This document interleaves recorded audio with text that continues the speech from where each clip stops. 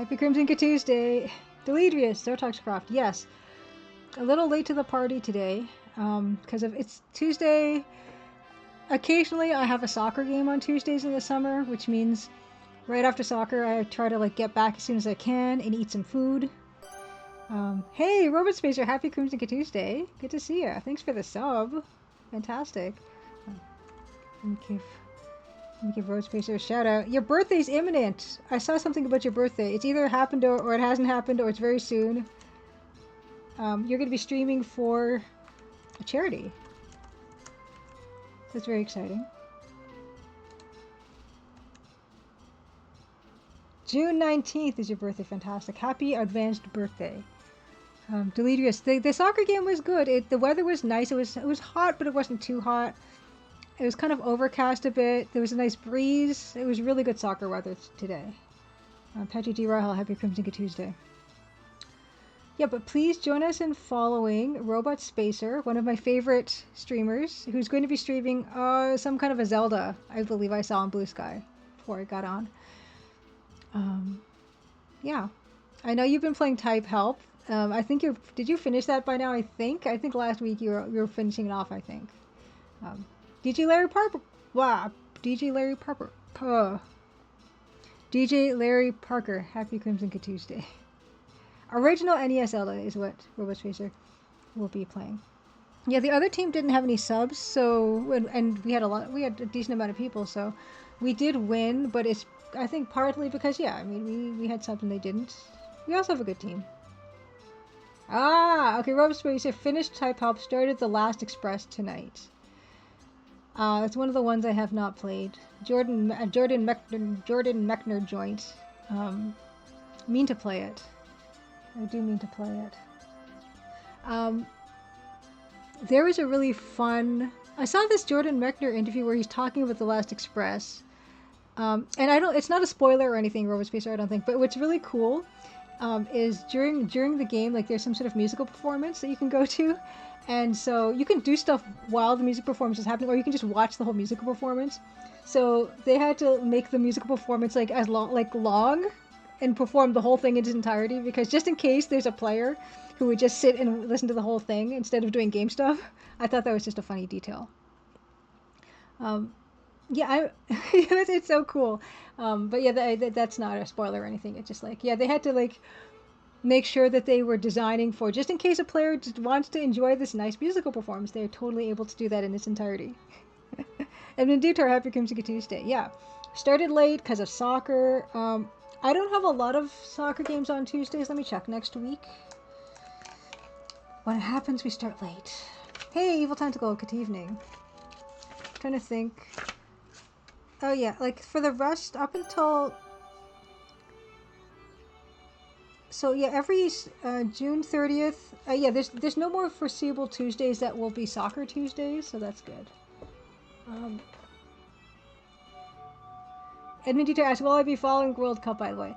You know, it's funny. I know, the World Cup is in Toronto, and it's starting soon. I don't know when, so that kind of gives you an impression about how much I'm following World Cup, because I don't even know when it starts.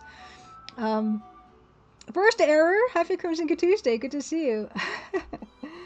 You're playing some Ghosts and Goblins, I think. Some kind of a ghost and a goblin. Hey, yo, good to see you. Let me give you a shout out. Good to see you. Burst Error is another really fun one to watch. I like to watch his streams.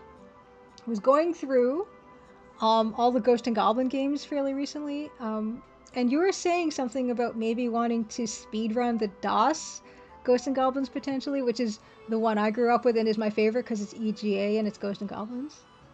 Thank you so much for the follow.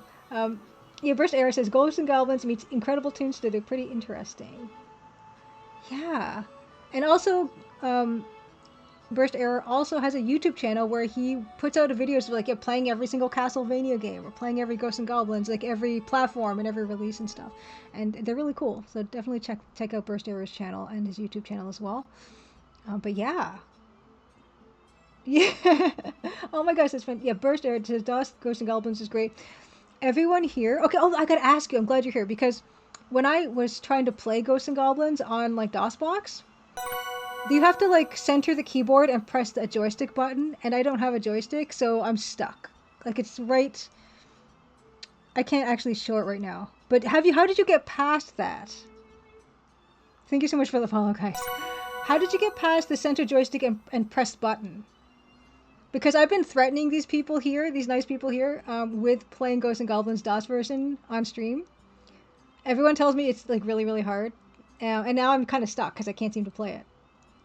Let's see. Hold on, I've got it here. I have it up on my, and I'm so sad. I'll show you guys. Okay. Yeah, I don't know how to get past it. Oh, your Xbox controller. Okay, so never mind. I'm not going to show this as a demonstration. Burst Air said, oh yeah, that had a problem with other games, but my Xbox controller worked fine for Ghosts and Goblins. I am not at the point where I'm going to buy a controller specifically so I can play Ghosts and Goblins DOS port once on my stream and get fed up with it and never pick it up again. It's probably not what I'm going to do. But I was hoping there was some kind of hacked version or something that would bypass that screen. Or if someone here could hack a version of DOS Ghosts and Goblins for me so that I don't have to buy a gamepad just to play Ghosts and Goblins for 5 minutes and get fed up. I don't have any... No! I don't have any controllers. There's gotta be a way. Yeah, exactly, Robot Spacer. Someone help me! Hey, Journeyman, good to see you. Happy Crimson Tuesday. So yeah, at the moment, that's where I'm at with it right now. The thing is just about every week I do play Double Dragon DOS port, and I finish that, and I just play keyboard. It's not a big deal. They don't have that center joystick thing at the beginning. Oh, thank you so much for the sub, Journeyman. We may have... Ghosts and Goblins is a Blizzard game? No, is it not? I don't think so. Maybe it is now. We may have a special guest on later tonight. 9:30ish potentially. Dan might be coming on today. And we're going to try to use the knocking feature on Twitch to see if we can make that work. We'll see. But Dan has been just coming back from like a tour, I think. And so he might be tired. He might be delayed. We'll see. But with any luck, we'll have a Dan on, and Dan can fill us in on what he's been up to since we saw him last. Whiskey Tango Foxtrot, Happy Crimson Tuesday. No. What we're going to be doing today is going to be an art stream. We're going to be working on the thing behind me. We're going to start working on that. Let's take a quick look at it, actually. This is where we left off, right? So we're going to be getting into this real soon. It's actually, my gosh, it's looking really good. I'm really pleased with it. Okay, so that's what we're going to be working on today. Before we do that, we have a few bits of housekeeping, of course. First one is the Crimson Diamond, which is the game that I released August 2024. My cozy mystery text parser game is still on sale on Steam for 25% off. You can catch that if you have not gotten it yet. It's the lowest discount that it's been on. Yeah, if you like cozy mysteries, if you like Northern Ontario cozy mysteries that have to do with geology and mineralogy, if you like the Colonel's Bequest, you might like it. But yeah, check it. You can also buy it on GOG, where it sometimes goes on sale too, and on itch.io and on Fireflower Games. Which I think on Fireflower Games, I think it might be 20% off on there too. But anyway, yeah, you can check it out in all those places. But of course, Steam is really good for leaving a review if you like the game too, because that helps us indie devs.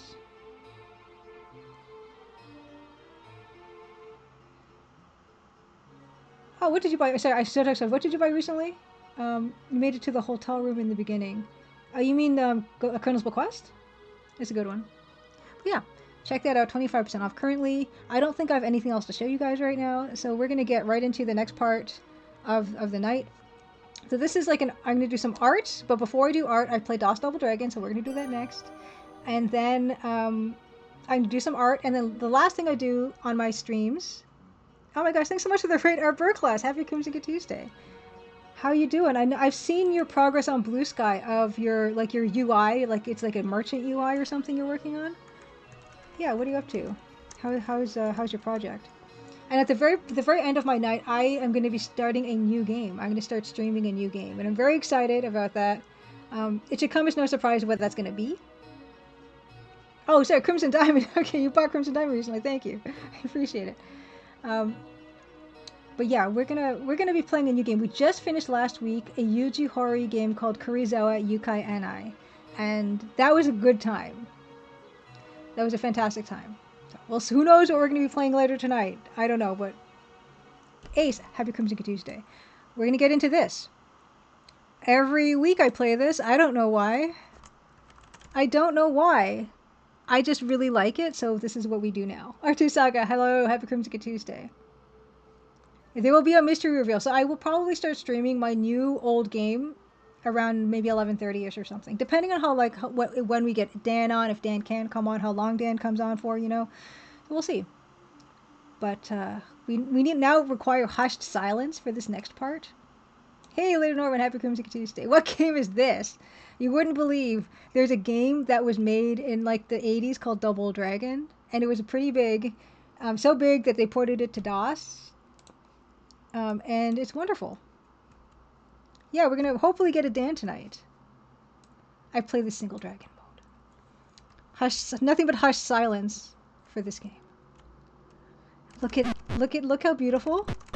Yeah, also, yeah, please let me know if the crunches are too loud. Yeah, I haven't had a guest on for a while actually. It's something I kind of want to do more.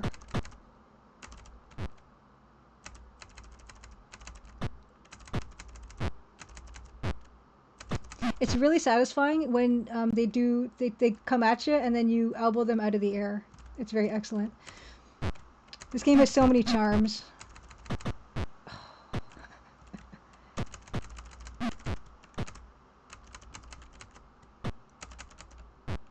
Yes. Okay. And there's also a pause button in this, which is great. Okay, so Art Burklaw says, I'm still doing pixel art for that shop UI, little icons for each item description currently. Also recently upgraded my skies to be more colorful. Lovely. Lovely. Yeah, I love a good shop UI, and I love to do like little inventory icons for things. I'm gonna still try to convince Dan to compose some PC speaker-ish sounding music for the Deadly Bluff. I haven't given up on that. Playing Sifu. I don't know the game Sifu, Ace. Let's continue.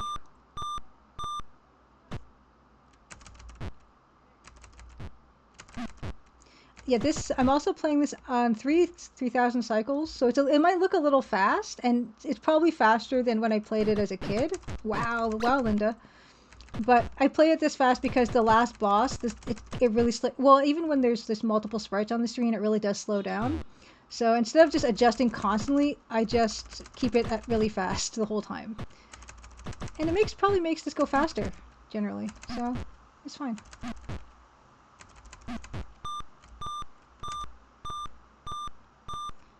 Oh.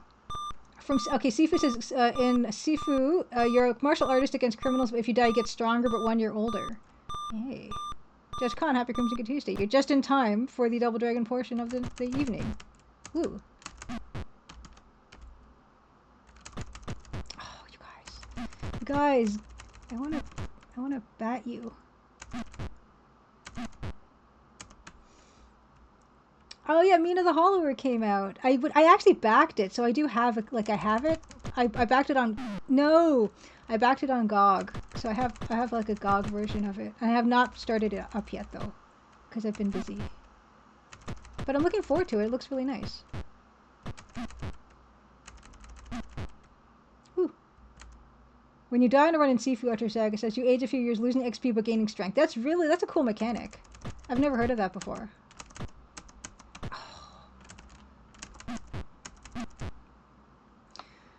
Not bad.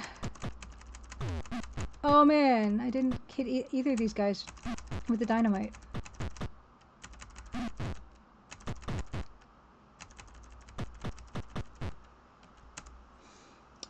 Hey, the Ocean Phantom, happy Crimson Tuesday. Good to see you. Yeah, I forget when I backed Mina the Hollower. I think it's been in production for quite some time.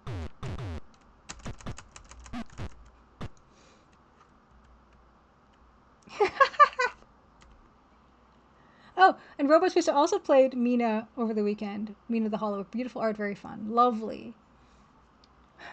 Hydrosac also says it doesn't really make sense for the Sifu game because only you age, but everyone else is the same. Yeah, okay, that's pretty funny.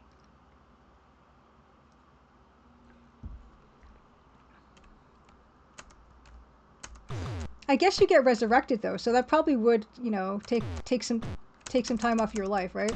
I imagine. No. Come up here. Come up here. Can he? I don't know if they can come back up.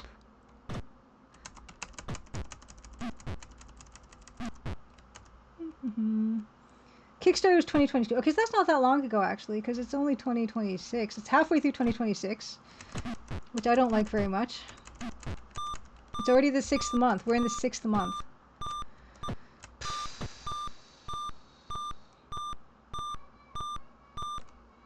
So yeah, it hasn't actually been that long then.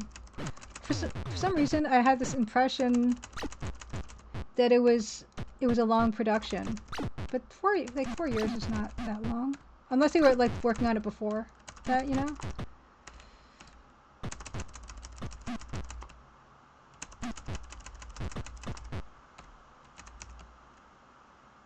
Come on, lady. Not bad, not bad. Let me take a little break.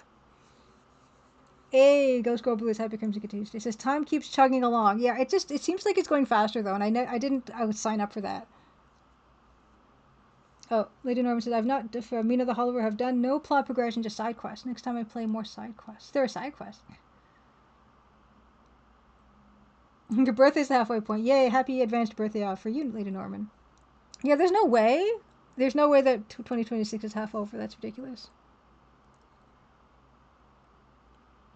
I don't like it. I don't like it.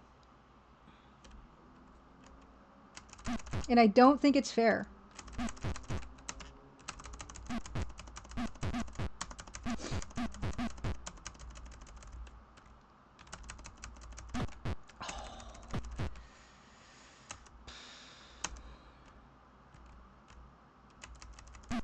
Hunter, 1043, that becomes a Tuesday. Yeah, I agree. Life should be forever. There's so much stuff to do. I would never get bored.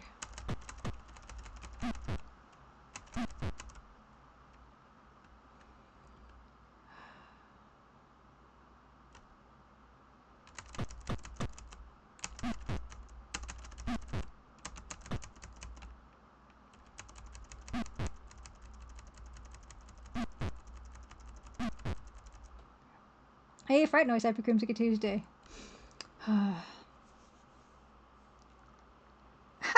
Electric Dragon UK, happy Crimson Tuesday. You're playing ZX Spectrum, Double Dragon.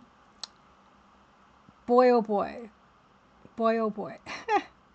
I've not attempted that, but I keep saying, and I will keep stumping for Atari 2600's Double Dragon. I think that's a fantastic rendition. I did not score any goals today. I played defense. So no. But I know I was pressing up a bit because yeah, like the other team was. Not only did they not have any subs, but they were also playing, I think, short for at least some of the game. Which, oh no, I didn't want this. I didn't want that. Hit me. Thank you. Oh, Linda's wily today. Linda, you're wily today. Oh, you got your... Oh, no.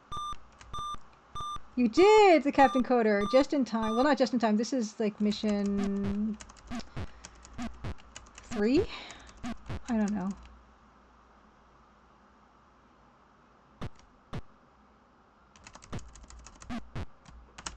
Whoa. Man.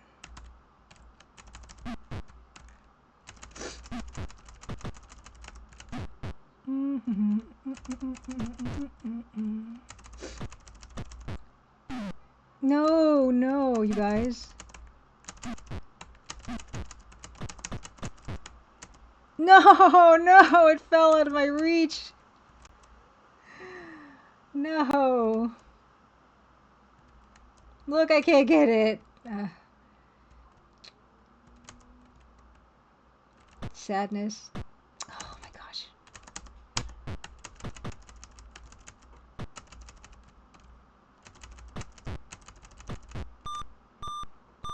Hey, Disaster Squad, Epic Music Tuesday.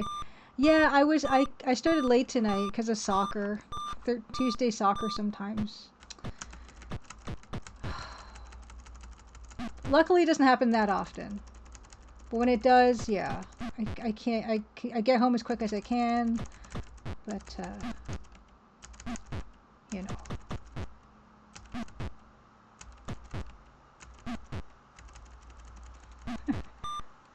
Okay. Hey, Pixel Chrissy, happy Music Tuesday. You hit Double Dragon 2 on Amiga 500. Was it a good port? Because Double Dragon 2 on this is wretched. Get in there, get in there, get over there. In the hole, in the hole, in the hole. Yes. You loved it? Good, good, good, good. I love this, as you can see. This is DOS. This is I'm playing it on DOSBox. This is the DOS port of this, and I love this game. Like, literally every week I've been playing this game for months, and people have to put up with it.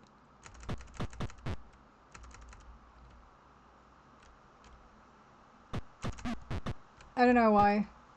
It's just, look how smooth it is. Right? Look how EGA it is. And you get the elbow at the start. You don't have to learn about elbow. You're born with elbow. It's the best. No.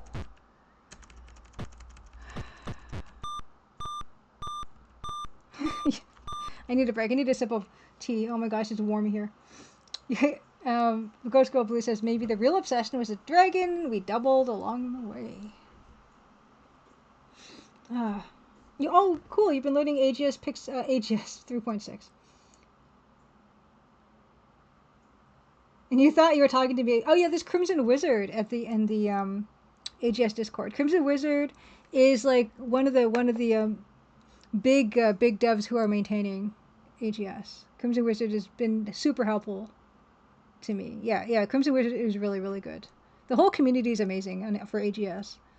That's why I'm probably going to keep sticking to it.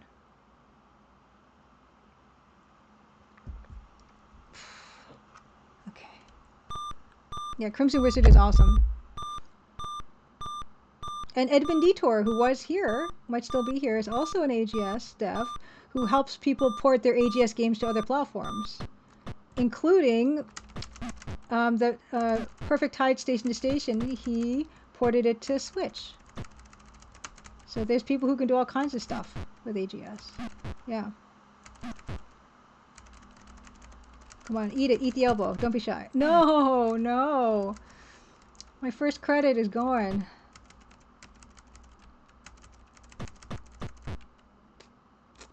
Yeah. No, it's great folks. Great folks.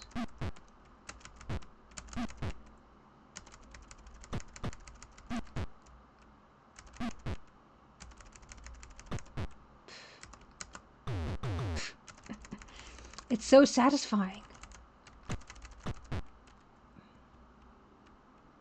I wear cleats. Yeah, I wear cleats in soccer. Uh-oh. Yes. Yeah. They're not big. Because my feet aren't big, but yeah, I actually wear kids' shoes because they're cheaper and they fit. But they're not like particularly good quality shoes.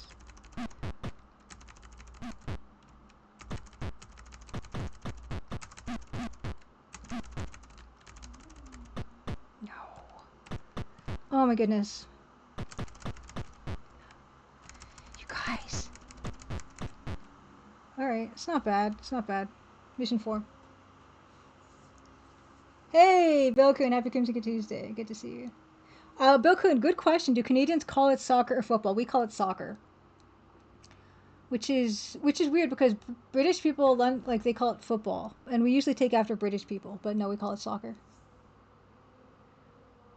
The chain whip in DD2, Pixel Chrissy says, is a good one. The whip in this is not that good. Um, and they are, and I mentioned that I am playing it a bit faster than probably you would have played it back in the day. But yeah, the claps come quick.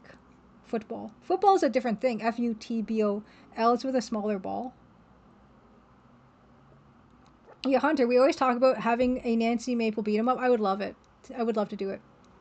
I should at least like do some like pixel art of it, right? Where I just kind of mock her up in Double Dragon. At the very least, I should do that, right? Animator doing an elbow, vicious elbow. Oh, Evil Tentacle also in Australia they call it soccer as well, and they have their own weird football game called football. Yeah, Judge Khan also says, "Oh, you have your own football." Yeah, Kimmy would be player too. That would be adorable. Yeah, at the very least, I should mock something up. Yeah. Yeah, Pixel Chrissy. Yeah, now Nancy Maple is the player character in Double Dragon. No, in Crimson Diamond. Yeah, I mean that's the very least. I will do that sometime. But right now we're busy with game art for the Deadly Bluff.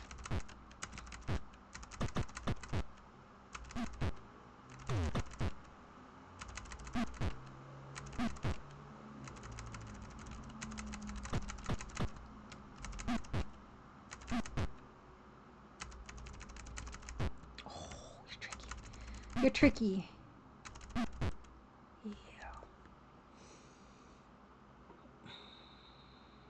You put Nancy, like actually put her in Double Dragon. Yes, I would love. My dream would be, we need to make that Nancy Maple like platformer or beat 'em up or something. Oh no, yeah, Pixel Crazy says I was watching a video of you talking about how having a belt and scarf help to break up your character sections and help visually when animating. Yeah, exactly. Like Nancy's got a belt and the belt has a buckle on it. So you know when the buckle's at her center, right? And so when you see the buckle moving to one side or the other, even if it's just a pixel, it looks like she's turning. Right? And same with the scarf as well. Like you can see. So when they both the buckle and the knot of the scarf are moving together, it's going to start at least giving you the impression that she's turning her body. Yeah, that was the thing. Of course, you know that's not uncommon for like pixel art characters. Really, you think about legibility, and there's always that thing about how Mario, needed a mustache to help define his face, that kind of stuff. And it's very helpful. Like I kind of probably had that at the back of my mind when I was designing her sprite.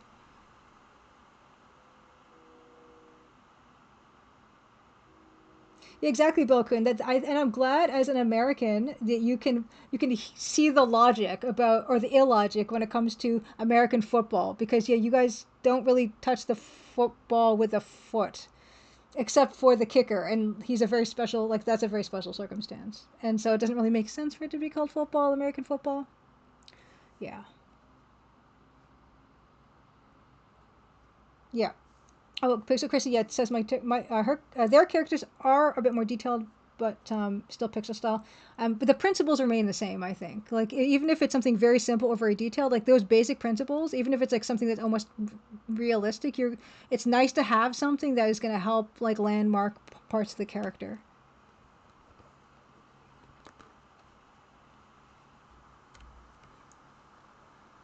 All right, there's another. Yes, this. I was just saying, there's another green girl up here. I knew you were there. I like the chains, actually. I'm just admiring the chain link. I never noticed them before. There's always something to look at here. Look at the chain links on this bridge. They're fantastic. I don't know why they only have a railing on one side of this bridge. That seems pretty dangerous. But again, any time I have a question like that, it can just be answered with, well, it's a dystopian future. That's why. I don't know if this is like I guess this is a pedestrian pathway. And it just kind of ends. I guess it's under construction. Maybe that's why there's only one railing. Yeah. Makes sense.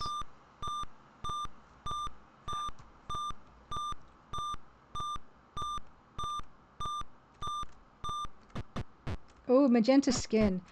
The magenta is lovely as of a color. Oh. Nope, nope, nope, nope, nope, nope.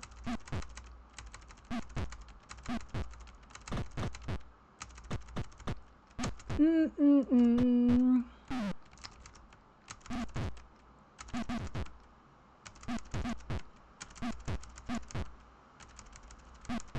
Okay, it's green Abobo time. Thug safety is not a priority. 1043 says. What about my safety? I pay my taxes in Double Dragon Land. I don't think there's a Triple Dragon Belcoon. Yeah, Pixel Chrissy. Like, this is, you can just get this game. You can play it on DOSBox. It runs perfectly. Hey, Silent Saturn Dreams. Happy Crimson Tuesday. Yeah, I don't think there's a game called Single Dragon, because I guess most beat-em-ups are kind of Single Dragon. Oh, no, most beat-em-ups have 2 players. Like, usually you can play with 2 people. Yeah, there is a Double Dragon 3, but they don't call anything Triple Dragon. I guess because Double Dragon is the trademark there. Come on. Oh no, gosh, oops. How embarrassing. Nope. Oh no. Oh no. Ah! I almost fell.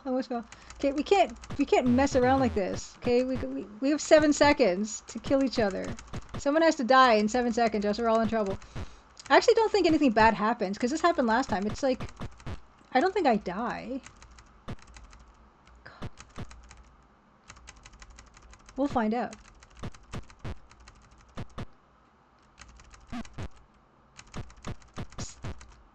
What's happening? Nothing. Okay, I did die. Ouch.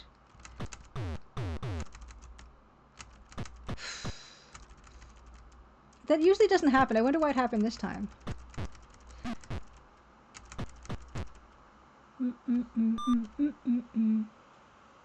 It's great. I read it when I was a kid as an undercut. Yeah, undercut, and like, I read it as a woman, actually. I told you guys this. When I was a kid, I thought these were girls, because they kind of look like girls to me.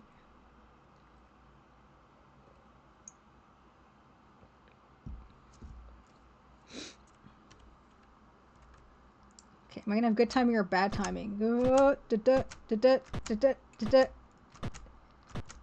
Cynthia Rothrock. Yeah, something like that, you know. Like, it's very plausible at this resolution.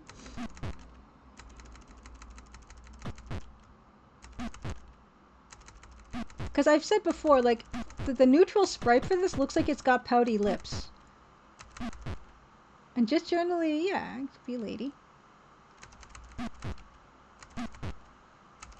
Also, because compared to all the other sprites, the sprite is smaller than most, you know? Like, Lopar is taller. Everyone's taller. I literally think everyone's taller.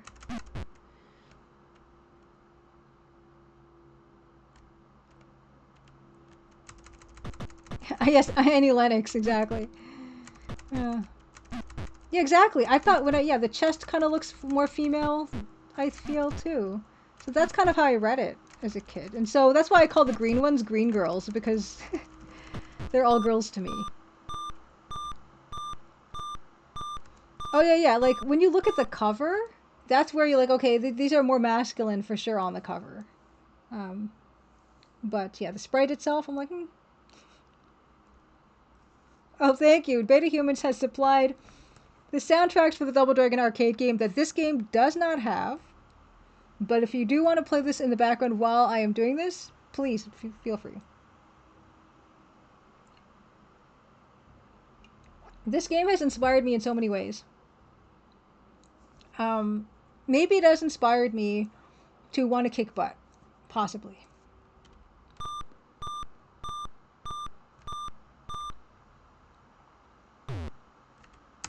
Oh my gosh. Oh boy. How embarrassing.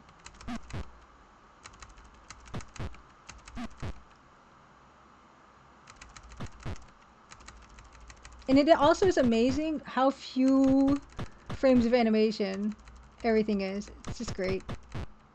It's all you need. It's beautiful.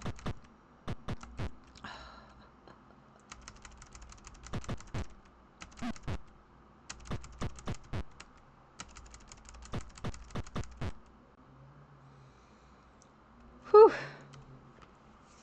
I can take a break. I'm a bit tired today because yeah, I just came out from playing. I love the fact that I can just pause and chill for a second.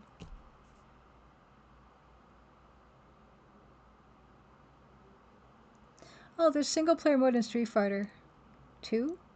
Street Fighter 6. Street Fighter 2 I had on my computer as well. That one's fun.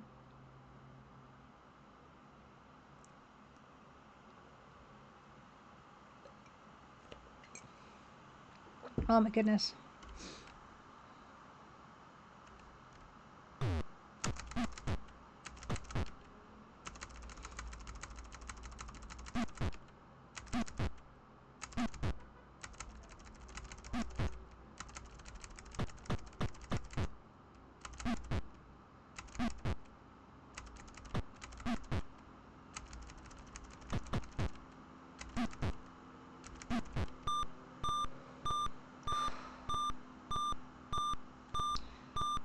For me, Pixel Chrissy, I grew up playing DOS. DOS was the majority of my gaming was on PC.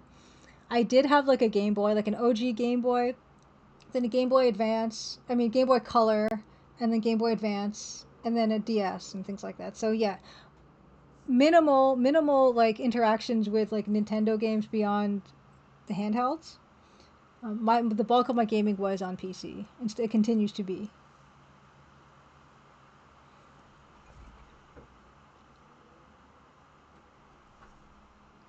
Yeah. Gary and Class, happy Crimson Tuesday. DOS boot indeed. That's what it's all about. And I'm glad because like that's why I made Crimson Diamond, because it's like basically like a DOS game. I wonder what I would have been like as a game dev if I had grown up with console instead, you know? Okay, here we go. This is the final encounter. Let's take a break. Yes, happy Crimson Tuesday, Gary and Class. We might have a guest on later tonight. Dan might pop on with us at around 9:30, as he said. I'm gonna just check my messages actually, and see if he said anything. Although I told him to just pop into chat. I don't think he said anything. Okay, no. Yeah, we'll see. Hopefully we can see him because it's been a while since we had Dan on. Oh yeah, we can talk. We can have a gaming conversation. They had a bunch of like game announcements and stuff, right? Like what's everyone excited for? I didn't watch the game announcement, so just tell me what I should be excited for. I guess is what I'm trying to do. What should I be looking forward to? You guys know what I like. Any EGA games coming out? Any EGA games getting announced? Any text parser games? Thanks for the follow.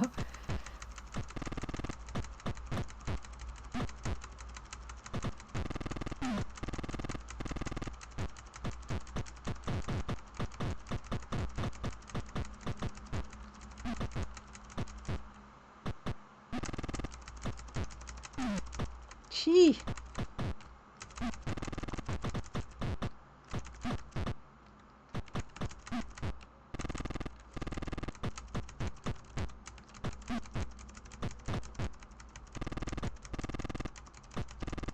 Oy, wow, I'm really... Okay, here we go. Just this guy. Yay! Okay. Pixel Chrissy asks, what is your favorite graphic adventure game, or top 3 if it's too hard? It is too hard.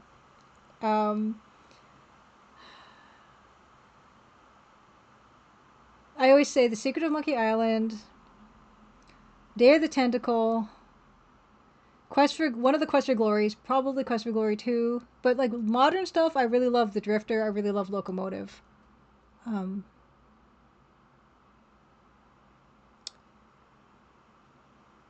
Okay, so there's a new Resident Evil Code Veronica. Okay, I've never played one of those. Oh, there's new Cuphead games. One of them is on the Master System. I did see that on Blue Sky. Trailer for the new Doom, Judge Khan says. Looks metal. Yeah. Yes, Evil Tentacle. Dave Lloyd, Powerhoof, is making an EGA adventure game called Telwinium, right? Telwinium.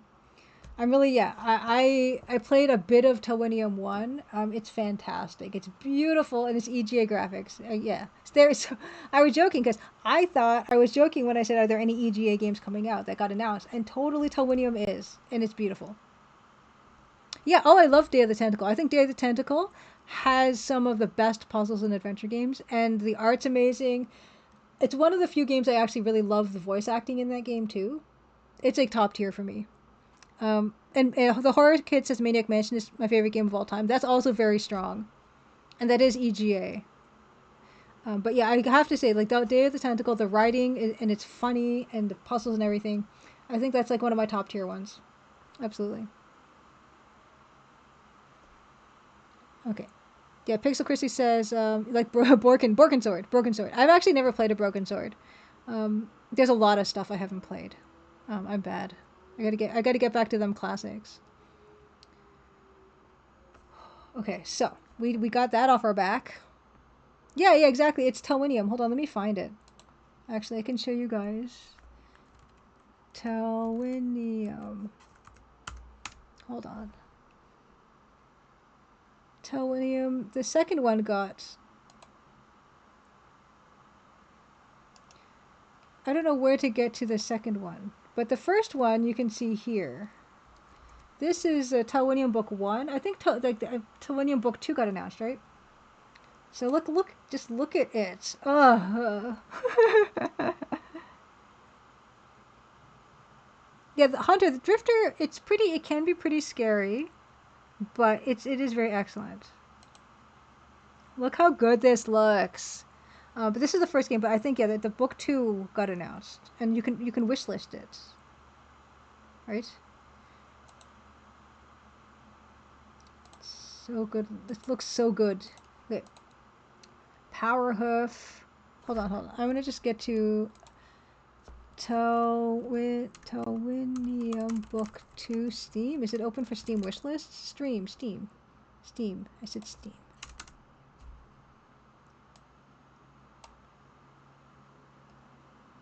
Oh, it is book 1 still. Okay, okay. So yeah, this is the one that got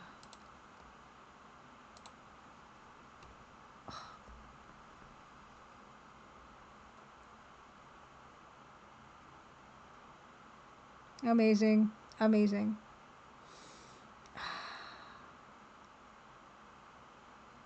Yeah, it's gorgeous. It's gorgeous. That reminds me of Drifter, actually. That look on the face there of that sprite in the middle. That reminds me of the Drifter. You can definitely see similarities. Yeah, it's beautiful. Yeah, so yeah, definitely wishlist Telwinium. I have not wishlisted. I've now wishlisted it. um, planned release date 2027. Nice. Yeah, yeah, yeah. So check that out. I think now we're gonna get to. Thanks for the follow. The person who just followed me 5 minutes ago. I missed it. Let us now get into. Oh yeah, let's turn the music on. Oh, let's change the tag. Did I turn the music on? What happened? Okay, I did, but it's just very faint. Right. Okay, let me change the tag to art. We're gonna get down to it.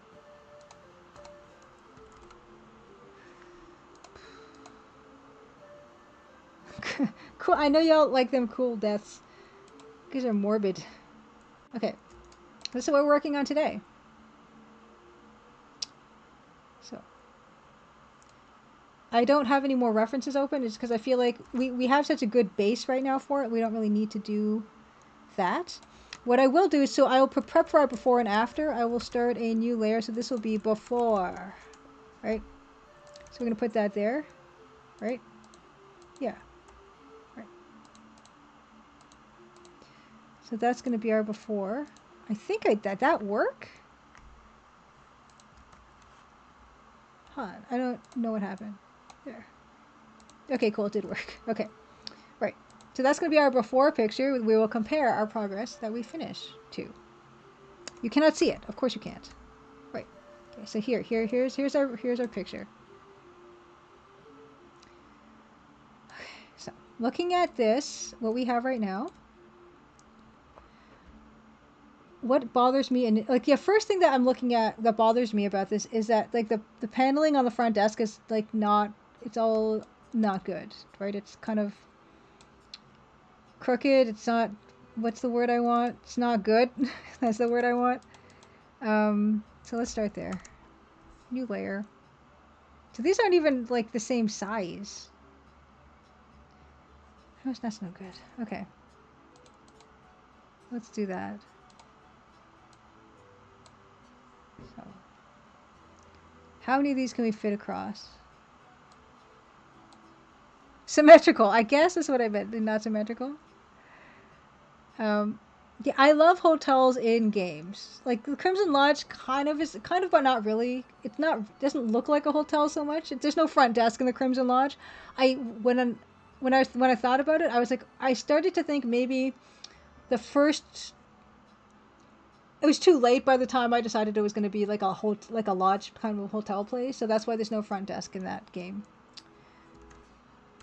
I did try. I briefly tried to make a front desk area for it, or I considered it, and I'm like, this isn't going to work. So what I'm going to do is I'm going to do this. And then I'm going to just stretch them so that they'll be somewhat more symmetrical. Right? That doesn't have to be perfect. It just has to be not as obviously bad as it was before. That's really all I ask. Oh, yeah, okay. I see. Okay, what I'm gonna... I'll increase the gap between these two. There. It's fine.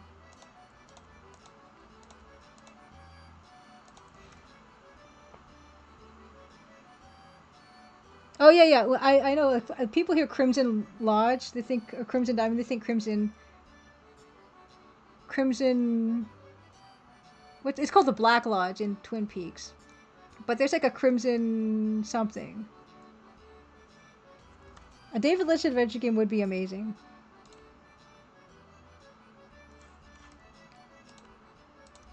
So let's just add some dimension to our paneling.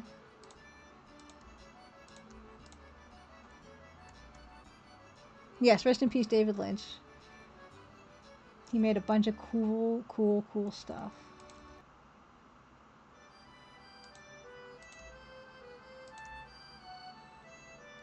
Like, that's kind of suggestion of paneling. I mean, that's all we can do.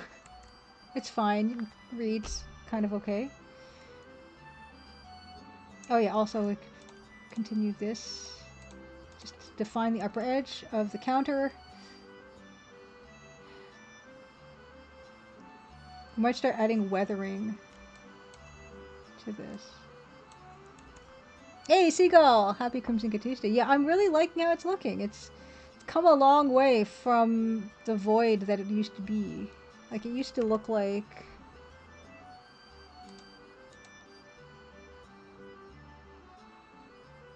this? That's how it kind of started. So yeah, it's looking pretty good. What do we need to do with this? Well, I had said what is a big problem, kind of, not big, but kind of a problem, is that this is not centered, right? Like, it's definitely not centered. Let's actually make something that's centered as a guide, right?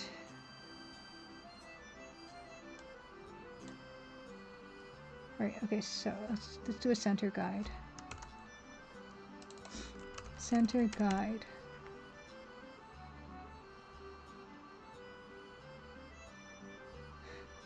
Just Khan, yeah, there's this game called Deadly Premonition. It's sort of a Twin Peaks game. Play an eccentric FBI agent traveling to a small mountain town full of odd people to investigate a murder. But it's a Resident Evil horror-driving open-world fishing sim.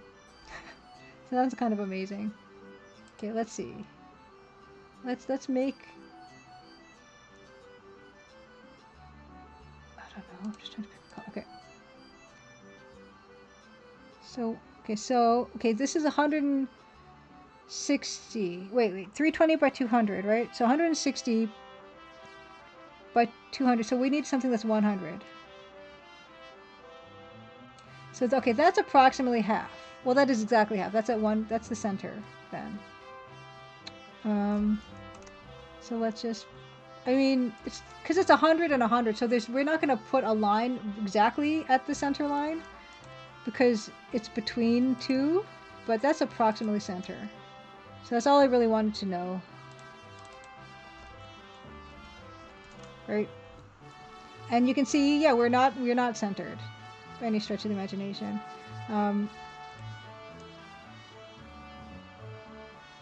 This wall is, yeah, like from here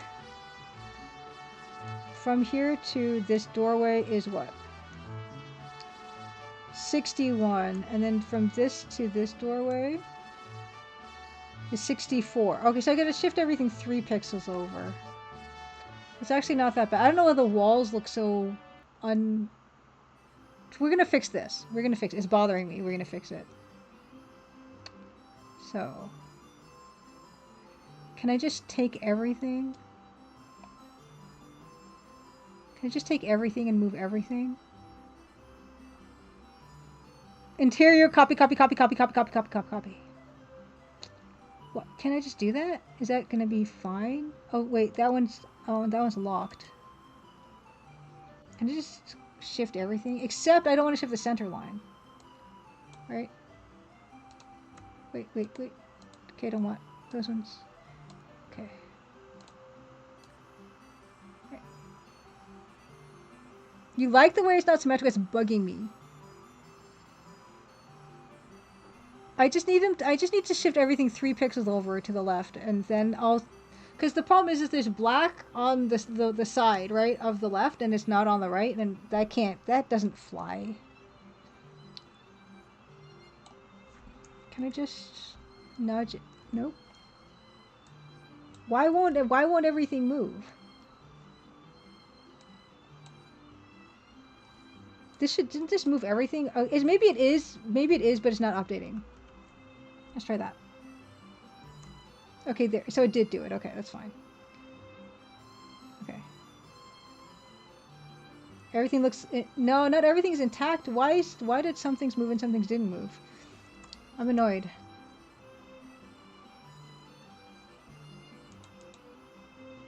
Bars before Big Nancy. Yeah. Why didn't that work? Okay, is there some of these that are unlocked? I wish Acebread had a delete hidden. These locks are so tiny. I can't. Those all look open. This one looks. It's so small. Why can't these be bigger? It's like literally a single pixel between open and closed. I mean, come on. Is there a delete hidden? There isn't, right? Ugh.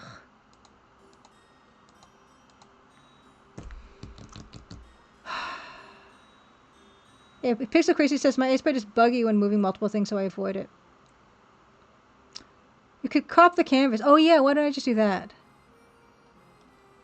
Oh, I can toggle. Oh yeah, there we go. Okay, yeah, right. Cool. Okay, so let's try that. And if yeah, I mean, maybe the best way is just to crop it. You know what? That's probably just better. So, this side. Wait a second. Which side needs to be moved again? 61. This side is too far over. 64. Okay, so I'm gonna crop.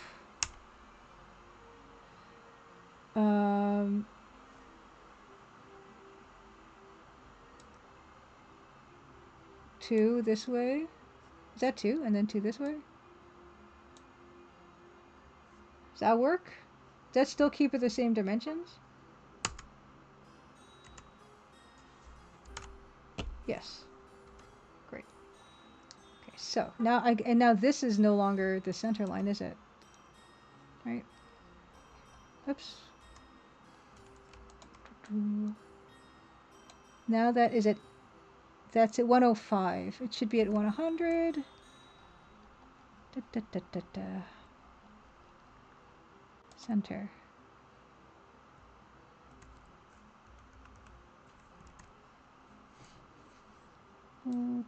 Yeah, thanks for the suggestion, you guys, of just doing it that way. Okay, so, 97. I think 90. What am I doing? It should be 100 and 100. What? Oh, 80. So I'm looking at the wrong number. 81. Okay, okay. I'm looking at the wrong number. Okay, okay. Seriously. 70. Okay, no. Obviously, okay. Obviously we need to, okay, that. 82. What is going on with my eyeballs? Seriously, what is going on with my eyeballs? How big is the canvas? What's going on? 100 and, okay, 200, okay, 160 watt. Okay, oh, 80. It has to be 80 watt. Wait a second. I had my math completely wrong there. I'm an idiot, clearly. Stop watching immediately. You're making yourself dumber by watching this. 81. 81 by 78. I mean, it's not going to be perfect, like I said, right? Because of reasons that we said earlier. 80. Okay, that's fine. So this is going to be less. Yeah, that's fine. No, this is fine. It's fine. Okay, okay, okay, right? But now my problem is these the sides. Right? Okay, hold on. 2. Okay, so there's 2 and then there's 2. Right? Okay, good. It's fine, but the thickness of this wall is the problem, right? You see my problem with the thickness of this wall? Okay, so that's 10.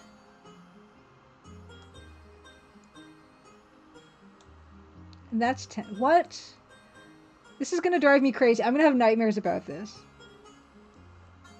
Is it because... Oh, I hate it.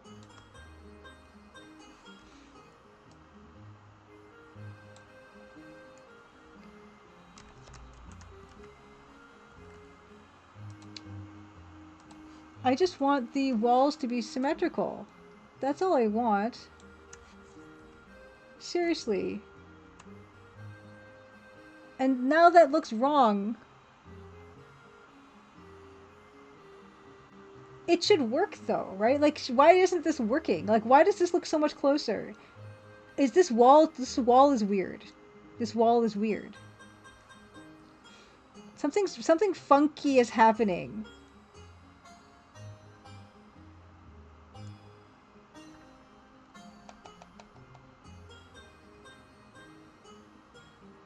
It's the chunky cutaway on the left. You have to recenter and add a little to both sides.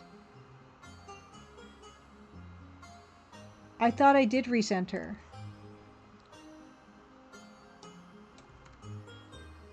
What did I do? Okay, so that's 59 pixels from that center line. This is... It's... Hey, Dan, the band! Happy Crimson Tuesday! Alright, okay, we're gonna try this thing.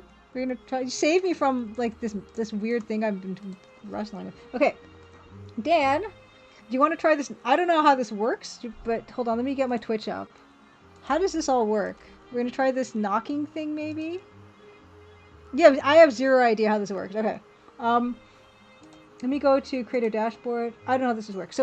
So you see, do you see, like, the green knocking icon on the one of the corners of my thing? Do you see that? Yes, we do. Okay, I see it. Okay, accept. Okay. Okay, here we go. We're gonna, okay. I see. Okay. Allow everything. Okay. Notify followers. Yes, I'm notifying my followers that I'm going live with you. Okay, I cannot hear you though. That's a problem. Guest volume. Okay, yeah, there is a volume. I can see your thing is moving. Like, here, I'll show you actually what I can see. So this is what I'm seeing. So I can see Dan talking, but I can't hear him. Can you guys hear him?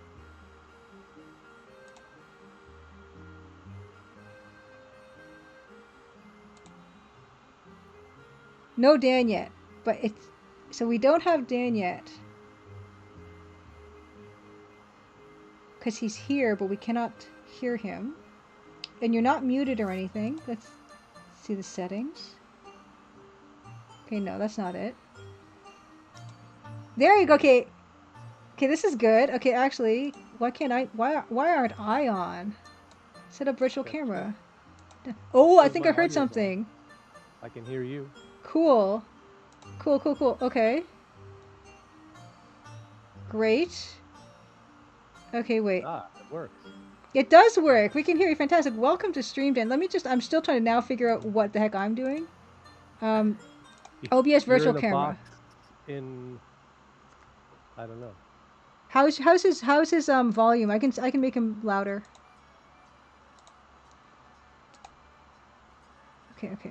Okay. Oh no. Okay, wait.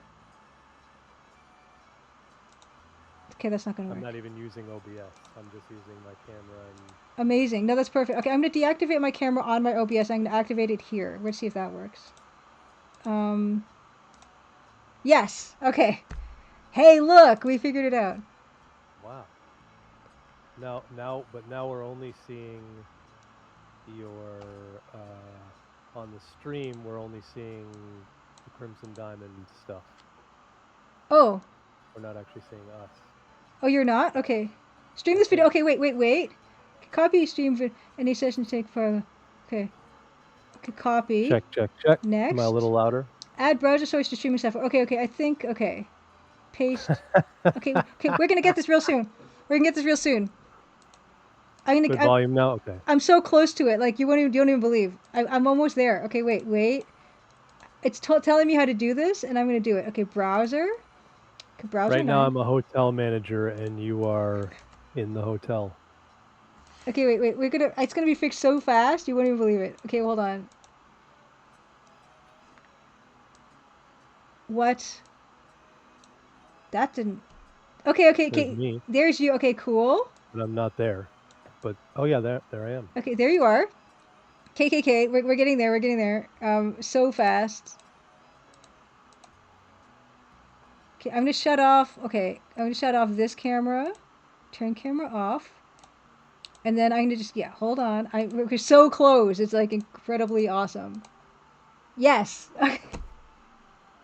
I'm like in a billion places now. Okay, I don't need this one. Okay. Awesome. Okay, Dan, how are you? I'm good. How are you? Good. We're in a hotel now. Okay. Cool. Yeah. Is this gonna be good enough for people? It's pretty close. I think so. Why not? Nice. Okay, fantastic. So, for those of you who don't know Dan, as I just kind of figure this out, I actually will put your name. Oh, there it is. It says Dan the Band on the little part there. Never mind. Dan is the composer of The Crimson Diamond, also the composer of Empire Sin, also the composer on other stuff. I saw you did a Geico commercial. Your music's in a Geico commercial. I did, yeah. Thanks for the sub, Dan. Also, Dan has a TikTok. I saw that on his TikTok today. And if you want to follow Dan, there. That is where I am most of the time. Yeah. Something else that Dan does, particularly in the summers, is he is in Sean Paul's band, and they tour all over the world. So that's kind of what Dan gets busy with over the summer, but also is working all the time on composing work for not only John and Brenda Romero and me, but also Laurie and Corey Cole. He's been working on Ifeo's adventure. That's right. And also other stuff. So please, tell us what you've been up to recently since last we saw you. Good Lord. A lot.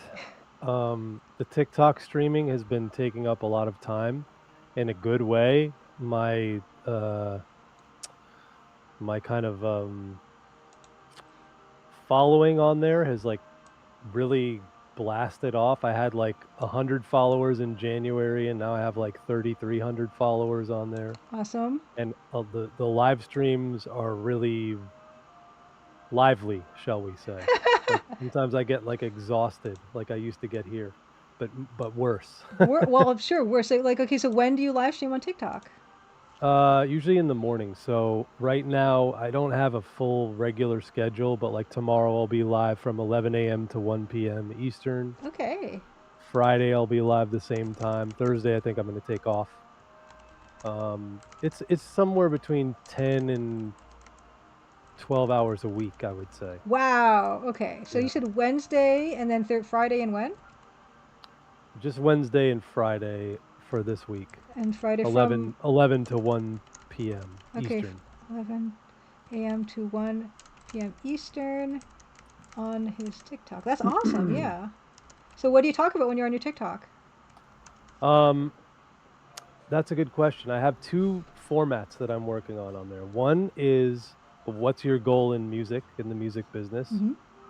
So it's related to anybody, excuse me, anybody who's interested in the music business, basically. And there's all kinds of questions that come in there from, like other professionals to people who are completely new to like kids. I mean, literal Nice. kids. So my goal on that is it's really twofold. One, I'm looking for producers, artists, and songwriters, and two, my goal is to educate and build.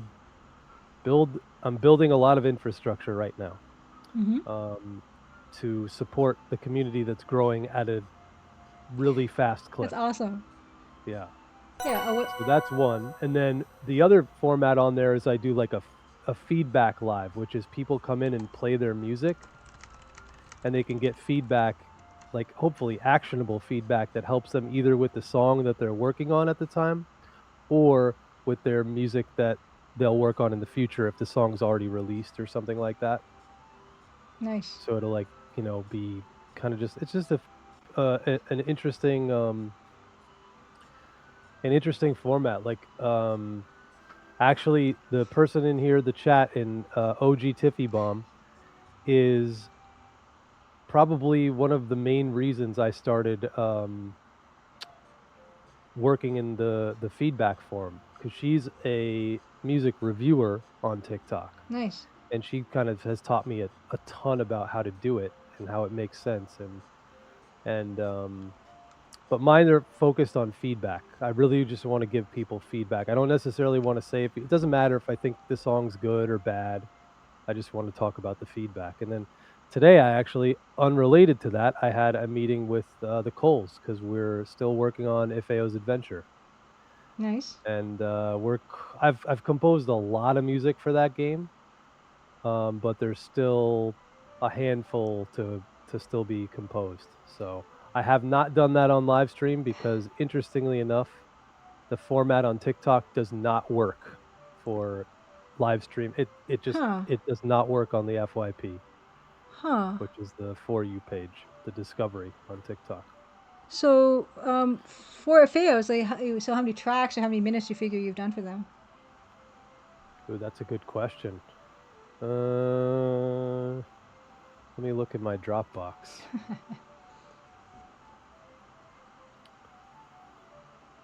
Fail's Adventure.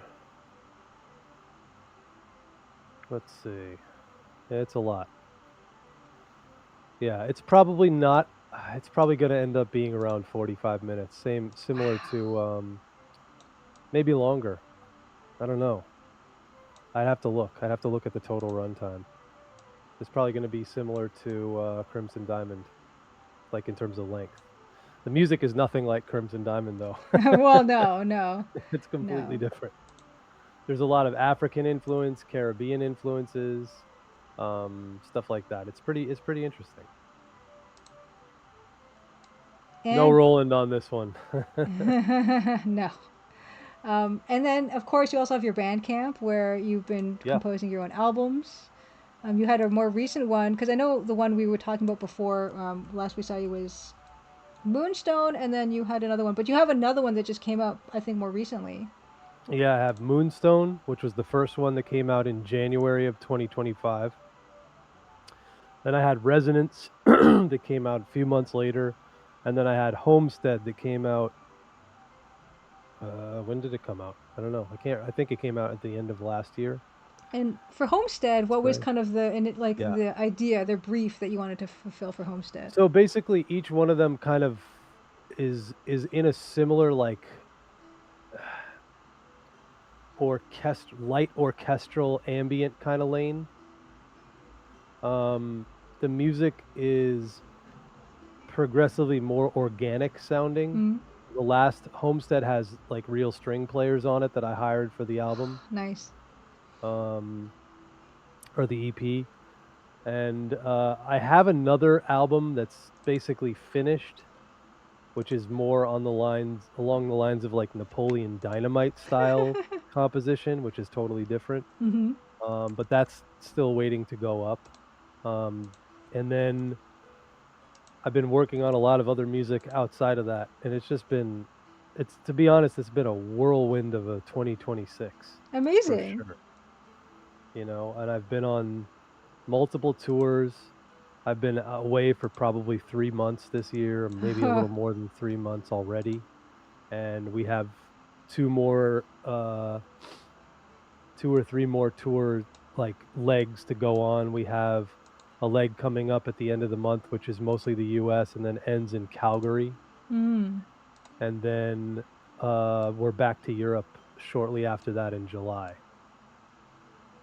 So it's going to be wild. And then we're in Canada again in August.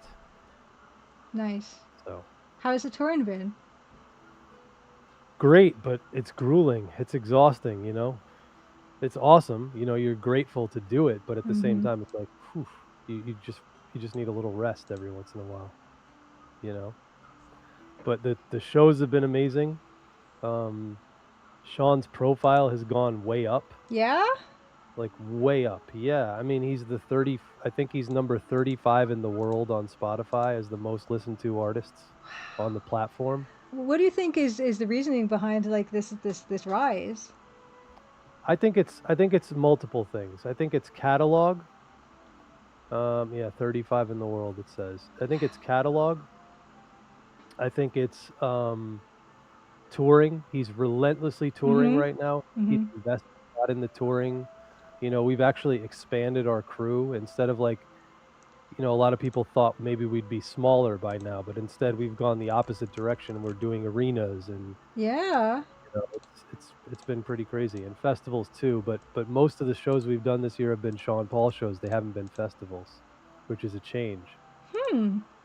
It's pretty insane to see what's happening. I think there's also, there's a whole trend in the music business right now that we're kind of seeing the downside of the sort of TikTok era of artists where they were signing a lot of artists from platforms like TikTok and it just didn't Mm-hmm. work. Oh, interesting. Um, you listen to Stage One on the mini disc player? Nice one, Pixel Chrissy. Stage One was his first album, I think, his first studio album. Nice.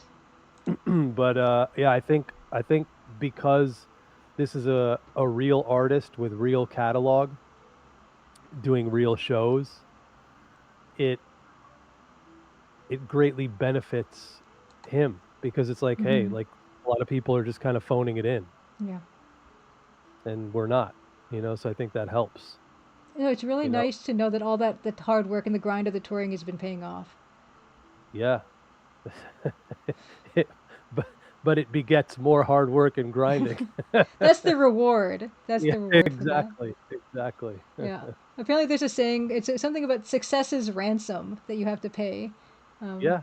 There's a basically. price you have to pay no Yeah. matter what you do. Well, it's You true. know this. Yes. Yeah. Exactly. That's the yeah. It is the reward, and then it's just like, well, I can't say no to this because you just never know when this set of circumstances is going to happen again. Maybe it won't, and you just have to go for it. Really. Um, absolutely. So I'm You very never know. happy. Yeah, it seems like, on all the aspects that you've been working on, things have been like building up and paying off. Not just with Sean Paul, but with your own TikTok stuff, with your own like doing the I guess they're called syncs. I forget what the term is, like the Yeah, TLC and stuff sync, they like that. call it sync. I mean, Yeah. technically video Mm. games are sync as well. Oh, cool. Okay. Why is it But I called but that? Do I you know? it just means you're syncing the audio with image, with Okay. visual. That's it.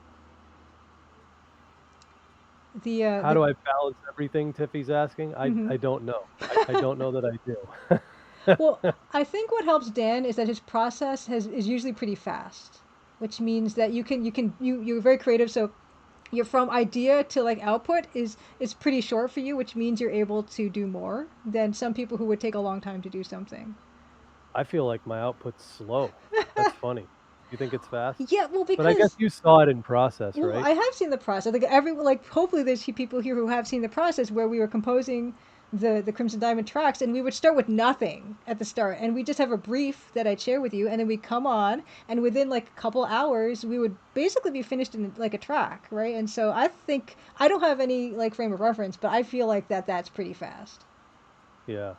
Yeah, maybe it is. And the funny thing with Crimson Diamond, even at the time when we were doing it, like I felt like I didn't have any time to do anything. And if it wasn't for the streams, who knows if we ever would have finished the whole soundtrack, Well, but hopefully, we did. we'll get to do exactly that when the time comes to start on the next one. Crimson And Diamond 2, is it yeah, coming? yeah. Well, yeah. I mean, I think it's going to be starting up next year. Okay. Because I have to finish off the Deadly Bluff stuff that I've been working on. Oh Our goal for no, our kids no, has no, always been no! whatever you do, do it to the best of your Oh my ability. God, mute! Can't play a perfect game, Why but is what you this can muted? control is my energy, my know. effort, I my muted the intensity. tab. Why is this muted? It's I gonna, miss those moments in it's the car. killing me. You know what's Because gonna it is happen? quality I time. can't hear you. You can. Oh, it's killing me. We couldn't I'm gonna get like some kind of every time without fail, and I don't even feel like annoyed by it because it just happens every time. Every time we have you on, we always want to play something that you've done, and then I always get some kind of issue with YouTube. I wonder if I can probably play it. It doesn't matter; they don't I care. should be able to play it. What did you want to play? Well, I just wanted to show like just the visual in the background of your Oh, TikTok the visual. channel. Yeah, I just to can't show show the like visual. that's all I wanted to do, and like then it just comes on with all the sound and stuff. I don't want to do that. But for the are you do well? I guess I could ask you this: is like, do you have another album coming up or on the go of that kind of like the stuff with Homestead, Moonstone, things like that? Not at the moment, but I've been talking to a friend of mine, and we're gonna do something. We haven't started it yet. I have to build a brief, but she's somebody that I collaborate with, who happens to also live in my neighborhood, which is Nice. really strange. But we met working through this sync course that we were working on, Mm-hmm. and we did a song that was featured on Love Is Blind this last season. Really? Yeah. They used Wow. most of the song too, which is pretty Amazing. wild. Holy Yeah. cow. Well done. So anyway, we're gonna work on another project that's more similar and akin to Moonstone or Homestead.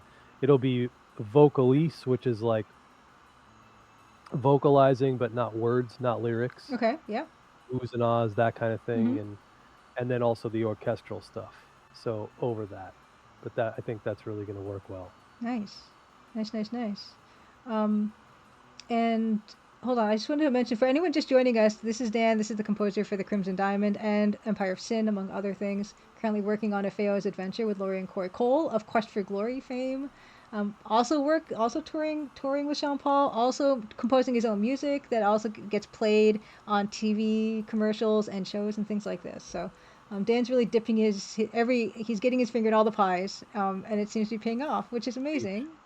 Um, oh, Fret Noise does sync music too, Oh, Dan. nice. Nice, nice.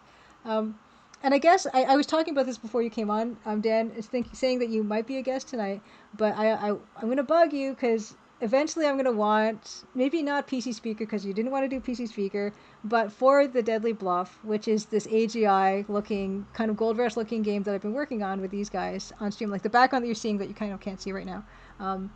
I want a couple of tracks, maybe, and maybe we could find time to get that together. Maybe do it on stream I have even. no experience with PC Well, no, speaker it doesn't though. have to be like I figured because you were so against it that we could probably just do something that kind of sounds like it, just without having to actually use. Like, who would even like? Where do you even go for that? Like, I don't even know if there's a tool for that, but just to recreate something of the I'm sound. sure there is. And interestingly enough, with the MT32, Brandon Bloom messaged me the other day out of the Okay. blue, Okay. and he said, "Hey, dude, there is now a VST, what's it called? A VST MT32. So there's like a plug-in version that runs in a DAW, which would be like Huh. Pro Tools. So I wouldn't actually need the hardware anymore, and it would, in theory, simplify the whole process big time. So do you think you'd In use theory, that for the sequel for the Crimson Diamond? it depends on the sound. It depends on Hmm. how easy it is to use. If the Right. sound is no good, you can't use it. No. But dude, I like the encouragement here. Yeah. Oh Besides, man, if you were to do one or two PC speaker tracks, like I think the bar is very low for them. Like no one's gonna expect it to be I awesome. don't think so. I think Yeah. the bar is high because it's like it's such a it's almost like learning a new instrument. You know what I mean? Mm.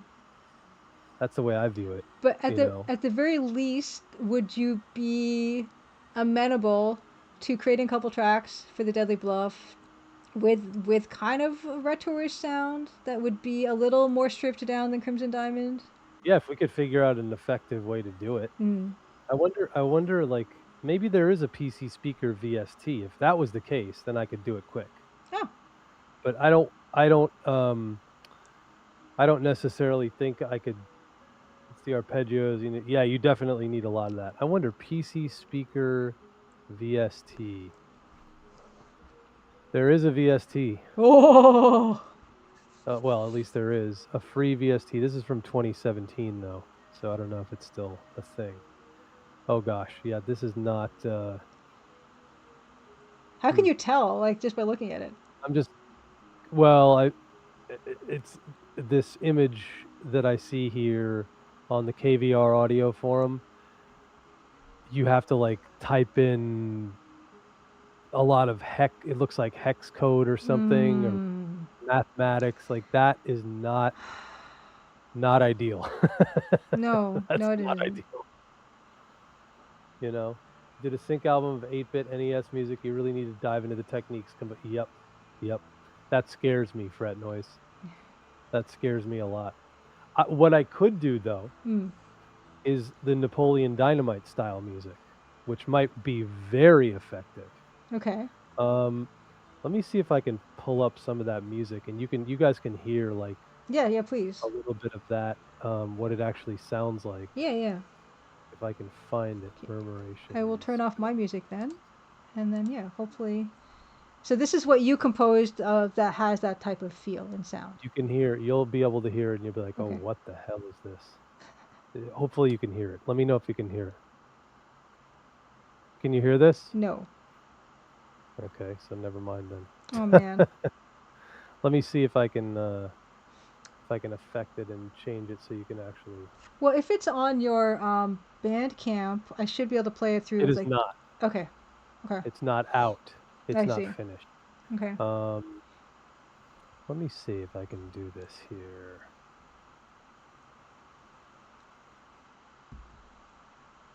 I just screwed up. Well, yeah, I mean, we don't see you, but we can still hear you. Let me see. I think I got it. Mute audio. Mads Hatter, thank you so much for the raid. Happy Crimson Tuesday. We're doing a bit of a different thing tonight. We haven't had Dan on for a while. Dan Policar is the composer for the Crimson Diamond, um, among other things, and we are just catching up with him and seeing what he has been up to. Oh, you know Dan. You're famous, Dan. Hello. I guess so. Modern verbs. Happy Crimson Tuesday. Let's see here. What Ha- can I do? okay, I won't ask you any questions. I'll let you focus. I'll talk to these. You know what folks. I can do? I can try to do anyway. Let me see if this works.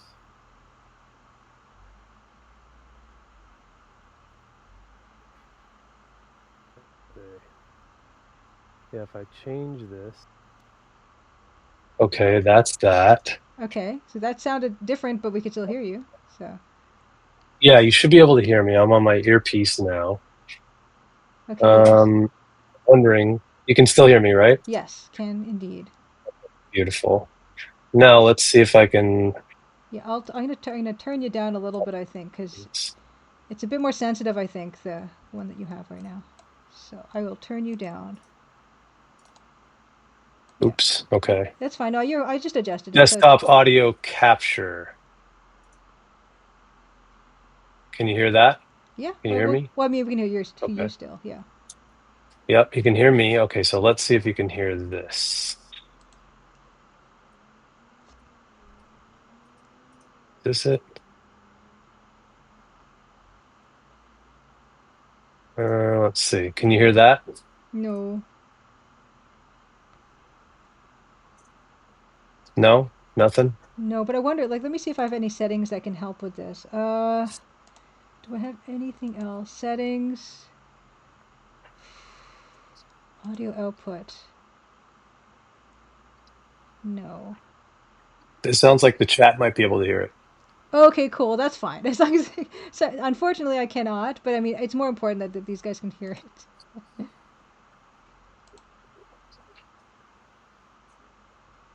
Okay, good. So you guys can hear it. I don't know.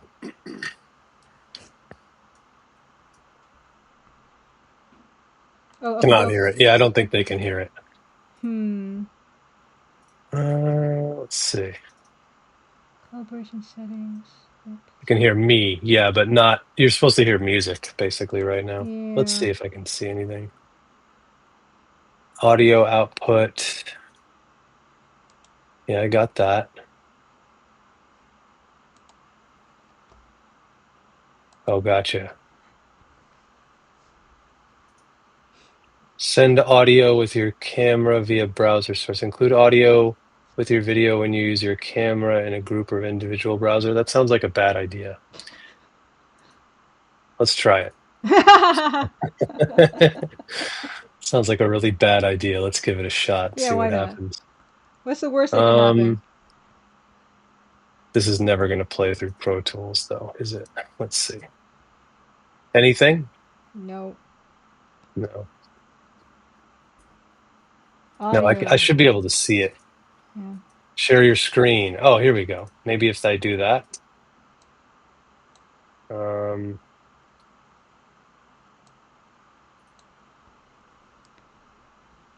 Okay. Okay. Okay. Okay. Allow, quit, and reopen. Well, that's going to be a problem. Let's see. Let's see if it shares entire screen window, Chrome tab. Also share tab audio. Okay, that would work. Can you see that now? Yes, we can see that. Okay, so let's see if this will work. Oh. Murmurations. Should work. These are the stems alone. Right. Well, so there's, it's not in there. Okay, so I may have to upload to the stems. I mean, to the, yeah, these are, here we go. So let me upload there. Hopefully this is the right version of each song, but we'll see. Amazing. That's another story. Okay, there we go. And then lastly is this one. Okay, let's see if this will actually work. This should sweet. work in theory. So let's pick one of these. This is. Yes. There we go. There we go.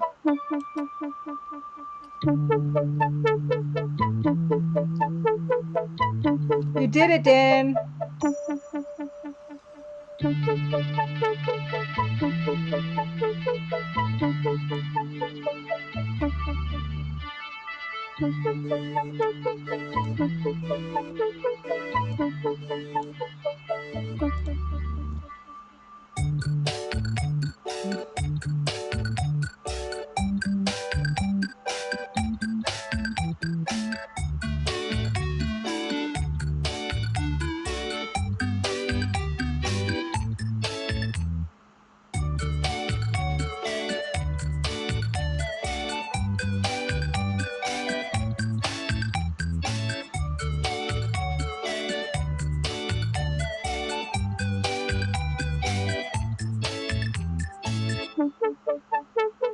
That's one of them.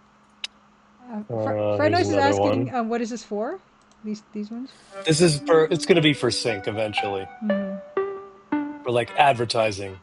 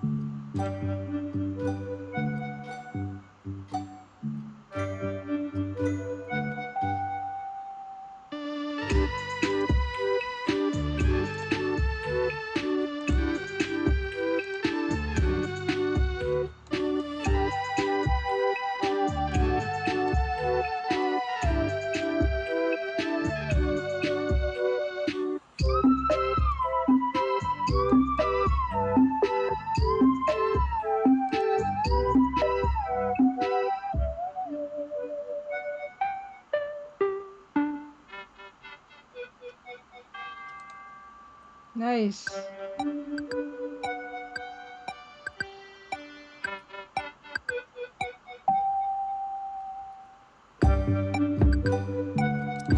So that's another one, and then this is the last one here. I think there's only 3 on this project.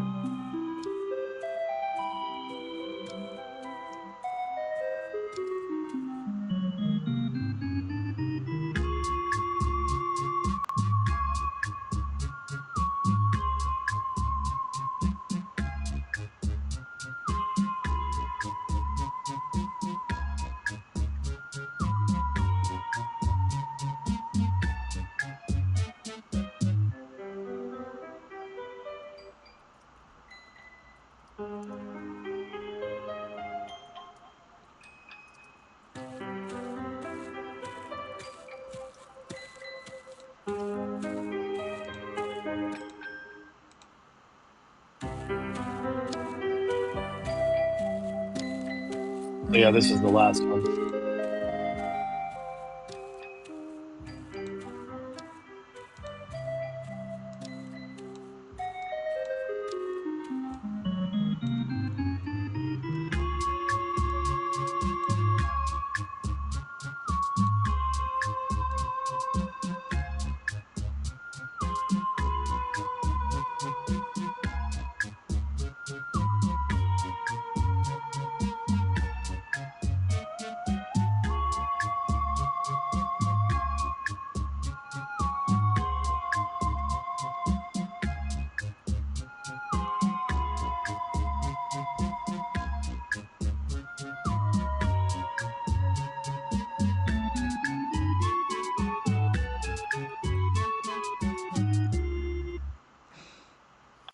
So that's the Murmurations project. Nice. That's it's not finished, but it's close-ish. If you guys want to hear, I can play some of the Afeo's adventure music. Please, absolutely. That's what we're here for. Yeah. Let's see. We got it What's some working, good or you ones? got it working, so we might as well definitely ride I this one out. did. There's a few good ones in here. This is all the oh, that's the thunderstorm. We don't need to listen to the thunderstorm. Let's listen to some of the sketches too, because some of the sketches Yeah. they're not fully fleshed out songs yet. But this is an interesting one. This is going to be a song with lyrics. I don't know if we're going to have a singer or not, but it has lyrics that Lori has already written.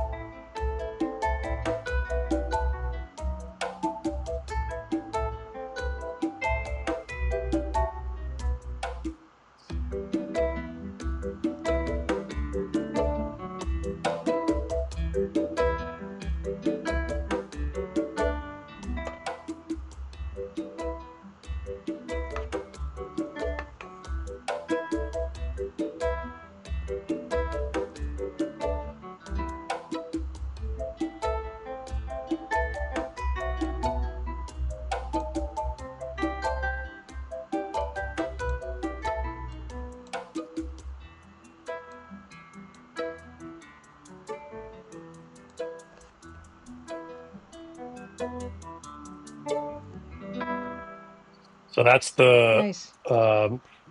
it's a bard song, and then there's this, which may be in the ending credits, which is another version of. It's not really the same song, but it's similar.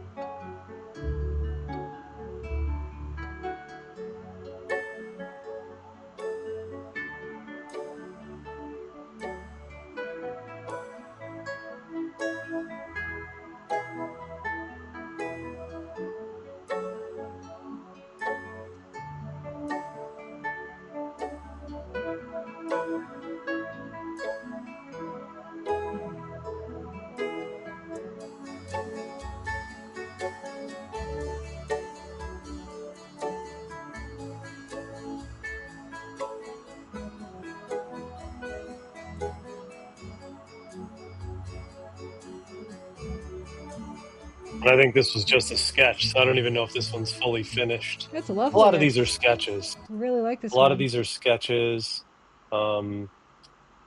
Let's see. I did some other music. Let's see. The summoning sketch. There's the theme, which I may have played this before, but this is actually the opening. Well, it's not. I don't know if this is going to be the trailer, but this is part of the trailer. This is like the opening music.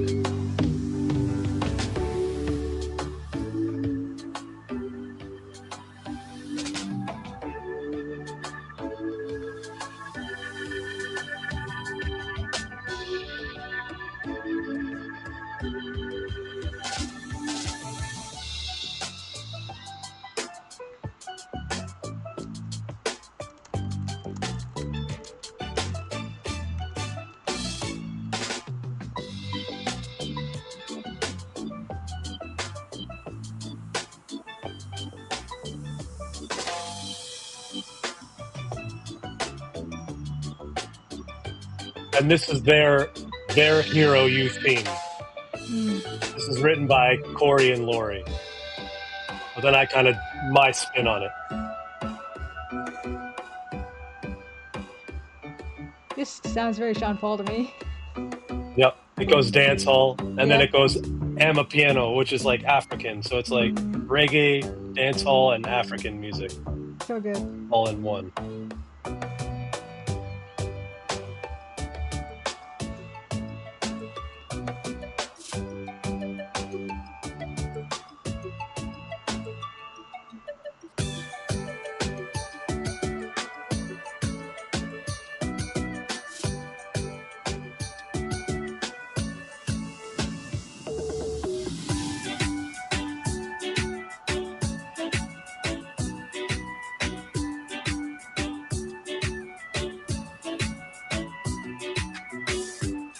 There would be credits and stuff at that point, and then that's basically roughly the intro. I don't know. We'll probably change it a few times before it actually is ready to go, but there's a lot of, and then this is a cool one. This is the ghost theme.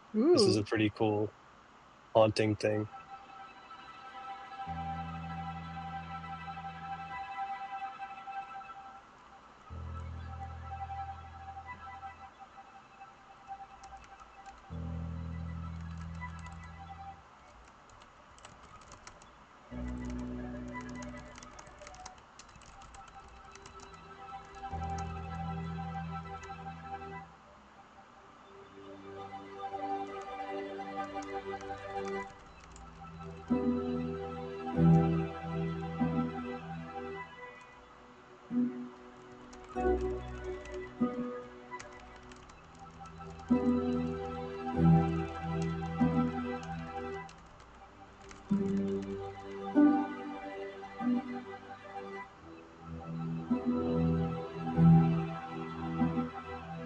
It's more haunting, you know. Mm-hmm.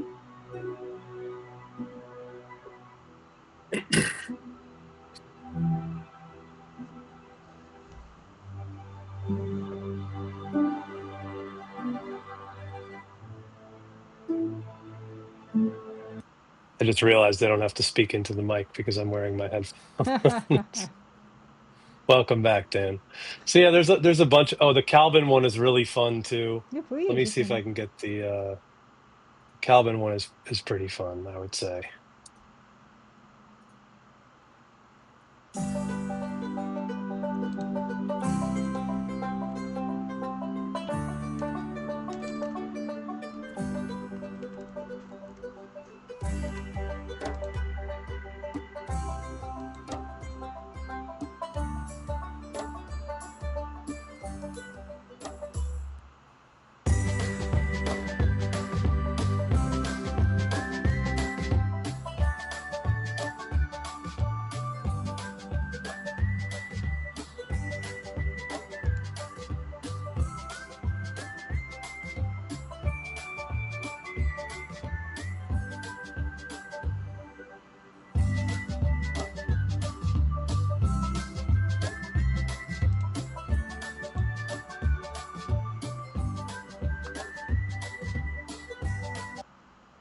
Well, that was my fault.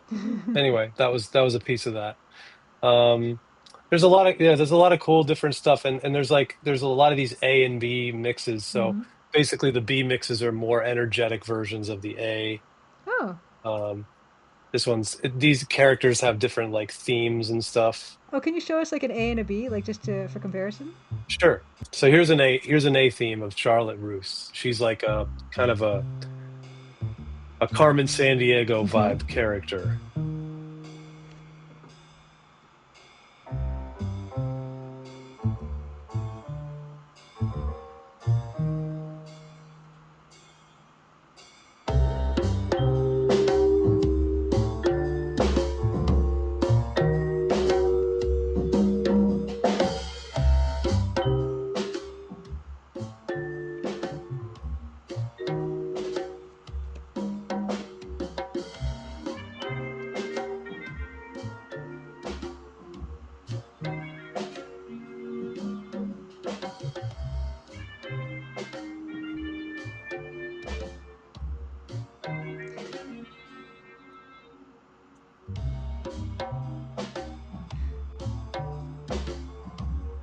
Hey, hey, NK. So that's the A theme. Okay, and So then the B theme will be, what'd you say? yeah. So how, the beefy faster, slower. The B theme, yeah, it's more energetic. Okay.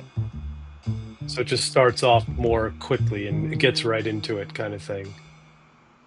Oh, there we go.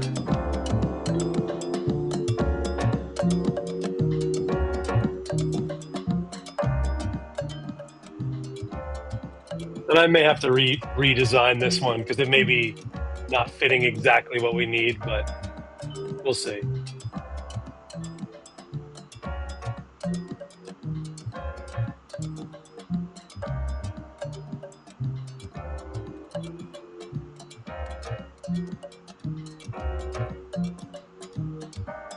That's that one. The Miriam one might be even more interesting because it's kind of got this magical vibe to it. Ooh.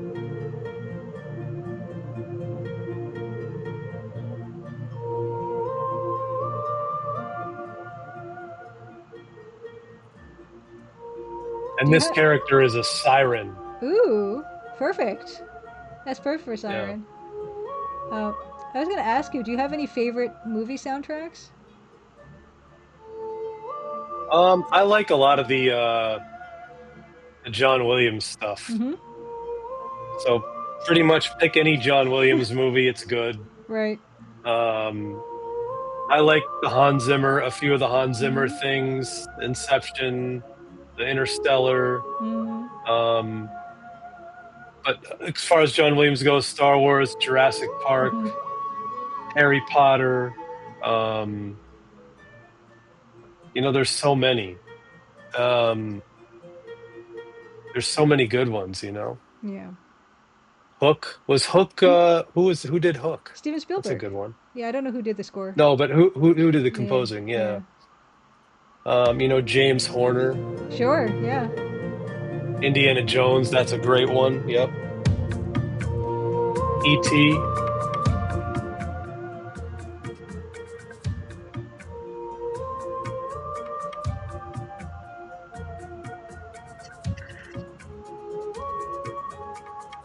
And I guess I don't know if you'd be able to even answer this, but are there particular commercials that you remember that just the music was really, really good that you noticed?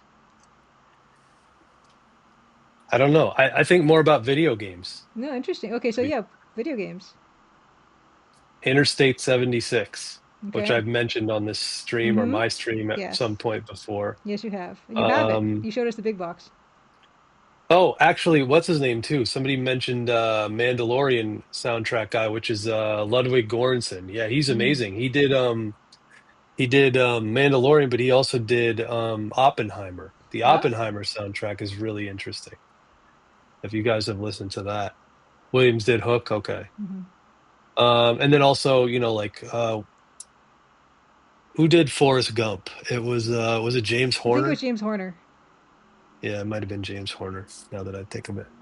But yeah, I mean, I'm kind of, partial to all that stuff. Mm-hmm. Yeah, Williams is doing a new movie. Oh, Alan Silvestri. Yes, it was Alan Silvestri. Oh, who did Gump? Forrest Gump? Forrest Gump. Yep. Yep. Oh, my bad. There we go. I think I eliminated the share. There we go. Perfect. Nice. Now I'm Big Dan. Big. You're bigger than me again. Just the usual, actually. That's the reality of it. I'll slide back so I'm Okay, there we go. smaller. And I'll go forward. Here we go. There we go. Perfect. Movie magic. Um, I guess another question I wanted to ask you about the syncing is. So that was like a 1 day course you took, or was it like a series of courses? It was 18 months. 18 months. Yeah, Holy yeah, cow. Because I was gonna yeah. ask you like for just tips to of what differentiates that kind of music from other types of music when you're composing for that.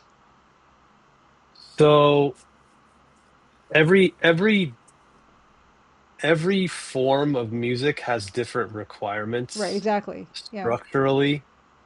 Um, and I haven't even gotten heavy into like the F mod and Wise kind of video game stuff, which is like where you're using various loops and you're integrating them like music design as opposed to like music composition, Mm-hmm. right? Mm-hmm. Um, where things kind of come in and come out based off what's happening in the game dynamically. Obviously, the bigger the game, like a AAA game, is going to have more of that stuff versus an indie game, which is more likely to be more focused on, not having a lot of extra stuff that makes it hard to compose or makes it hard for the game to get finished, Mm-hmm. scope creep and stuff like Yeah. that.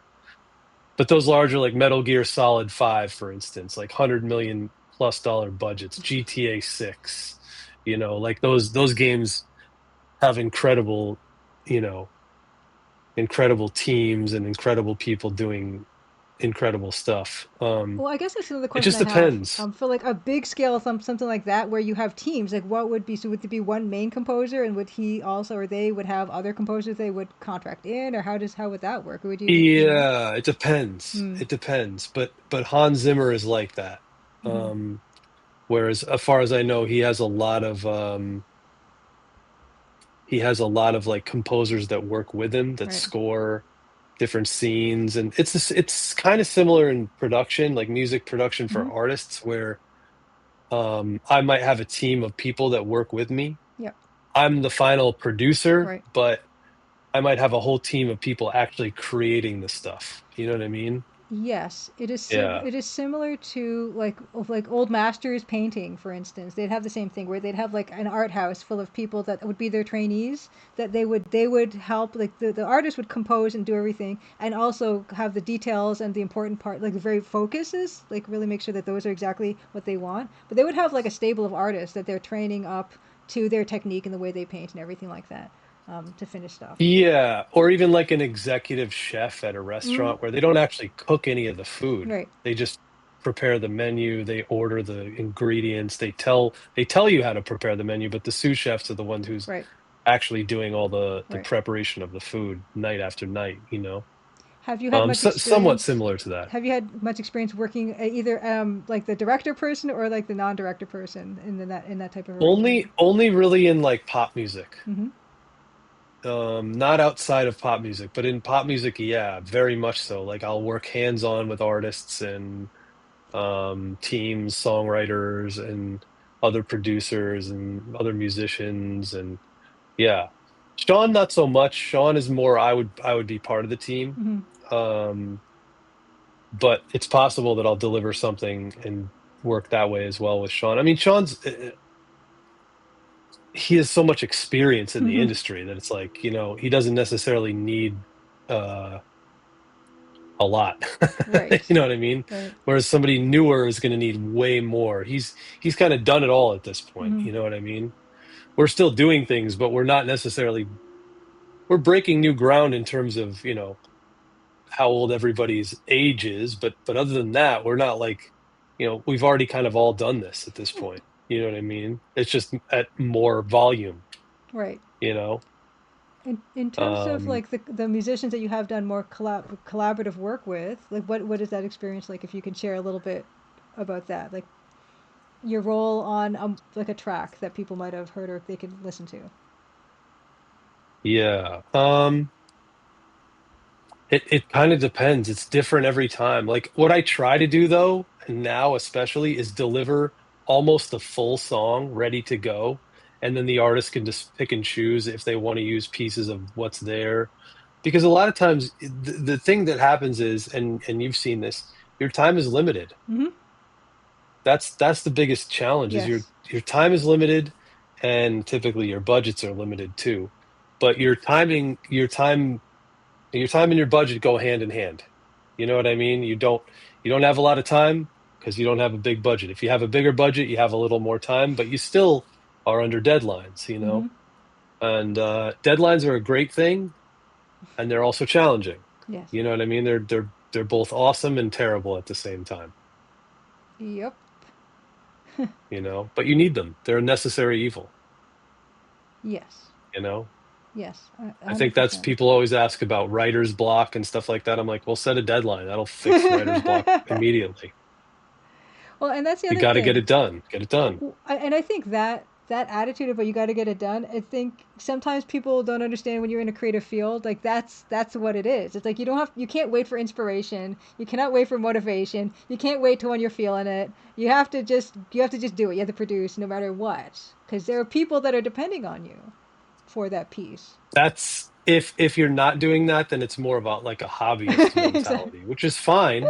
It's fine to be a hobbyist, especially in music, Yes. but it doesn't keep the lights on, Yeah. you know? Yeah, and I guess that's that kind of what separates professionals from hobbyists is sometimes, yeah, you have to just do it and you're like, I don't want to and I don't like it right now, but I just have to. And you should be at that point as as a professional, is even though you might not be putting out your absolute best work at that point, it's still at a certain level that it is like an acceptable level of quality, no matter what, no matter how you're feeling, no matter what your day was like, no matter how rushed you were, it has to be Yeah, that level. but I think it's not even acceptable. Like it still has to be It's still, exceptional, well, it still has to be in my like I said, it's opinion. not going to be like the best thing you ever did, but it still has to be good. I disagree because how do you decide that if it's the best thing you've ever did or not? And ultimately Well, in music, you don't even decide the best thing you've ever did. Everybody else, the audience decides the best thing you've ever did. You know what I well, mean? in a way, yes. In a way, if we're gonna go with reception, then yes, that's not something you can decide on your own for sure. But Yeah. do you ever feel like there's something you put out that you think is awesome and you love, and then it just does not get the response that you were hoping for or expecting?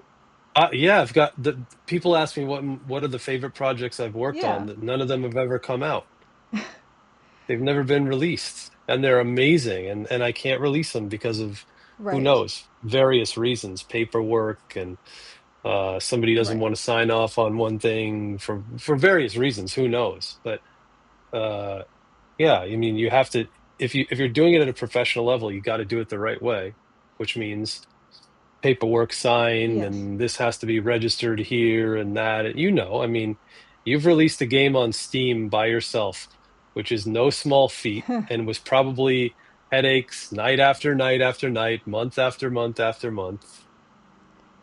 and it's You know what I ongoing. mean? It's ongoing too. I mean, because it's still a It's game that exists, and ongoing. I have to like you have to promote it. You You have have to to update schedule it. sales. You You have have to to update patch it. it. Yeah, all these things. It just doesn't go away. And like the more games you have under your belt, like it's the more that exists. And like I mean, with someone like Sean Paul who has like a catalog of like dozens and dozens of tracks, it's just gonna Well, at happen. least with music, once it's out, it's out. That's You true. There's can't no go back and bugs. fix There's it. no bugs to fix. There's no bugs to fix. If there's bugs, you'll find out quick because nobody cares about the record. Yeah, I mean it's gonna play. Like if it doesn't You know? play, like yeah, that's a big problem. But I mean that's the bar Yeah. here. Like it has to like play from beginning to end, and Sean has such a massive amount of output yeah, that like they don't even have time to promote all the music they have. no, Like before in his lifetime, they yeah, really don't. All the yeah, music he's got just sitting in the vault, as it were. right. You know what I mean? So he And he's has a still vault. creating more. So there's stuff that's tucked away, Yeah. hasn't been released yet. There's probably equal amount to what he's released is not released. Wow, Maybe more. You know, it's the output is just at a wow, super high level. But here's the thing, in my opinion, like let's take Michael Jackson or Prince as an example. The stuff that stayed in the vault was meant to stay in the yeah, vault. It wasn't as good, in yeah, their opinion, as yeah, what they put out. yeah. Thriller, if Thriller's a 10, the This Is It soundtrack is not Hmm. this, or This Is It album that came out had one decent hit record-ish Hmm. that they ended up not putting out of that any of that stuff until the guy had already passed away Right, because he didn't believe it was of the standard of quality. right. You know what I mean? It was not up to par, What percentage of your work is in the vault versus out of the vault? Way more in the vault than out of the vault for me. Interesting. Infinitely more. Like 90%. So what stops you from getting it out of the vault and putting it out there? A whole bunch of stuff. Sometimes Okay. it's signatures that need to Right. happen, Okay. but more often than not, it's just not of quality. I see. This is not I mean, there was did we use everything we did live stream for Crimson Yeah. Diamond? Every track we used. We used it all? Yes, we did. Good Lord. How could I Well, not? that's a really high percentage then. That's That's 100%. unusual. Yeah, Huh. that's not typical. I That's felt. not typical. I guess it wouldn't be, but like I'm like this is all great. Why wouldn't I use it? I would find places for it, right? I mean, it's not a matter of this is something that's locked down. You know what I mean? I like your name, Julia Maximata, not Minimum. I will I find a love it. place for it. Like whatever you put, like whatever you would generate, and that's going forward. It's just like I'm gonna find a place for it. If I have to make it like a thing for that, because I'm about using all the parts of the buffalo or whatever you want to say. I mean, yeah, I think your work is amazing, and I want to showcase that. And even though there is more than 40 minutes of music in the Crimson Diamond that you made, people always tell me that there's not enough music, not enough music. There should Yeah, be I've more heard music. that. Yeah, Yeah, I mean that's a there needs to be common. more wall-to-wall audio. I don't even know if it's music or just Yeah, ambience. just ambient stuff. You Which know, there is a bit of yeah. ambience, but like not super a lot of ambience. I'm not a super big It's fan. not that type of game. But No, that's the hey, thing. Yeah, yeah. I don't know. Ouch. It's not what's it called? Metal Gear Solid, where we need to hear every cricket and No. you know what I mean? Like again, just using a bad example of comparing a multi-$100 million budget to the Crimson Diamond, which was only a $50 million budget. They're all exactly, and they're all sold in the same store on the same shelf. I mean, like like Hmm. metaphorically, right? It's just like, Exactly. oh, thanks so much for gifting this the community sub, Jade Three Skull Interactive. Thank you so much. I super appreciate that. Oh, wonderful. To Fleeting Candle, thank you so much. Nice. Yeah, when it comes to like collaborations, I know like yeah, I mean I've got a picture up there in the back with Gwen Stefani and Sean Paul and Deovol and Cabershon. This No, that's Kimar. That's Spanky, Oh, sorry, Spanky. I the meant drummer. Spanky. Yeah, the drummer. Sorry. Um, so this touring schedule around? Like, are there other collabs that he's been putting out? Yeah, I mean, he just put out something today with Oh. the soccer player Ronaldinho. Oh Do you my know God. Yes, Ronaldinho? of course I know Ronaldinho. So Ronaldinho started a record label, and this is the Seriously. first single on the record label that came out Whoa. today. Lead, it's called. No way. So And Sean Paul's yeah, featured on I it? listened to it. It's Sean's Ah. record. Oh, it's Sean's record. It's just Sean, yeah. But Oh, it's like I don't exactly know what the business arrangement is, but Ronaldinho is putting out this record label. I'm not even sure of all the details, let me but yeah, find this. I just read about it. Oh, It's Ronald. called Lead, I think. Okay, Ronaldinho lead album or single would be a single. Single, yeah. Okay, so single. Okay. The lead single is called Lead. That's About not that. that's bad for SEO. Uh, Sean Paul Ronaldinho. Sean. Okay, Sean Paul. Yeah, Lead Ronaldinho. is the name of the song. Okay. Okay. So. Camisa 10, Okay. which is Call a Camisa. massive Okay. global music project and the debut album for Ronaldinho's new record label, Tu Musica. Okay. I cannot. Yeah, I mean, I'm finding Yeah, articles he's about it. Okay, here. Sean Paul leads Ronaldinho's. Okay. Okay, so I'll just put this in chat if you want to read about this. I just found some article on Billboard.com about it. Um, yeah. Ronaldinho announced the star-studded yeah. Camisa 10 as his first release under his new label, Tu Musica, led by Sean Paul. Fantastic. Yeah. I had no idea about it until I saw an article about it. And meanwhile, I've seen Sean all year, Yes. you know. Oh, his number was 10. Okay, there you go. So Okay. shirt 10 or whatever. That's Yeah. jersey His 10 or jersey is whatever the 10. name Yeah. is. Yeah. Yeah. Oh. Nice. That makes sense. Oh, thanks also, J3 Skull Interactive for the tier 1 sub. Good. Okay, you're listening. Jersey Yeah. 10, Yeah, right. Jersey 10. Yeah. Fantastic. So, yeah, the collaboration stuff is also something, is that an important thing for artists to do you think? Or do you think it's just like a fun thing for them to do? I think it's both. Mm. I think it's both. I think it keeps it interesting. Although this isn't really it is a collaboration, but there's just Sean on the record. There's nobody else on the record. So Wow. I don't know like how you view it. Mm-hmm. That's Um true. I didn't even look at the credits, but let me see if I can find the Yeah, credits. yeah, yeah. Lead, here we go. And then I can kind of give you like an example. The song's only 2 minutes, 17 seconds. It says Ronaldinho is one of the artists on the song, so I don't know. Sean and written by Sean and somebody called Tarantula, and Banks and Ranks produced it. Uh, yeah, yeah. I don't know a lot about it, to be fair. Like we have so much going on. Yes. All of us have so much going on that it's like, it's hard to keep track of each other, even though we basically live in a bus together, Yeah, you guys driving around Europe, sleeping probably for the most part, or sleeping most of the time. Yeah, sleeping most of the so time. you guys don't We really. got back, not even what, a week and a half ago, I got back From where? from Europe. I was in Poland, Bulgaria, Hungary, France, Germany, and think that's it. I think that's it. Nice. Yeah, that's Gwen Yeah. Stefani in that photo. Like they did a collab. They did a track together. Sean Yeah, Paul we and Gwen did that. Stefani. That picture is from the Jimmy Kimmel show. We did a song called "Light My Fire," which Sean and Gwen Stefani did together. But if you look up on YouTube, you'll see um, Sean Paul, Gwen Stefani, Jimmy Kimmel. You'll see us performing. Yeah, you'll see Dan in that video. Yeah, Rocking it out. that was like right after COVID or during Mm. COVID. We had to like wear, well, it looks like we weren't wearing masks at that point, but all the dressing rooms were outside and stuff like that. It was like we had to be COVID tested, as I Mm-hmm. remember, too, in order to perform on the show Right. during that period. So, that was fun. That was a fun time, wasn't it? So fun. So fun. Love it. Love it. Yeah, Yeah. you mentioned, yeah, so like there's Deval and Spanky in that picture as well. So Deval is a guitarist and Spanky is the drummer, Bass player, yep, bass player. So yeah, I mean, and what drummer. do you know? What do they get up to? Other stuff, other projects that maybe you Yeah, don't have an idea about? actually, in Florida, where Dave all lives, he's an A1, which is an engineer, like a live sound engineer. Oh, That's his cool. main job. Um, and then Spanky just plays drums and records, and he's working on his live streaming setups as well. Oh, cool. So he's in live stream music production.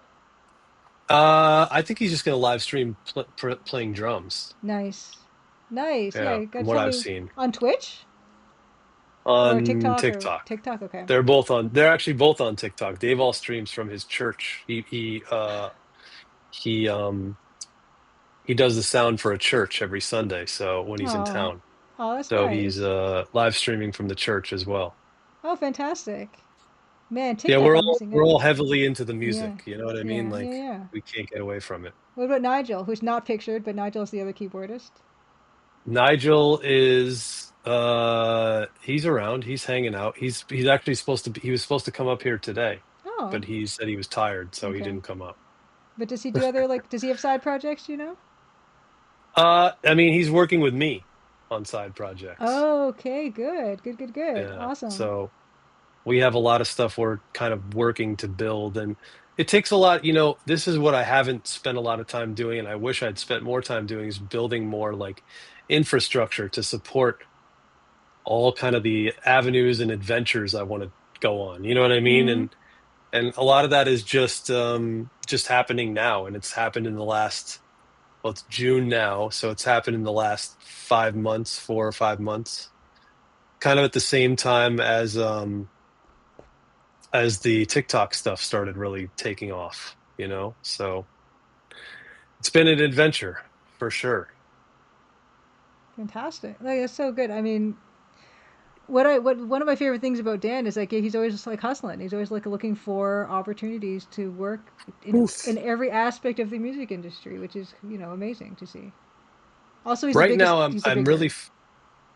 that's very true. I mean, if you can see anything in back of me, that would be strong evidence of nerdism. I see doubles back there. Like there's Oh, doubles there's back. plenty of doubles. There's two Day of the Tentacles. There's three Indiana Jones. There's two Monkey Island 2s. There's two Monster Truck Madnesses, two Colonel's Bequests, a bunch of Dooms.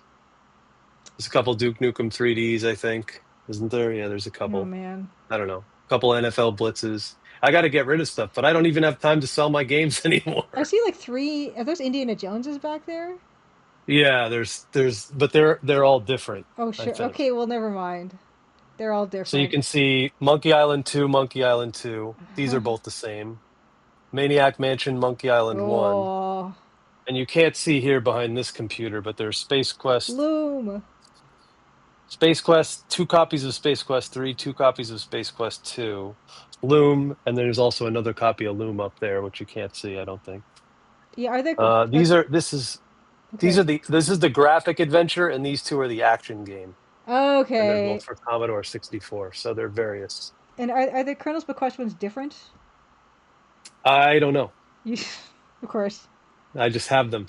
Sure. I don't know. I haven't got that far.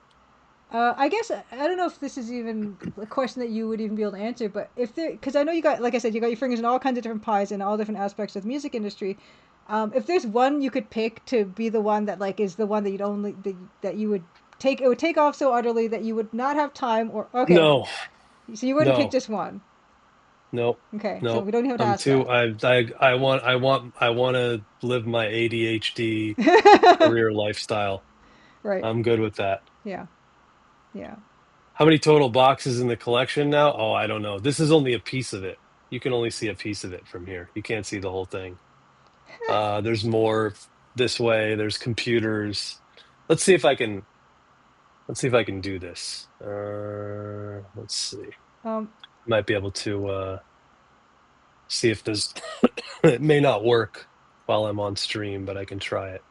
Bilker's asking, did Brandon Bloom make the Space Quest One VGA ZZ Top song with real instruments? Was that Brandon Bloom or somebody else? I don't know. Yeah, okay. I don't know. Yeah, there is tracking on here. I did no ZZ Top. Did ZZ Top make a? So I'm not sure about ZZ Top, but Space Quest 3 was composed by the drummer for Bob Siebenberg. Who is he the drummer for?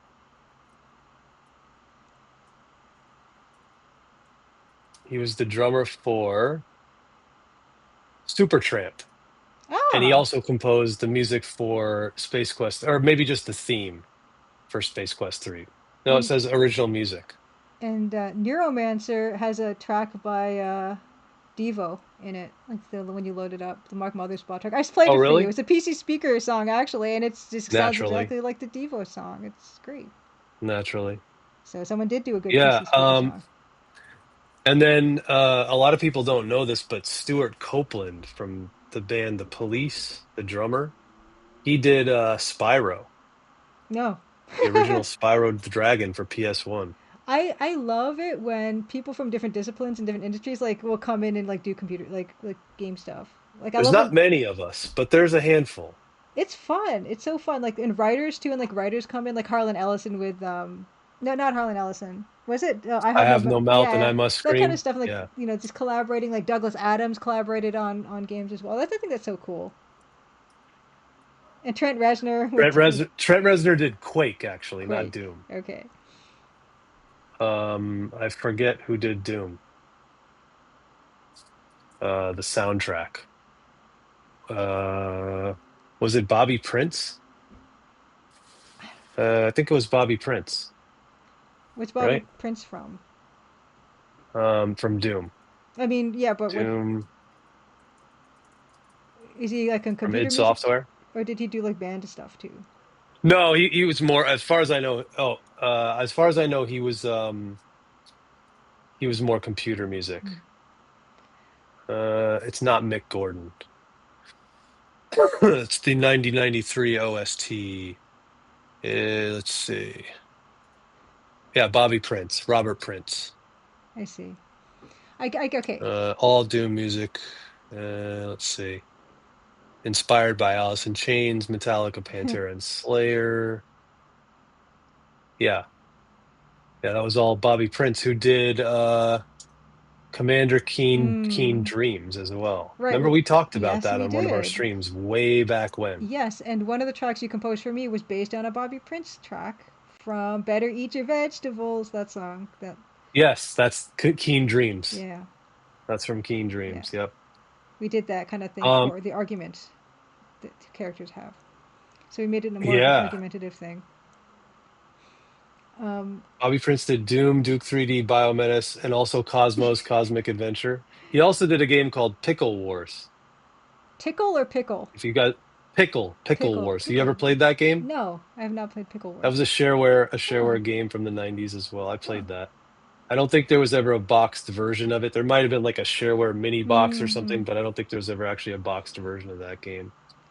Okay, going back to the question I asked you that you couldn't answer because there's not one aspect of music that you'd want to focus on. Is there an aspect of the music industry that you'd like to try that you haven't had a chance to try yet? No, I have too much on my plate already. I have way too much on my plate. I do understand that I probably am going to have to give pieces up at some point Mm. because ultimately something's going to pull me in a certain direction. But this is the thing. I mean, I'm not going to be on tour forever, Mm. right?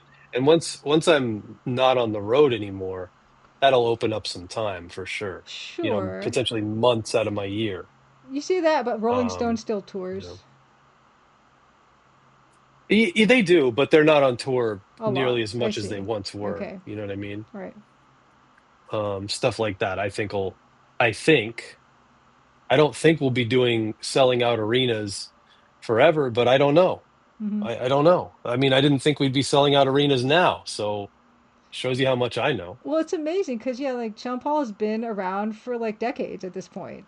It's kind of amazing. He's been around 30 years. Yeah, He's had a 30-year career, that's and crazy. we're doing as much as he's ever done, touring wise. Do you? I mean, I'd like to think it's because what he does, like no one else can really do, and he's the only one he's the most famous dance hall musician ever, and he's very unique. Yeah, for sure. I mean, he's the one who's crossed over the most. There's only really only one other Jamaican musician that you could name that's bigger, quote unquote, Mm-hmm. and maybe not even bigger.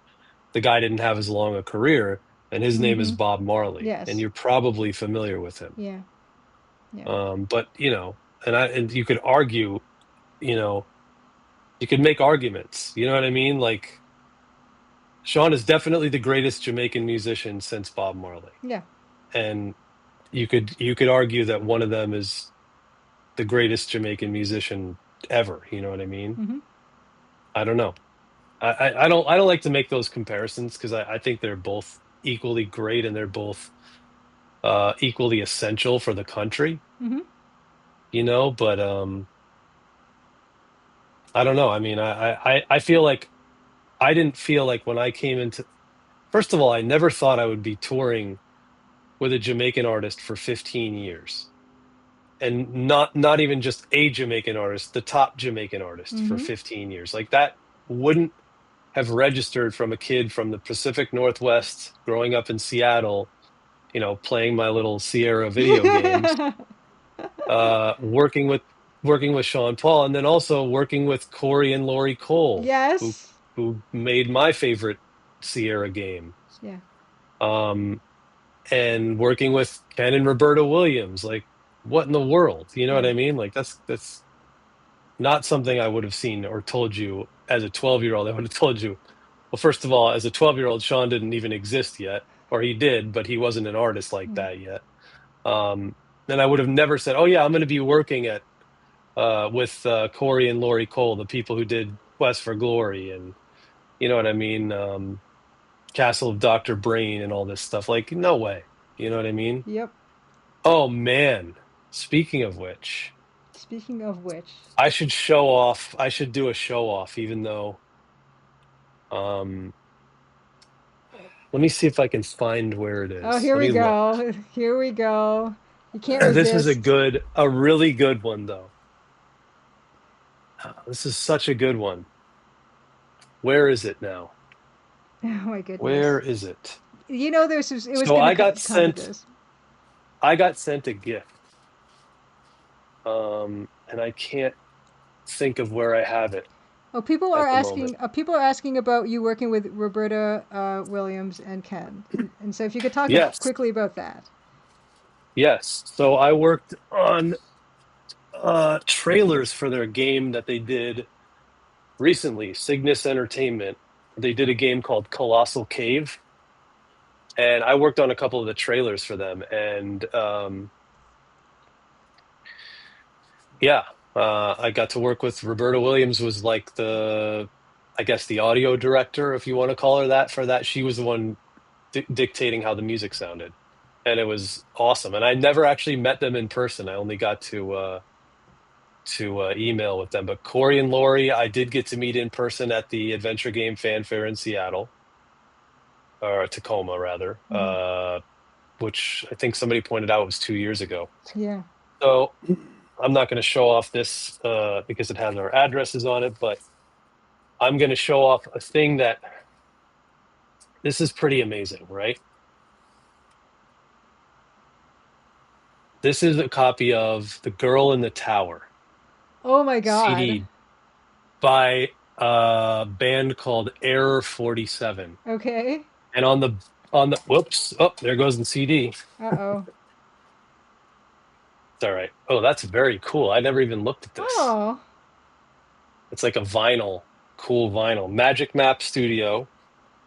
And on the back, it has Mark Siebert's signature, which Nice. says "For Dan" from Mark Siebert. Aw. And it Thank you, Evan has Dicker. George Sanger, Uh-huh. Ken Allen, Wow. Al Lowe, and somebody else. Who is it? Who's the other signature? Neil Grandstaff. And okay, so here's the note from this is I wasn't there to meet them at this event. Corey and Laurie were there, got the No. CD signed for me and sent it to me. Oh my God.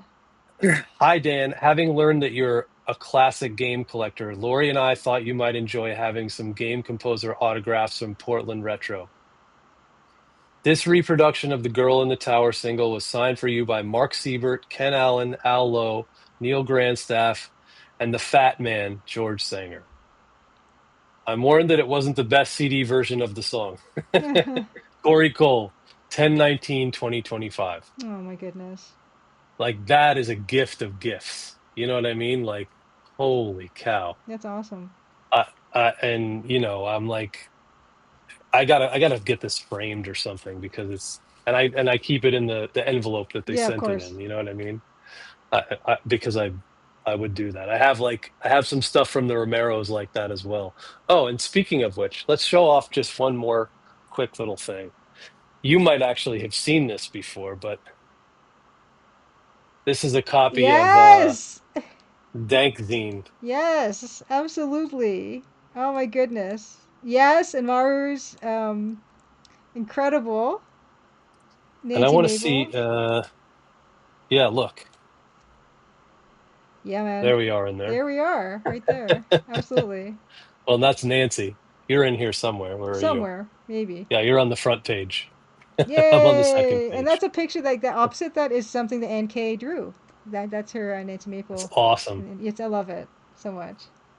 So I'm so glad that you have one of those. I think I have one or two. Yeah. Did you Nice. send it to me or did I order it? I don't I remember. can't I think remember I either. ordered it. I think you ordered it. Worth every penny.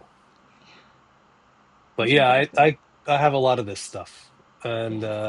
I think it's valuable to me. Like I know it might not be like monetarily valuable, but it's meaningful. You know what I mean? Well, as they say on The Simpsons, the sentimental value is through the roof. There you go. There you go. There you go. So that's the that girl in the tower thing though. That was pretty special, and like they didn't have to do that. They went out of their way to do it, and Yes. they know kind of how much I thought of Mark Siebert. Mm-hmm. And apparently, when they said when he like when we met him, he was talking about you a certain way. I'm like, really? I was like, I've Aw. never met the guy. I'm like, I still want to meet him in person. I tried to, I tried to like weasel my way into having him give me some lessons. I wasn't gonna mention Just it, but never worked out. I was thinking about that, Oh yeah. man, I'd still try. Do it. Do it. He wrote that Weeping Willow theme, Yes, your and favorite. then he rewrote it with his wife singing it. Oh wow.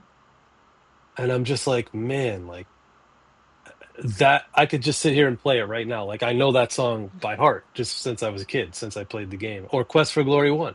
You know what I mean? He did the music for Quest for Glory 1. But apparently, Corey and Lori have kind of well, Lori really more told me that like they barely got to work with the composers on the Oh, Sierra stuff. it's a It was shame. like kind of at the end of things like that. Hmm. Photographs and autographs. They did get Ken and Roberta. Yeah, I missed Ken and Roberta by a Oh day at yeah, you the did. It's such a event. shame. Yeah. Yeah, I got my Colonel's Bequest Big Box signed by Ken and Roberta and Doug Herring, who did the art for it. Um, yeah, love it. Lucky you. Lucky me. Lucky me. Lucky you. Yeah, Bookworm song on King's Quest 6. Was that Aubrey Hodges on King's Quest 6? Or I was think that so. Ken Allen? I think it was Oh, I Aubrey think it was Hodges. Aubrey Hodges. I mean, I don't have a lot of cool. Like, I just have this on my desk. I don't. Did you ever watch Over the Garden Wall, Dan? No. This? I did that little Over the Garden Wall fan game commission. Oh yeah, you told me about that, or you Yeah. showed it to me. No, So it's pretty awesome. I got it. Yeah, I mean, I got it like a. It's a the drawing and autographed by the creator of the show, because he went down to the event that the commission was That's for. amazing. And it's an amazing show, and the music is really good too. It's by the Blasting Company, the music. Um, Okay. and the Blasting Company did 2 tracks for my little game too, for it. So the Wow. same musicians that worked on the show did that. And That's Pat, the amazing. creator, hooked me up with them. So I definitely recommend the show because the music is amazing. I think you'd like it. Yeah, Over the Garden Wall is Chris incredible. Brayman. I just looked this up, by the way. Chris Brayman was King's Quest Oh 6, dang it! not Aubrey Hodges. Dang it! I was wrong twice today. I thought James Horner did Gump, and also I thought Aubrey Hodges did King's Quest Six. It's It's too horrible. late at night for me. This is way past my bedtime at this point. Oh, is it? Like, yeah, because the thing is like when I saw you on tour, like you guys are up so late, and then like you get like Yeah, two we hours of just sleep, don't and then sleep.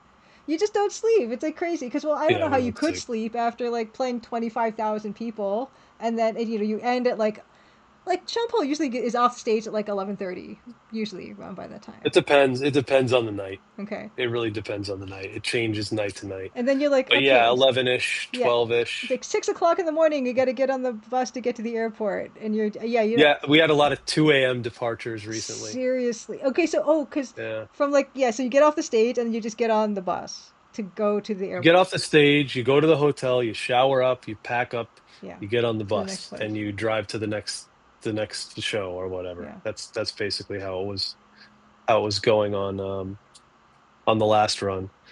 And it's hard because on one hand you want to get as many days crammed into a short amount of time as possible because everybody wants to go home. Right. But at the same time, it's like we also need days off, but we don't really want to schedule days off Right. because that means we're out longer. That means we're away. Everybody's away from home longer. Yeah. It's like it's a hard balancing act. Yeah. And I think Sean's is like feels the same way. Like Mm-hmm. he doesn't want to be out there longer than we have to be. Yeah. I mean, we do, but we don't. You know what I mean? We want to be home with our families and stuff like that. And it's like, it's hard. So it's an interesting lifestyle. But like I said, at a certain point, it will end. Mm. You know, and I just don't know when that point will be. So I'm preparing so that when it does, it'll just be kind of a smooth transition Yeah. into whatever is next. I think that's very Or smart of you, for sure. yeah. One way or the other, it'll come to an end. All gigs come to an end.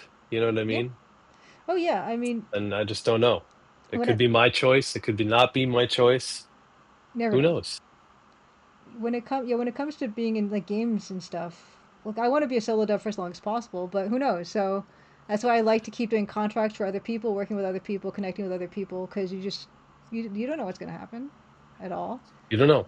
So And even if you have like massive hit games as an independent game company, independent developer. I mean, you see me in that picture there with John Romero. Look what happened to that guy. yeah, You know what I mean? Like yeah, id Software one day, Ion Storm the next, and obviously he's had an amazing career and he's an yep, amazing guy, but like talk about having to go through some crazy hardships in life. yep, You know what I mean? That's John Romero we're talking about, so nobody's immune. You know nope. what I mean? Nobody's immune. So, and I'm a big fan. The Romeros are the reason I do video game music. Brenda Romero specifically. Um, they gave me the first opportunity. Hey, there's me. There's Dan of the guitar, Big shooting me. the guitar. There we go. Can I just crop? There you go. Dan of the guitar. It's pretty impressive how you can do. Is that all in OBS? You're doing Yeah, all I'm just this? this is what like oh my gosh, like You learned it. this knock thing that we did today was like amazing because Yeah, it's usually not bad. oh my god, because okay, and also we got the you got the music working too, so like there's no reason why we would do it any other way, right? In the future. I should probably use OBS, but I don't even have OBS programmed anymore because I've switched Right. computers since then, and I'm using only Mac now. I'm not using the PC at all. So I mean, this works fine for even though I me. have one, Like I was kind yeah, of worried because I was yeah. coming in late today and I didn't know how the timings would go, but if we did collab like this for Twitch, like it's like so simple. Like it's not a problem at all. I just don't know if I could compose this way and show off everything. I would have to get OBS running again, which is not the end of the world for certain. And it's not the most challenging thing in ever, but Well, I don't think you're gonna it's have definitely you probably something to won't figure out. have to worry about that for like a while. Although I mean, unless we wanted to compose the couple tracks for the Deadly Bluff on stream, we don't have to do that. But if we do want to do that, then maybe that's something. But that's gonna be, I I'm feel hope. like, as I played that music before, I kind of Mm, feel like that would make sense, like the little Casio keyboard yeah, kind of sound. You know yeah, what I yeah, mean? yeah, Something absolutely. like that might work. Yeah, and just with fewer instruments altogether, and like that's all. We're With done. fewer instruments, one or two instruments, maybe a little drum sound Yep, or that's it. percussion tink, whatever, and call it a day. Exactly, exactly. Interesting. Yeah. So How big is the game? it's going to be about an hour long, hour, 2 hours long. It's only really 15 backgrounds, 14, 15 backgrounds. It's going to be small. 2 hours long? Yeah, about that. 1, 2 hours long. Dang. Tiny. I'm hoping to release it by the end of this year. Like, I want to release it in 2026, whatever this year is. Well, it just remains to be seen whether I can actually get that done or not. But yeah, I wanted to just do a quick little fun thing with these like weird double wide pixel graphics, and then next year, um, start the sequel, which is going to be a whole big thing. Just prompt it in ChatGPT and call it a day. Do we want to talk about that actually? Do we want to talk like how do we want to start that conversation at 10:56 at night No, tonight? no, no, All no, right. no, no, no, no, no, no, no. You know what though? It's funny in music, it's a big conversation, and Sure. in game development, it doesn't seem to have much of a place right now. Right. Most everybody is kind of like, so Yeah. Yeah. Did yeah, that I don't that know. Music, it's a little different. It's funny because it's not going to really replace musicians, Mhm. at least not in its current form. Mhm. Um, yeah, Well, I guess quietly, yeah. we have a few minutes. Like if you want to quickly just why do you not think it will replace musicians in its current form? Oh, so the way you use there's a program called Suno. That's like kind of the biggest name in generative AI music. And you can prompt a song. You can write Right. a song just by prompting. Mhm. It's very easy. It's not good, but the question is, does good matter? Okay. I don't know. It does not good, but that's not really how you use it properly. To use it properly, you have to understand how to write songs or produce songs. So it doesn't remove the ability or the necessity to have that knowledge in the first place. Like I can produce and write with Suno infinitely better than somebody who doesn't know how to do that, Mhm. right? But it doesn't turbocharge me. There's this war in the music business right now where Diplo's on one side and Billy Corgan from the Smashing Pumpkins is on the other. Okay. So Diplo says if you don't use it, you're going to be driving an Uber. Okay. And Billy Corgan is on if you use it, you're selling your soul to the devil. Right. Okay. And I'm kind of like, both of these idiots are wrong. I mean, they're amazing musicians or whatever, but they're completely off their rocker as far as that's concerned. It's like it's neither of those things, Hmm. in my opinion. It's fine. It just doesn't. It's not what people think it is. Mhm. People are like, oh, it's gonna be better than what you can do. I'm like, it is not better than what you can do. Right. It's not even close.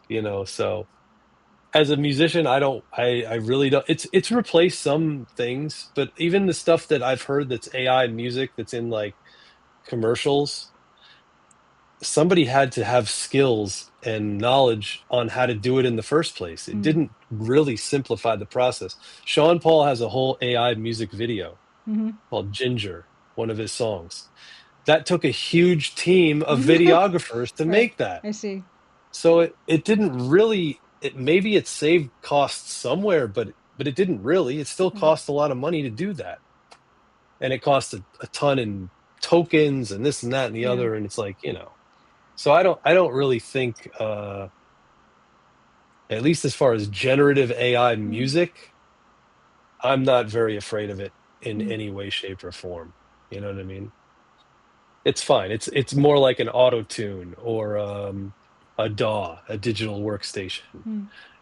to me, than oh, it's going to replace everybody and this and that and the other. And there's a lot of nonsense about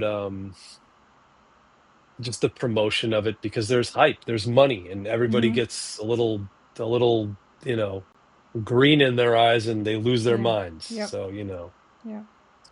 it is what it is. But as far as, yeah, they don't, you still have to have somebody that knows what they're doing to tell the software what to do. You know what I mean? It's like if you know, you could tell it to make you a car or whatever, or you could tell it to give you directions, right? And when it drives you off a cliff, and you tell it, well, dude, you drove me off a cliff. Oh, yeah, you're right. Yeah, whoops. Yep, true. Yeah. True. Well, yeah. Thanks for correcting me. Like, what? That doesn't work. That's not going to work for everybody. So, No. yeah, it doesn't worry me. I think a lot of people, yeah, oops. People worry about it, and there's this big argument. I've found it on the in the TikTok universe. There's a guy Mm. that's really a proponent of it. But I talked to him today, and I like him. I like the guy. I disagree with him, and I tell him all the time. I'm like, Rob, I really disagree with a lot of what you say. However, Hmm. I'm going to sit here and in your live streams, watch what you're doing, and learn from you Hmm. because I don't think you're a foolish guy. I just happen to disagree on some of the things. But now it's like the more we talk, the more we probably actually agree on everything. And he doesn't even make AI music. Hmm. All his music that he makes is organic. So it's kind of funny. It's just I mean, that is what it is. Right, exactly. My house is 100 feet away from the car wash. Should I walk to the car wash or drive my car? Or should I wash the car in the driveway? Who knows? You know what I mean? It gets weird at a certain point, but that's just the hype. I think that'll wear off, Hmm. you know. Yeah, I think a lot of it is hype because they're looking for the next big thing, and we've seen that over and over and over again. Yeah, the internet bubble was very similar. So And the internet didn't disappear, but it also didn't completely take over everything. I mean, I don't know, maybe in some ways he did, but yeah, virtual reality is happening. Don't you remember did you ever play Dactyl Terror back in the day? no, I've never I even think heard it's of it. called Dactyl Terror. Is that the What game? is it, like pterodactyls, or what are you talking about? Was it called Dactyl Nightmare? Nightmare? Dactyl Nightmare, excuse Yes, me. Look up 1991. Dactyl Nightmare. Yes. Yeah. That was a virtual reality game. Oh heck, look at that. That was an early VR game. I Oh my remember putting on gosh. the helmet and moving my hands around and all that. Okay. Yeah, so it's been around. This is not like new. Dactyl Nightmare. Yep. Whiskey Huh. Tango Foxtrot played it. No, I've never seen this.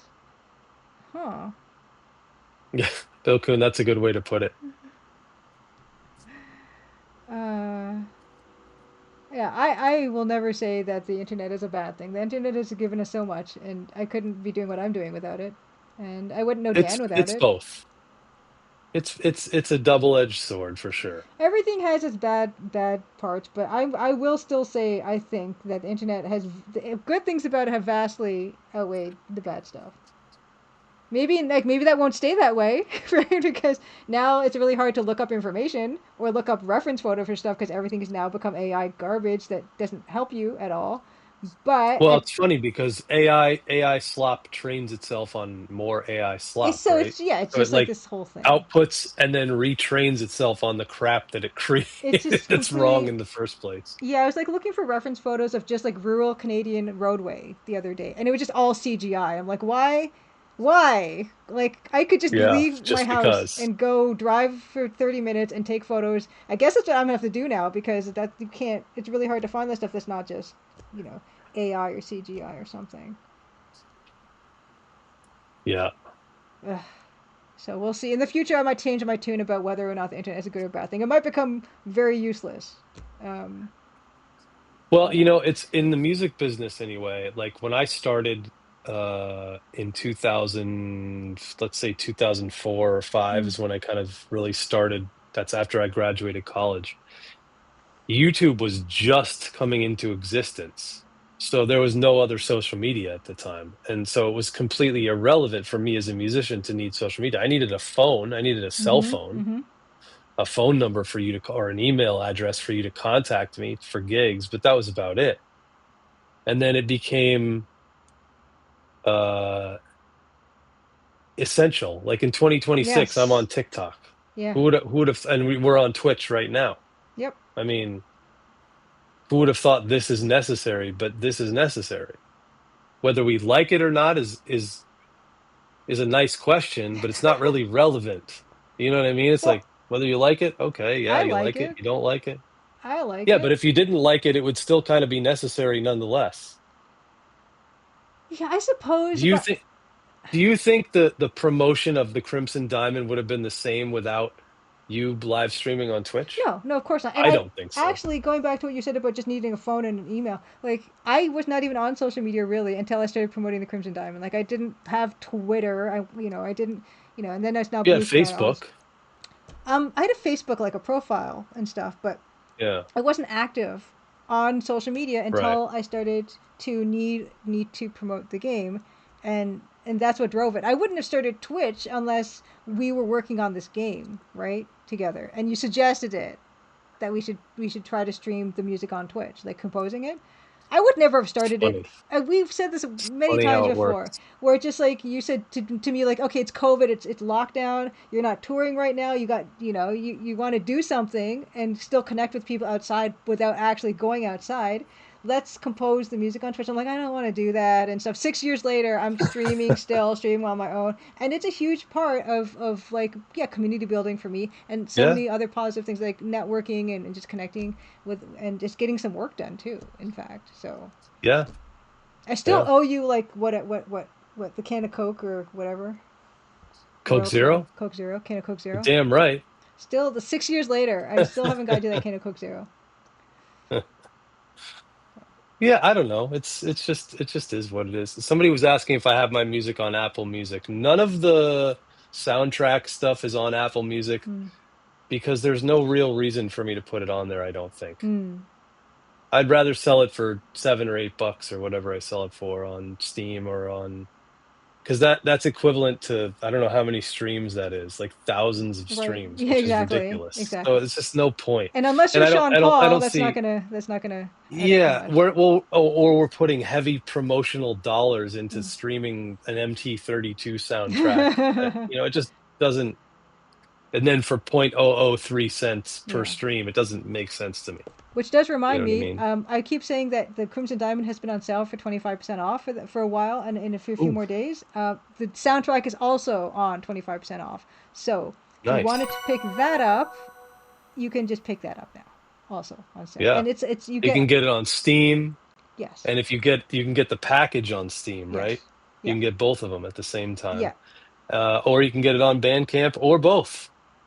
You can buy, listen, you can buy yeah, the game on itch, you can buy the game on Steam, you can buy the game on GOG. yeah. And in fact, we encourage you to buy it on all platforms. Spread it around, Make yeah. sure you have it all covered, cover all your bases. Exact. Thanks for the follow, by the way, for the person who followed. Yeah, yeah. It's so it, like you're selling stuff on Bandcamp. You got TikTok. Yeah, it's just there's just so many opportunities to be visible. Of course, that just means you're competing with all these other people who are trying it. But I think consistency is good. Like the fact that what you said you Consistency wins. there. There we go. Consistency wins. Yeah, And like in game development, right? What's the hardest thing to do in game development? release something. Ship a game, Yeah. right? That's the hardest thing to do. And now you've shipped, how many games have you shipped? Well, A few. my own this, and then Chance's Lucky Escape on Playdate Season 2, but that was a collaboration with somebody else. Like other games I did contract work for. Oregon Space World of Oregon Trading Trading Simulator, Simulator. Space Warlord, Baby Trading Simulator, Witch Stranding, Recommendation Dog. So if you, like a bunch of stuff that I helped, like I worked on and shipped, and then of course Crimson Diamond was completely my thing that I did. Yeah, But but yeah, nobody, I mean, very rarely do people ship a game completely on their own. I'm saying just like oh yeah, you're yeah. a part of a game that shipped, Yeah, period. yeah. So like probably there's That's the like hardest five or thing to six do. things, yeah, that have been part of that shift for sure. And you and I are pretty unicorny in the way that we haven't worked on stuff that hasn't shipped. Or maybe you have, Well, but I have. I Well, haven't. actually, I have on something called Bass Reeves Can't Die, which was a game that Strange Scaffold was coming up with, but then they ended up having to kill it. So that's the one thing that Uh, I worked on that didn't ship. That, but you said you got all this vault stuff and stuff that you aren't able to release. tons, So does that count as stuff tons. that you just didn't ship? Because well, Maybe. I don't know. But there was never a project. I just made it up out of thin air. You know what I I mean? see. Like, I don't know. Okay. I don't know. Huh. But yeah, I mean, Not sure I heard the story how you two ended up connecting to work together. How did we end up connecting to work together? Facebook, Classic Through Gamers Guild. Facebook, Yeah. through, yep, Classic Gamers Yeah, Guild. so yeah, like when I was used to be more active on Facebook, and I was only really active when I was on the Classic Gamers Guild.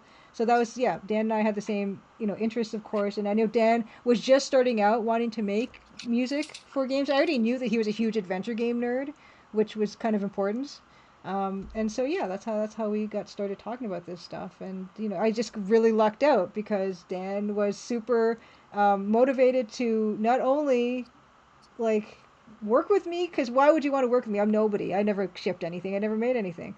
Not only did he decide he was going to work with me, but he bought a Roland MT32 off of eBay so that he could make actual, like, real Roland MT32. Like, I didn't ask him to do that. He just, like, took it upon himself to do that, and then decided, hey, why don't we stream this on Twitch? So, like, there's so much of this that we do now, and like what we're doing now, just there it is. This was the Roland MT32 that the Crimson Diamond was made on. And I actually have since gotten another Yeah. Roland MT32, but my friend Matt sent me a boxed version of it. Amazing.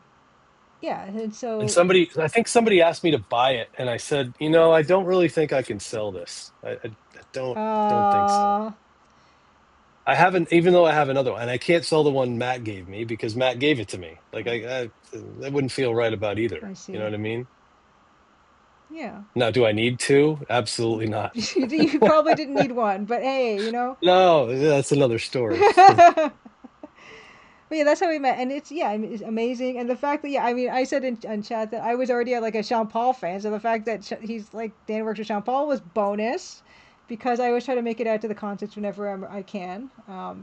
Not only to see the Sean Paul concert, but to hook up with Dan and like we can get together. We never get to really meet up, Yeah, unless I come to a Sean. concert. Well, actually, the first time we met was at PAX East. You realize that? No, really. Yeah, yeah, Hey. PAX East. Don't you remember that? PAX East was, I think it was COVID year. Yeah, there's a Must have last been big COVID thing year. before COVID. Yeah, the last big thing for everything shut down. Was it before? It was in February, right? For Yeah, something and like then that. March everything shut down. Yes, So and that's the first time Nintendo we had already met. pulled out of Yeah, a PAX bunch of East stuff at that had point. pulled out and stuff. No way. No Yep. way. And we had already been working together then at that point. For not that long, Yeah, I I guess guess. so. Yeah. Because No, not for very long. not for very I don't know if long. we had any music. I don't know if we had any music done. Maybe So we just talked about working on it. maybe we Or talked about maybe I working did on it. the theme by that point. So I saw you at PAX East, and I saw you get at PAX West. When did you go to PAX No, West? I've No, never okay. been to PAX. I've never been to PAX West. PAX East, then Adventure Game Hotspot Fanfare, and then a Tacoma. bunch. What's that? Tacoma. Tacoma, yeah, and then just a Yes. bunch Yes. of Sean Paul concerts for the most part. That's the one we get to Yes. like hang Yes. out and stuff and catch up and everything.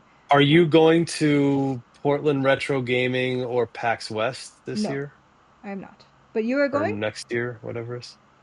I might be. I Okay, might be. nice. That's I'm not exciting. too sure. Somebody wants me to come out there to do a panel Nice. on something. I got to figure out. Grundislav. Hey, Grundislav. Oh, do you go to the New York socials? The Game Dev socials? I haven't. I've been to one this year, I think, Hmm. or two. I think I went to one with you. Was that last year? That was 2 years ago, I think. Was it? I th- Jeez. I don't But know. but I went once this year, I think. I caught one, Okay, I think. you think? And I saw Jess and Francisco. Yes. Yeah, actually, yeah, Um I went to one of those too. Well, yeah, when I went a couple years ago, went down to New York and stuff, and we hung out. yeah. Yeah, what is time? I don't know. I have I no know. idea, Grundislav. I don't know. I know nothing. That's the more I learn, the more I'm sure I know nothing. The year's half over, and I'm so upset by that. We don't have as much time as we think, I, No, I think. no. Oh, PAX West is September 4 to 7. I wonder how I make that happen. I don't know. We'll see. Maybe it'll be next year. hmm. But it would be cool to go to PAX West because it's in Seattle and my family lives there, so it's easy for me to hang out and have an excuse to be in Seattle. Yeah. And then I don't know about the adventure game fanfare. And then I don't know. We're supposed to start kicking off more work for Mystery House as well. Right. Because you did That's music for another. that, didn't you? I've done music just for the trailer so Right. far, and then I've given him some ambient stuff, but I haven't really started officially work on it. Um, but that is the plan, and then we're supposed to go do some voiceover recording pretty soon. So we're trying to get it working, trying to Oh. get things moving there. That's Voiceover always a recording. So challenge. voiceover recording for trailer stuff, I'm or not doing okay, voiceover, but okay. somebody else on the game, and I think Marcus wants my help. And the good thing is he lives in New Jersey, so it's easy Oh, to like meet him up in the city. He works in Midtown, so it's easy to meet him up in at Guillotine Games Studio, nice, you know? nice. So that's yeah, that's it's a lot. There's always something going on for sure. But that's how you like it, because otherwise you'd be bored. I'm not bored. I'm No, definitely not bored. no, no. There's always something to fill your time, and you make sure of There that, is. and a And variety of and things. yes, right now my goal would be to get a chance to sell some of these games because as you can see, I have many a double, and I don't need doubles for sure. And I have boxes in the back that I can't even access. I've boxes of boxes. It's ridiculous. I might want some So I'd like to stuff. I slim could down. buy some stuff off you, maybe. I don't know. Kevin has said he wants a bunch of stuff too, and I do. I just need to get time. I just buy stuff, modern verbs. I used to buy, like, here's the thing, like if somebody was selling like a collection, I would just buy the whole collection kind of thing. Like even if it was a small collection. I actually bought a huge box of stuff, I think last year sometime, and unfortunately they shipped it really poorly and it all got damaged, but that would have been a great haul. Oh man, there was like a Prince of Persia 2 in there. I think there was a Prince of Persia 1, and if anybody knows about those boxes, like they're kind of like this. This was a nice one that I got recently. This is probably one of the Oh, last boxes I've gotten. This is Spectre. I want to get a copy of Spectre VR, but it's a pretty cool box, that you know? is. It's a cool game too. It was kind of like Battlezone or one of those type of games. There are many viewers who would love to buy this. Okay, Kevin I gets just got to first get a chance crack. to sell them. I get second crack at that collection. It does look like a headstone, right? Right, Grimjaslav? Do you know this game? This is the PC version, I think, but I've the never Mac heard of version that. was actually better. I don't know what that PC is. version offers a spectacular texture map cyberpunk arena. This is the network game you've been waiting for. You won't believe how much fun it is to play over a network. High quality, digitized sounds. I can believe how Or much fun excuse that my would be. I can imagine. No, don't tell me that I don't. I'm a creative person. I can imagine fun. Spectre was pretty cool. The box is like when you're trying to get your res. Well, there's another one too. That this one's a little more famous of a game, but not necessarily a famous PC game. Oh, sure. Now on You the know, PC. this Now for the PC. pretty pretty much not known well as a PC game, I would say, No, and not necessarily the best version of the game either. probably not. But yeah, but it's a cool box. I mean, it Sure has like is. Look at that. this is way cooler box than the PlayStation. You know what I mean? Sure. Jeez. It's pretty infamous as a PC game. Yeah, but it wasn't bad. I mean, for me, who didn't have a console, it was Exactly. my only option. That's me too. I was just saying earlier that I grew up because I always played DOS Double Dragon. I wanted to play DOS Ghouls and Ghosts and Goblins on stream, but what sucks about that one is I was playing it. I tried to play it on DOSBox, but it's like center joystick and press the fire button. I don't have a joystick. I don't have a controller, so I'm just stuck there. I can't even like advance the game Really? past that point. Yeah, but people, if you have like Can an you use yes, you can an use another. Xbox Yes, you controller? can, but I don't have that or any other controller because Burst Arrow rated me earlier today, and he's played all of them, including the DOS one, and he said, yeah, his Xbox controller works fine, and I don't have any type of controller, and I'm not about to buy one so I can play DOS port of Ghosts and For Goblins 20 bucks? for any. I'm not going to use it For ever. any It's bucks? for any bucks, for no bucks. If someone just gave one to me, if just Somebody in your chat needs to send you an Xbox controller. are they like a USB? Yeah, they're basic. They're not even. They're Bluetooth. You don't even need to probably plug them in. And I would get it just for Ghosts and Yeah. Goblins to play for 5 minutes and get fed up and never use it again. Yeah, it's absolutely worth it. It's not. I probably have like a bunch lying around. Okay, how I can about almost this? guarantee I do. So you maybe you can bring one into Toronto and then I can just take it off of you or something. That's possible, actually. That's very possible. That's very possible. Then I would accept it because I'd be like, this is something from Dan, so it now has meaning to me. Now beyond the fact that I just have it like wanted a thing to play a game for 5 minutes, you know? I don't know. See, there you go. Pango Ray has the right answer. Right. You can use it to test controller input for Crimson Diamond 3D. It's never gonna happen. Again, 3D. I would do an Apogee style platformer of Nancy Maple. I would do like a Double Dragon type of beat 'em up. I will never do a 3D game. Who cares about a 3D? What are you talking about? Let's do it. Let's do an Apogee style platformer. What are we talking about We've here? been Let's talking go. about yeah, because you know how I helped her. Me and Evil Tentacle. Cosmo? Yeah, Yeah. we reskinned Cosmo, so you could do Pantsmo, that. excuse me. Pantsmo, but like So would you just reskin another game? yes, Or would you make a game? Dangerous Dave. Dangerous Dave, the first one, is EGA. Copyright infringement? We wouldn't sell it. We would just put it up. That's for the free. name of the game. Dangerous Dave and copyright infringement. Oh God, fine, whatever.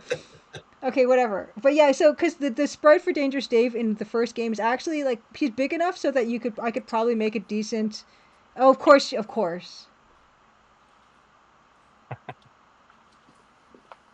Of course. Like look how So are beautiful. we talking about signed by John Dangerous Romero? Dave? Yeah, that one. Well, wait.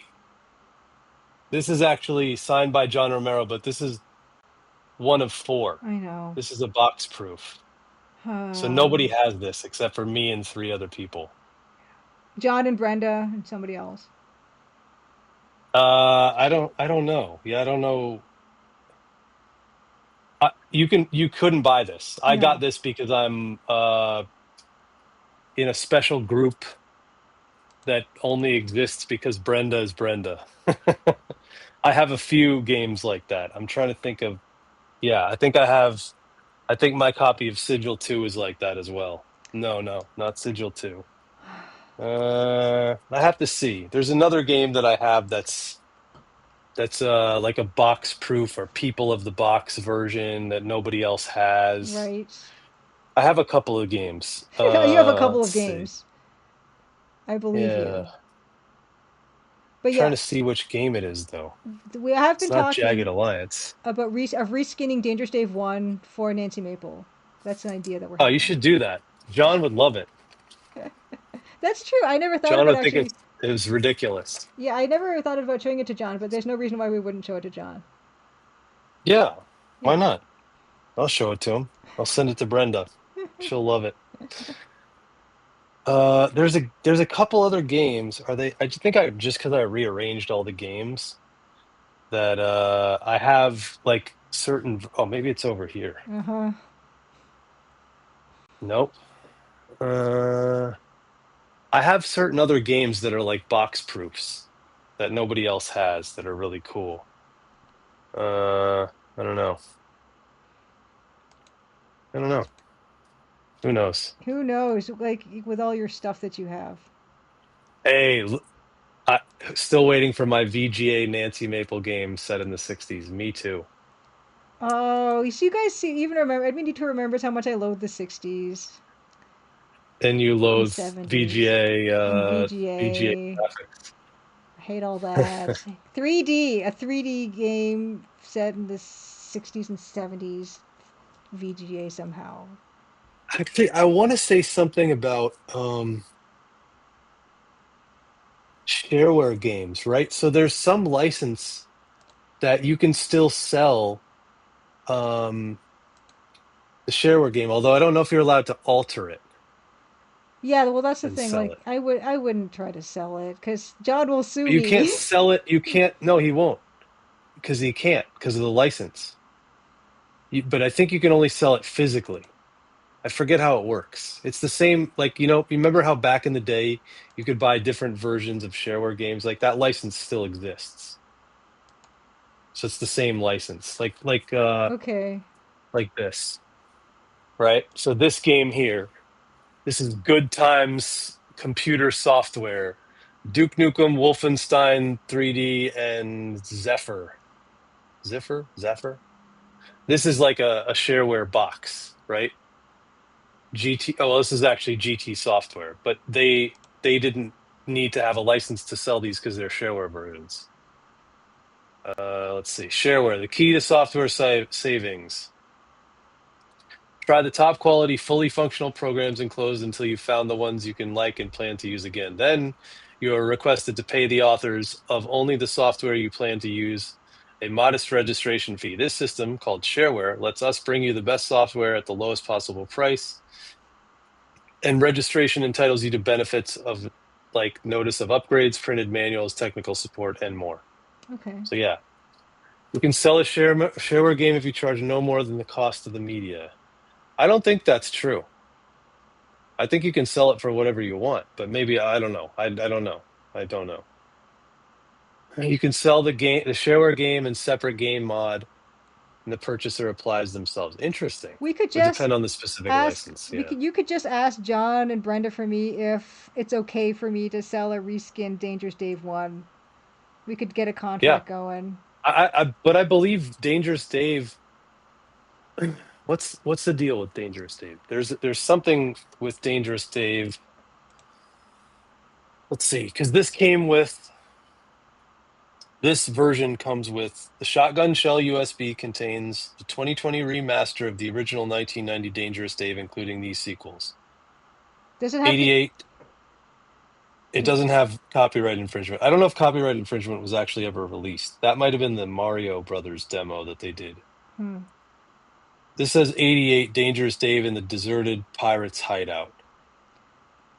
Pengaray says I could just make a whole new Um, platformer, but that would just be much more work than just reskinning something using an app that already exists. And that's why. Would it be at this point? It Well, might be easier to make a new platform with like modern tools than it would be to reskin an old one. well, because there is like a tool to reskin RPG platformers, and that's why Pansmo was so easy to make, because it was just like I don't know how it was done, but Evil Tentacle just slopped some sprites that we made into this thing that already existed. So you didn't have to do anything else besides just do the sprites.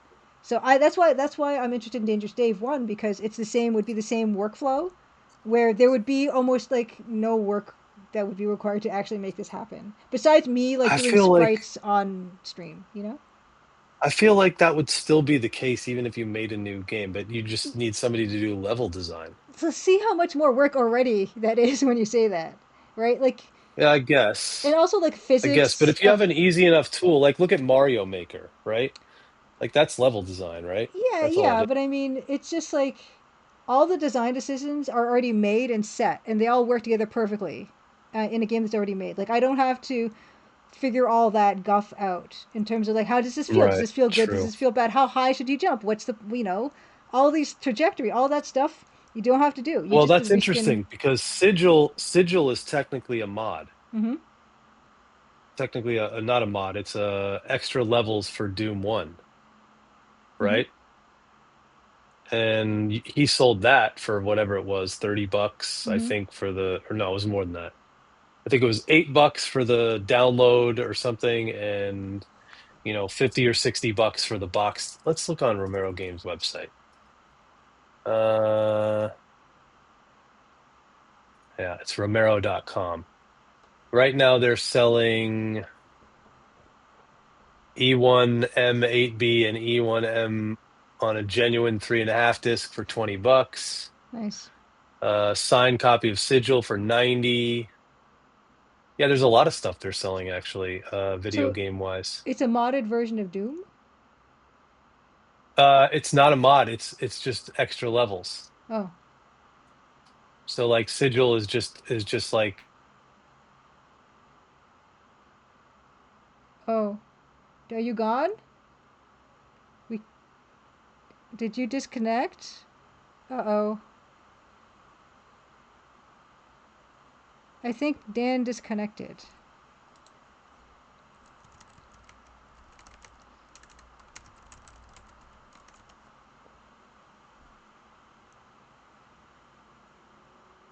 Uh-oh.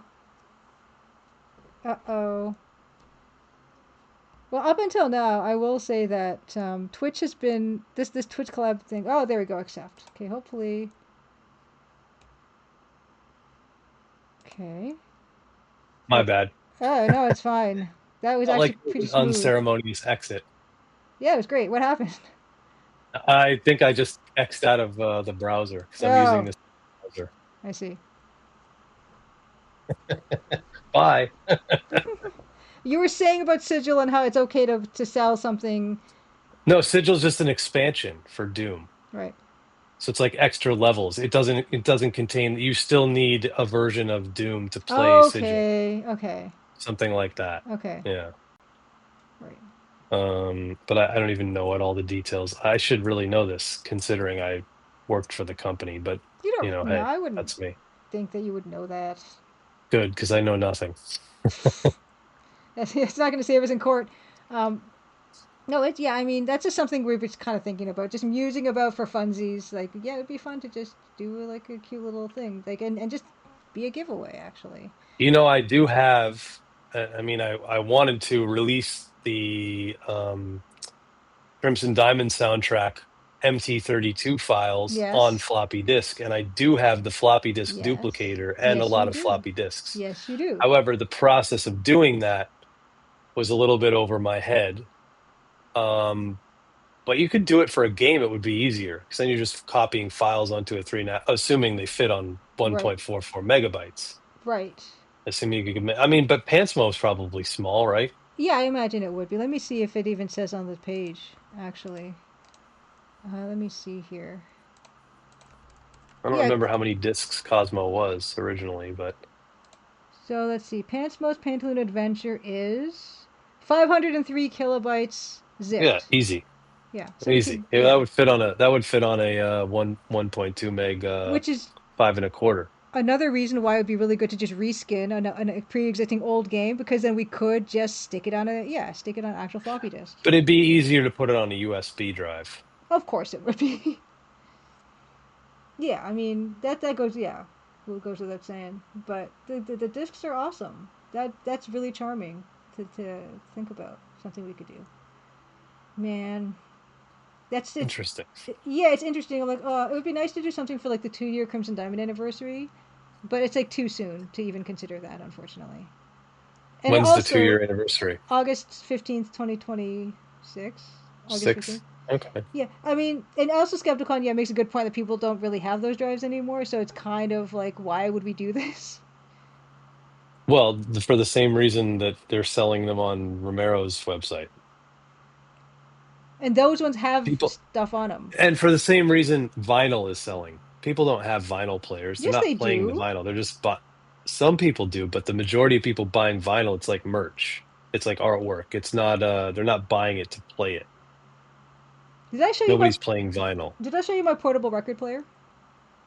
I must have. No, but I've seen them. Yeah, like the Columbia. It's like I have a record player. it's got a handle on it. You can play it. You can play it vertically, and the record spins Oh, vertically. that's cool. Yeah, it's ridiculous.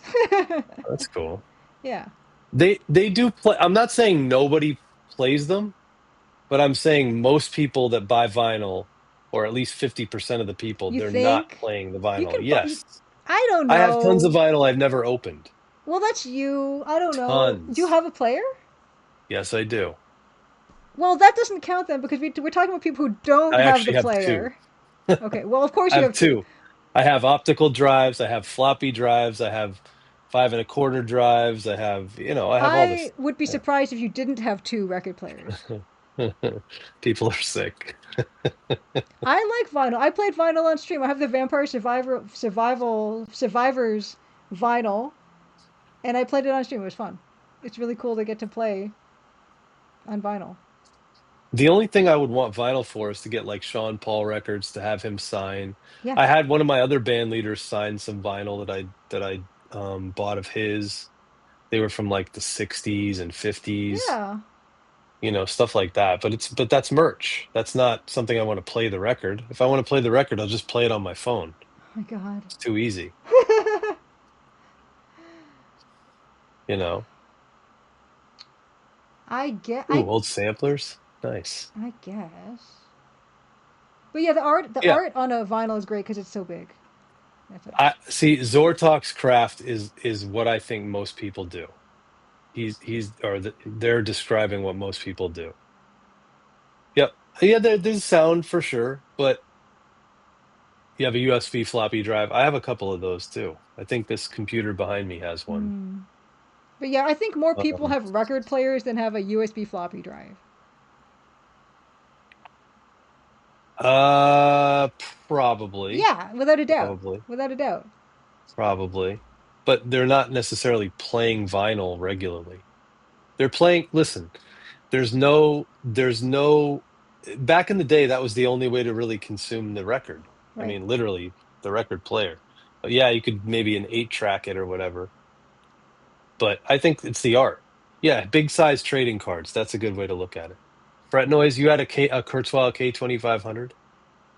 So I had the K2600 XS. That keyboard weighed 145 pounds in the case. It was absolutely ridiculous. What? Yeah. Well, how much do your keyboards weigh now? The ones that you use? I don't carry them. Oh. The one that I carry weighs 7.5 pounds.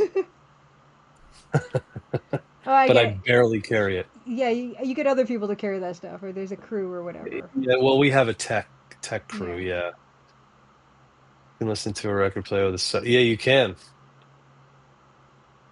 Oh, the rack mount. Okay, so it's still heavy for a rack mount synth. It's still super heavy, but the keyboard. Oh my god, it's like behind me. I don't know if you can really see it, but there's a Hohner clavinet back here that's super heavy. Super heavy. I need to sell it. I was looking up some of my synths and keyboards on Reverb the other day. I'm like, these have been sitting here since I moved to this house in 2017. That's ridiculous.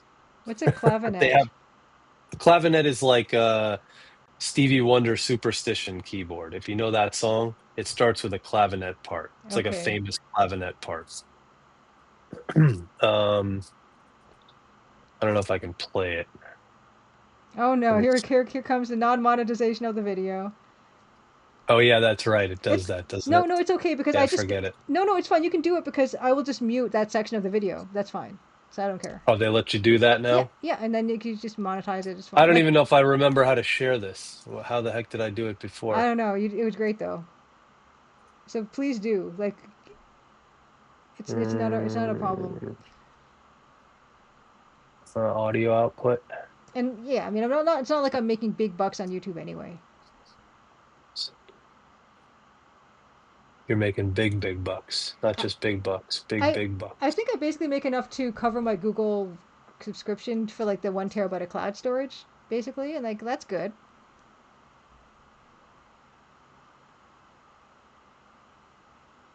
Here we go. Dan is trying a thing. I don't know if this means he's disconnected or if it means he's trying a thing. Could mean he's trying. Did you disconnect again? You broke it. You did break it. Well, it's easy for you to get back. I don't know. It's not a big deal. You just ask. You could just knock again. It's fine. It's actually really easy to get back. If he wants to come back, I don't know. You know. I just get that notification and then I click it, accept, and then pops back on. That's like magic. There we go. I just click on this accept and we're good. We're ready to roll. Yeah, you broke it. It's fine. Oh dear. Okay, there we go. Is it still broken? No, you're totally working again. Oh, good. Okay. Yeah, I don't know what I'm doing. So, N- this is all this cool stuff here. This must be something. Stream together updates, give us feedback, notifications, help, collaboration settings, invite guests, shared chat, start viewer call-ins, manage, chat. Okay, so chat. All right. That's my chat room, which is not even open. Oh, share screen. There we go. That's the button. I knew it was something. This is my first day. Tomorrow I go for my license. Let's see. Share.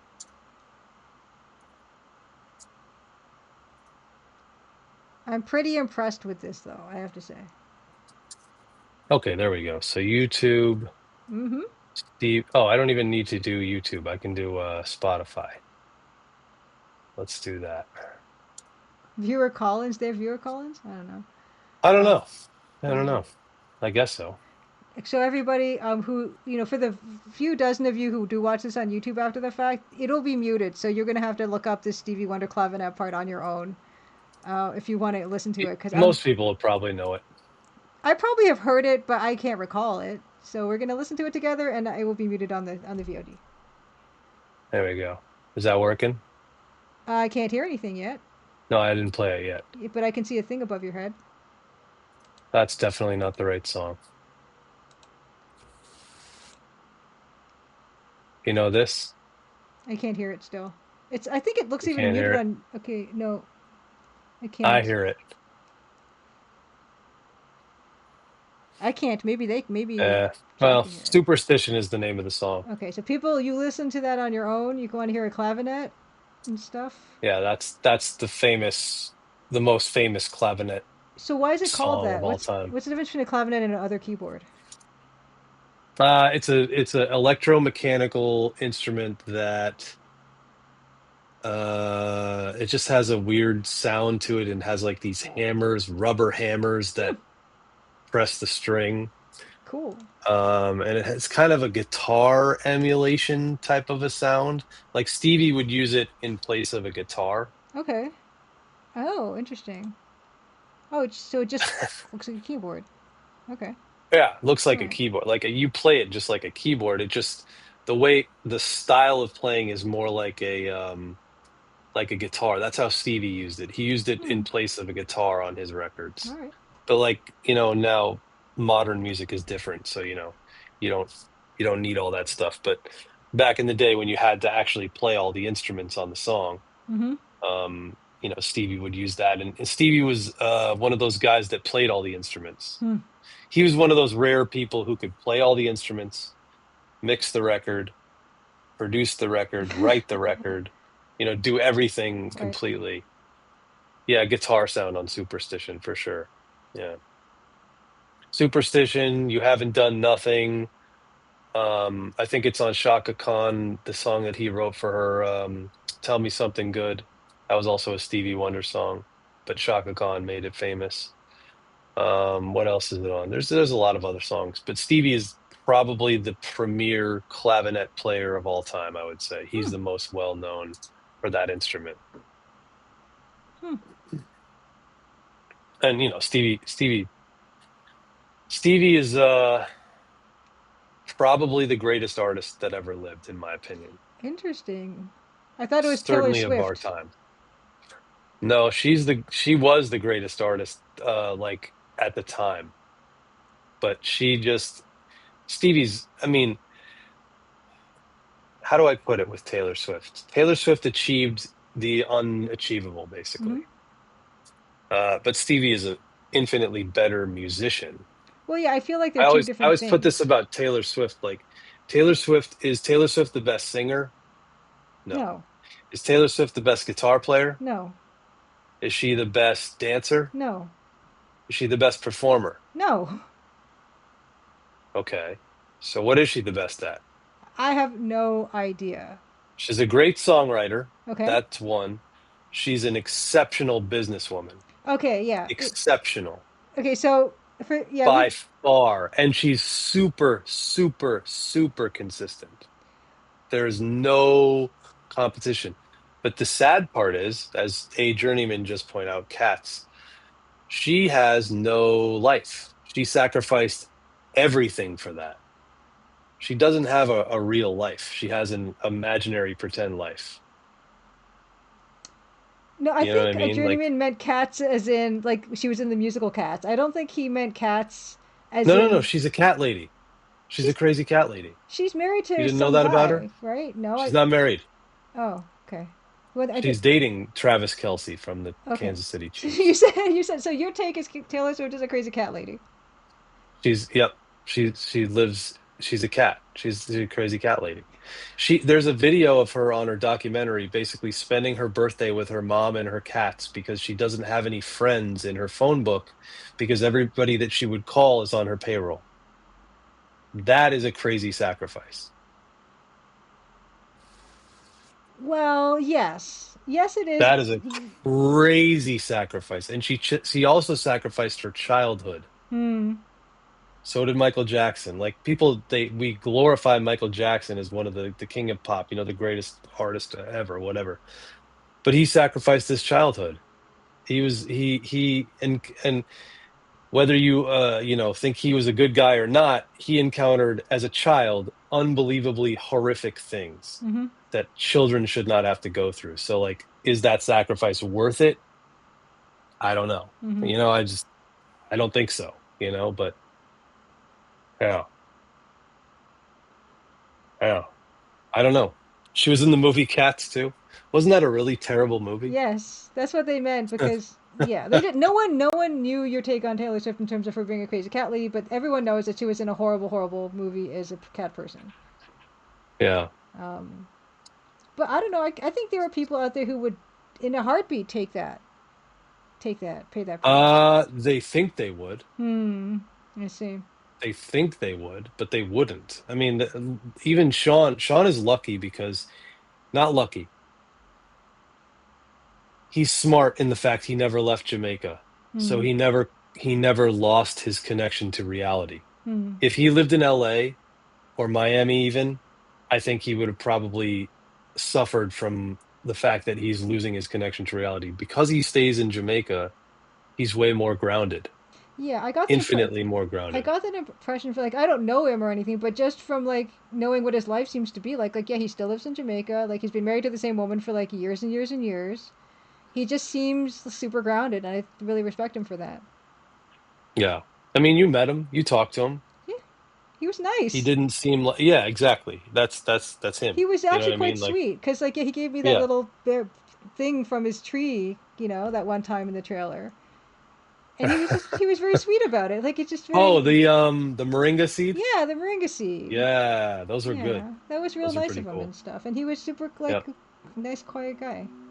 Yeah. Yeah. I mean, but again, like it gets weird when you get famous, especially when you get to Taylor Swift or Michael Jackson level of fame, and it gets Justin Bieber level of fame. Like those Hmm. people had their childhoods robbed from them, Hmm. whether you think they're great or not. It's like that sacrifice, that cost that you have to pay for Hmm. that is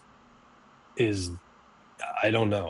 I wouldn't want to pay that cost, you know? Yeah, I don't think fame has never been something I was super interested in like at all. It sounds like one of the worst things you could possibly have to suffer through.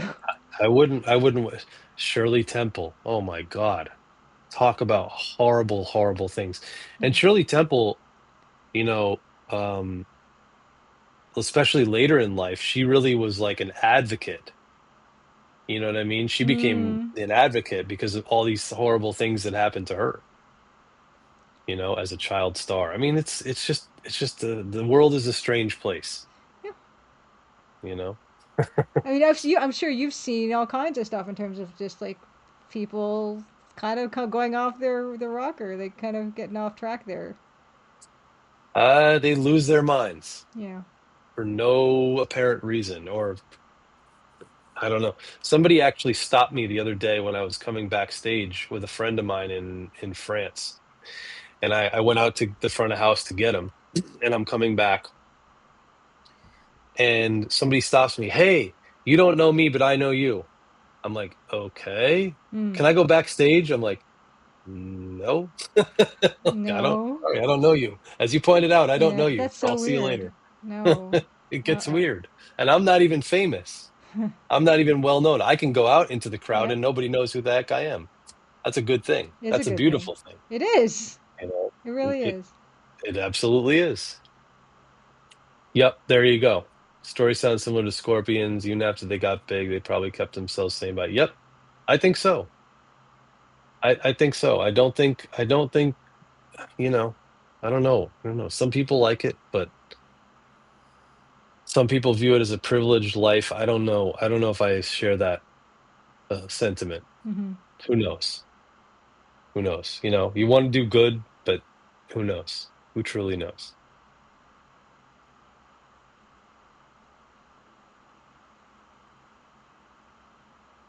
That's what I love about living in a big city. Yep, totally. Yeah, it could be. It could be. Could be. Like not being famous. I don't want to be bothered when I go grocery shopping. Yeah, it just goes deep, man. Hmm. It gets weird, and I think I think that's why, like I said, Sean staying in Jamaica was probably the smartest move ever. Yeah. Maybe it hurt his career in terms of more fame, Hmm. but it probably helped him and all his family and all the people around him because he didn't do that. Hmm. And I'm sure there was pressure to move to LA or move to New York or move to even Toronto, because Toronto's part of the Jamaican diaspora. Yeah. Huge. So, yeah, but anyway, that's about it. I mean, I I don't know. I don't know what else to say on that subject. It's crazy, right? It gets Yeah. it gets weird. Well, I guess we started on that conversation when we're talking about the greatest artist of all time, and you used to say it was I Taylor. think it's Stevie Wonder. No, I've always thought it was Stevie But Wonder. you used to say Taylor Taylor Swift. Swift. Taylor Swift was the greatest artist of the time, but Right. she wasn't of all time. She I was see. never of all I time. see. Okay, there's the distinction. Yeah, she was the greatest artist now, was, and I don't know who is now. I guess it's your buddy in Toronto. My buddy in Toronto. Yeah, Drake. Oh, give me a break. No, I don't believe that for a Well, second. Now, I don't know. but okay, so okay, wait. Taylor Swift is as popular and successful as she's always been. So why do you say like she's kind of like come down from that? No, she hasn't been on tour in a year. Oh, That's hasn't how it she? goes. Okay, I didn't Nah, know. she hasn't been on tour in a while. Okay, Benito. I mean, Bad Bunny for sure. He's up there, but right now it's Drake. are you serious?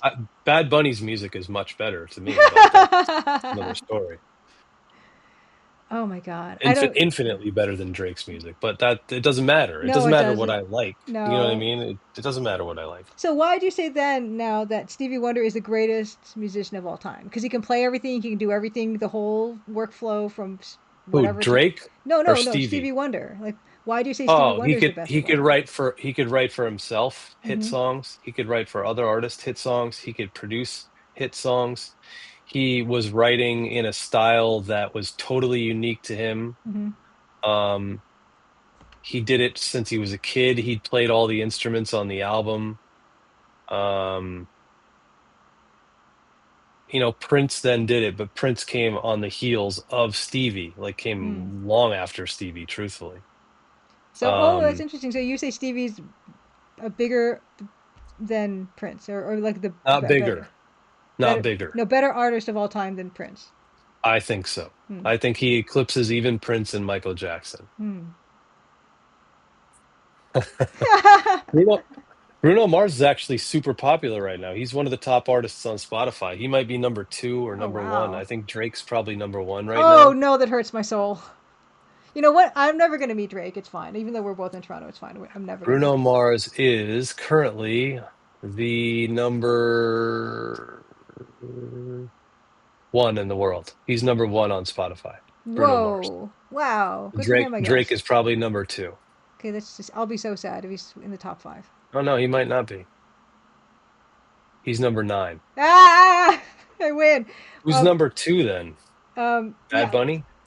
I get recognized for Crimson Diamond, Bad but Bunny's not that high right only in now. very specific places. Obviously, like I mean, if it's a game dev get together, then I might be recognized, or if it's like adventure game something, I might be recognized then. But like obviously, never anywhere else.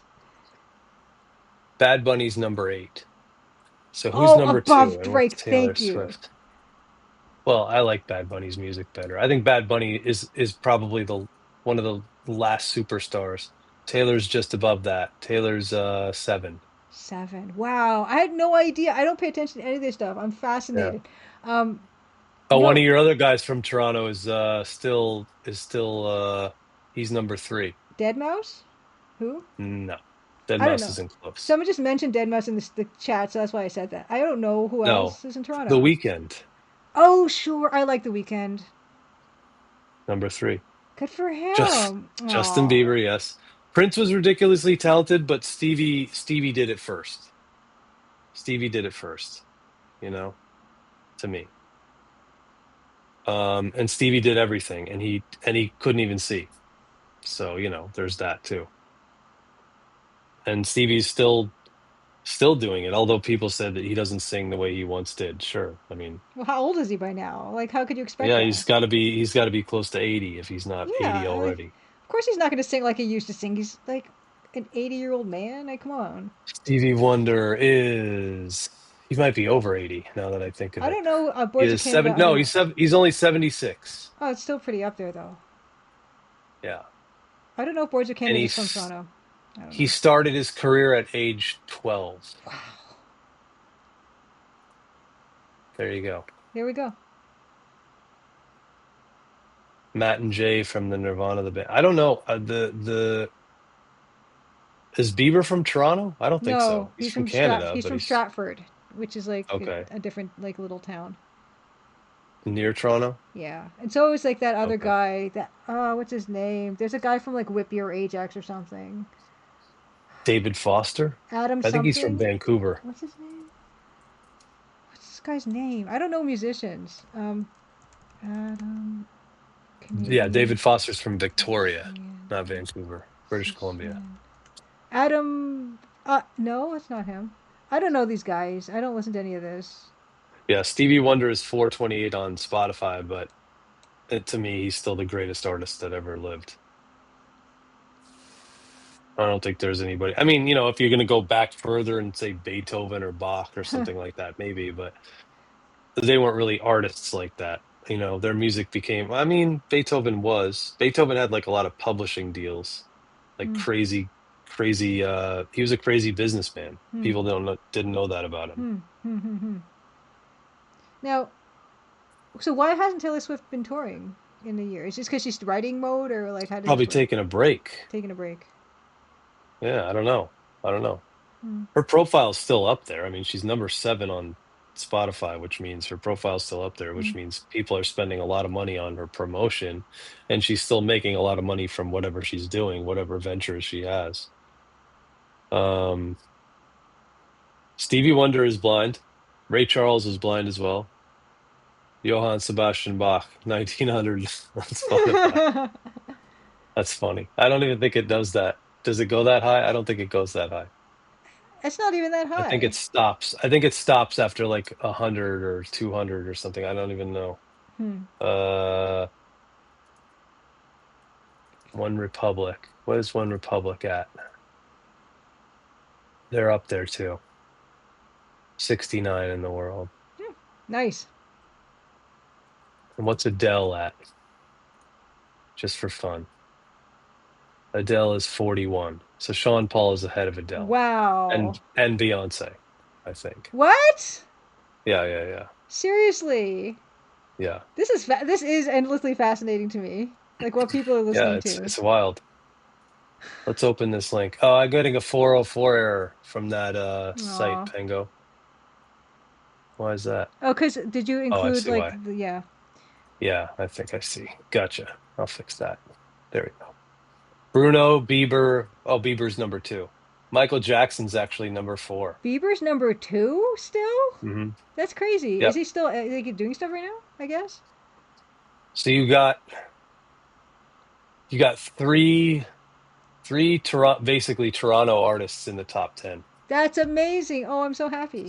Well, good for them. Let's see. The Weeknd, Drake, and who was the third one? Bieber, if you count Well, Bieber. okay, fine.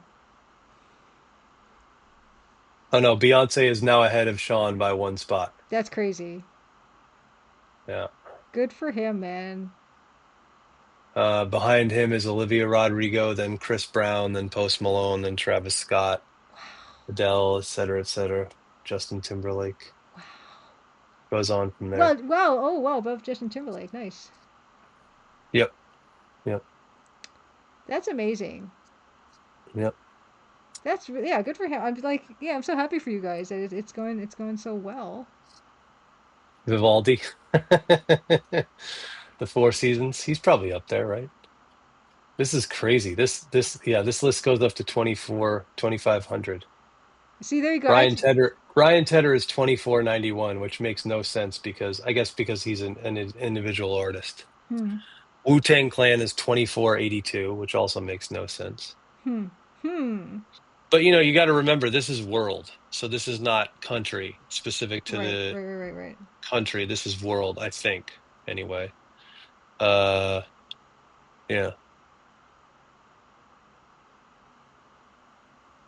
Peak listeners: Bruno Mars, 151 million. Wow. Sean Paul, peak listeners, 64.6 million, and right now he's at 61.899 million. Wow. Yeah, That's it's wild. incredible.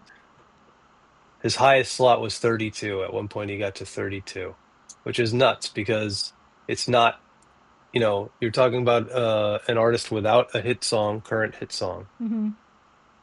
and not signed to a record label, which is really unheard of. I didn't know that either. Yeah, he hasn't been on a record label in a number of years. Anyway. So he doesn't have to pay to them. He doesn't have to give them any. Well, all the previous records, the way these labels work is that once they buy the masters, they own it. Okay. There's some clauses depending on what kind of contract you signed. You can get the rights back, blah, blah, blah, blah, blah. Right. But think of it like a video game publisher. Right. They own the stuff. Sure. You know what I mean? Well, yeah, I mean, they'll be taking it depends on the deal. Yeah. Yeah, it depends on the deal that you have. Like some people will just never own their games. I mean, I'm sure Grundislav can speak to stuff like that, and I don't know. Not necessarily his games, but when you sign with a publisher, you're signing away a certain percentage of maybe all of your rights. Like in some cases, the publisher will pay flat out to get the game made. In which case, you're not necessarily going to own any of it. You're going to get paid milestone payments to make the game, right?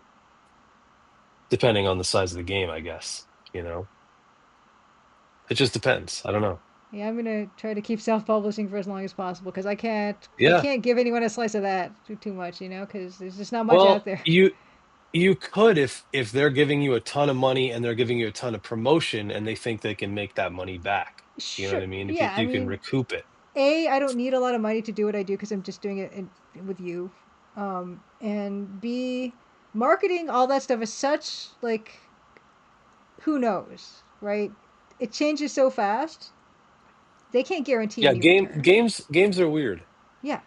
Publishers just had exclusive selling rights. I keep IP. That's a beautiful thing. You have a good agreement then, Grundislav, because I don't think that's the way it works, especially as you get to the higher levels like AAA. Yeah, absolutely not. Of money, and I don't mean higher levels in terms of better games. I mean just more money. The more the money that comes in, the less you're going to own. John Romero doesn't own id Software. IP. He doesn't own any of that IP, which is crazy because all that IP is still right. That's the difference, probably, Grundislav. They didn't finance development. That's probably the difference. And you didn't pitch the game. You know what I mean? You were going to work on the game regardless of and same with you, Julia. You were going to work on the game regardless of publishers. Yep. Yeah, maybe you would sign with one, maybe you wouldn't. It kind of really made no difference in terms of the game getting made or not. Yeah, yeah, and like I said, like this, they're of limited benefit to people at this scale, for me anyway. Yeah, Um, yeah. so I probably wouldn't be looking for that type of a deal, really, You never know. Yeah, you never know. because there's not really anything they can offer me that I'm interested in. Like a lot of times, like they'll give you some money to, like, yeah, do help with finance to do voices or localization or Right. porting or all these things. Like maybe you don't have the money to do, but I don't need voices in Crimson Diamond. I'm not going to be like porting it to anything else. Like they don't really have anything that I can't do myself, that I would need their help for, really. You should port it to Game Boy SP. Oh, sure, of course. Perfect. I don't know why I didn't think of that, Idan, but we're going to It'll make it be a happen. lot of fun to click around with the Yep, cursor yep.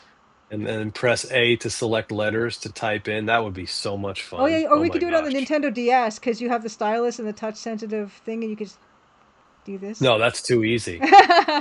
Of That's course, what too was I easy. No, thinking? we need to do it on the S, maybe even the original Game Boy. That would be even better. One Perfect. bit graphics. We're in business. I like it. Okay, sold. All right, let's Let's go. go. Let's make the game. Exactly. We got time. It's after midnight, so let's get started. We We can can knock go. this We out. can make Yeah. this game. Yeah, yeah, yeah. Let's Yeah. go. DCD for the Wii, right. Oh yeah, yeah. Using the wand to like choose every letter, like you're. It's great That's cool. DS, it might work on the DS with the Scum VM port. Is there a Scum VM port already for of DS. TCD? Oh, I don't know. I mean, it will work on with ScumVM, I think. I didn't do anything to Hmm. do that, but it should probably because like AGS games probably would generally globally work with ScumVM. I don't know. I haven't looked into it. Really? Completely? I would imagine so. I don't know. I'm just making stuff up that makes sense to me, and I'm figuring that's how it works. I don't know. Interesting. Hey, you can play TCD on your Android phone. There's like Like all of Grundislav games are playable on what's the name? on On ScumVM. Scum? I don't know. Yeah. Probably like yeah. I think yeah. I mean with ScumVM's app, there's an iPhone app. You could just play Crimson Diamond on that if you wanted to. I don't know why you'd want to, but you can. Hmm. Yeah, there we go. Judge Khan, I tried Crimson Diamond with ScumVM. It does work. Got it working on a weird Linux notebook. There you go. There we go. Chances Lucky Escapes seems like it could be on a game. That's the Playdate game? Yeah, yeah, yeah. In fact, Yeah. yeah, Yan has done Game Boy games. Like he's done an Inspector Waffles game on a Game Boy. Like you can actually just buy it, and I do have it. I did play it and finished it on my Game Boy Advance. So he does like retro homebrew stuff sometimes. So yeah. And in fact, there is like a Game Boy emulation app for the Playdate, which is ridiculous. So you can now play like Really? yes. How about that? I'm so behind on gaming, man. I don't even know. Playdate's fun. Playdate's a good one because I'm you so behind. I guess that's why it's a good thing we're making games that are look like they're based in 1989. that's why you don't have to keep up with anything. You just to be I like, don't well, I have to know what keep. happened 40 years ago. I'll We just go with just that. freeze time. Yeah, We're that's good. literally what we're doing here, and it's fine. You don't have to. I don't know what's going on in the real world. Like, not with music, not with games, not with anything. Are you kidding? Like, Yeah, I'd have to leave my house for that. Who does that? who Nobody does does that? That's that. ridiculous. Well, like you say that, but then like you were in like Germany and France and like Turkey. Oh yeah, that's So you do yeah. leave your house quite a bit, but like it's not really leaving your house. Well, it is. Like it's just going to work, and then Going to work. going Yeah, to a it's a long. hotel. It's just a really long commute. But it's funny because the commute is longer Takes than the weeks. actual work because Oh, by far, you commute and then you work by for far. the two I work. hours. I work. I don't even work 2 hours. Well, I work more than 2 hours if you count sound check. But yeah, I work on average. I shouldn't actually be on stage more than 75 minutes at a clip. Like I should be on stage under 75 minutes. Commute is 75 minutes or killer, under. though. Holy The cow. commute is a lot longer. I mean, I've flown to India for one show and flown back.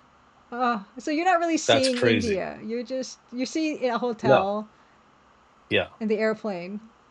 And I saw a lot of crazy driving Yeah, and crazy traffic. I yeah, did see that. yeah. But you see it, but you don't see it. You know what I mean? You're Because not yeah, spending time with the people in the no. in the countryside. You know what I mean? You don't have time, but you do spend time with the people. That's for sure. Yeah. I've definitely gotten to know a lot of other cultures because of that.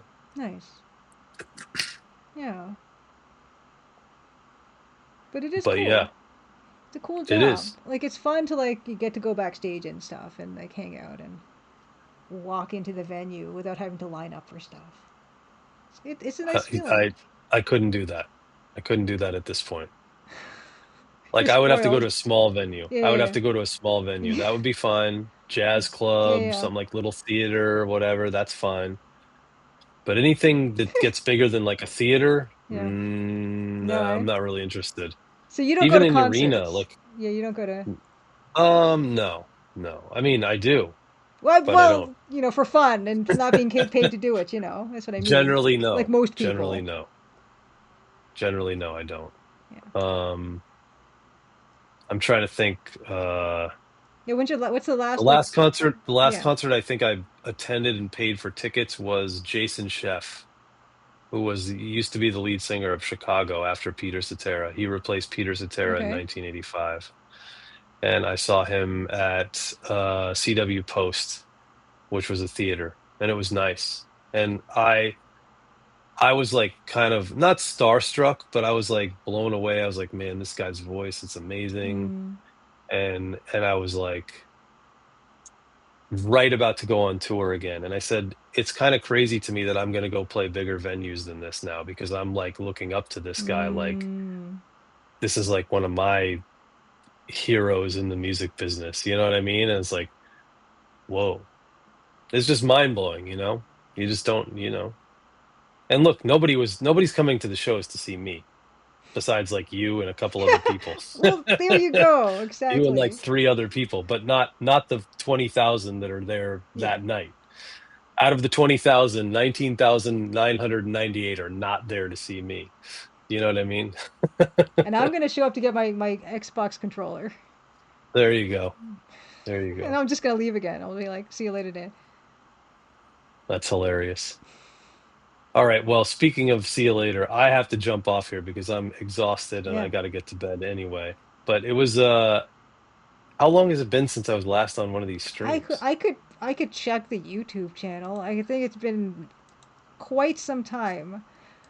My It, God. yeah, I mean, we probably should do this more. And now that I can see how easy it is to do the collaboration thing on Twitch, like, It's easier, yeah. yeah, it's definitely easier. Because before it was just it was always a big old thing, and Discord would fight us at every step, and the audio was just a mess. And And Zoom and this and oh that and the yeah, other, and Zoom, you have because to yeah, we'd every 40 stream minutes. Julia and the Yeah. right thing. Well, now I have a subscription, so Well, well, not that we need it. no, we don't.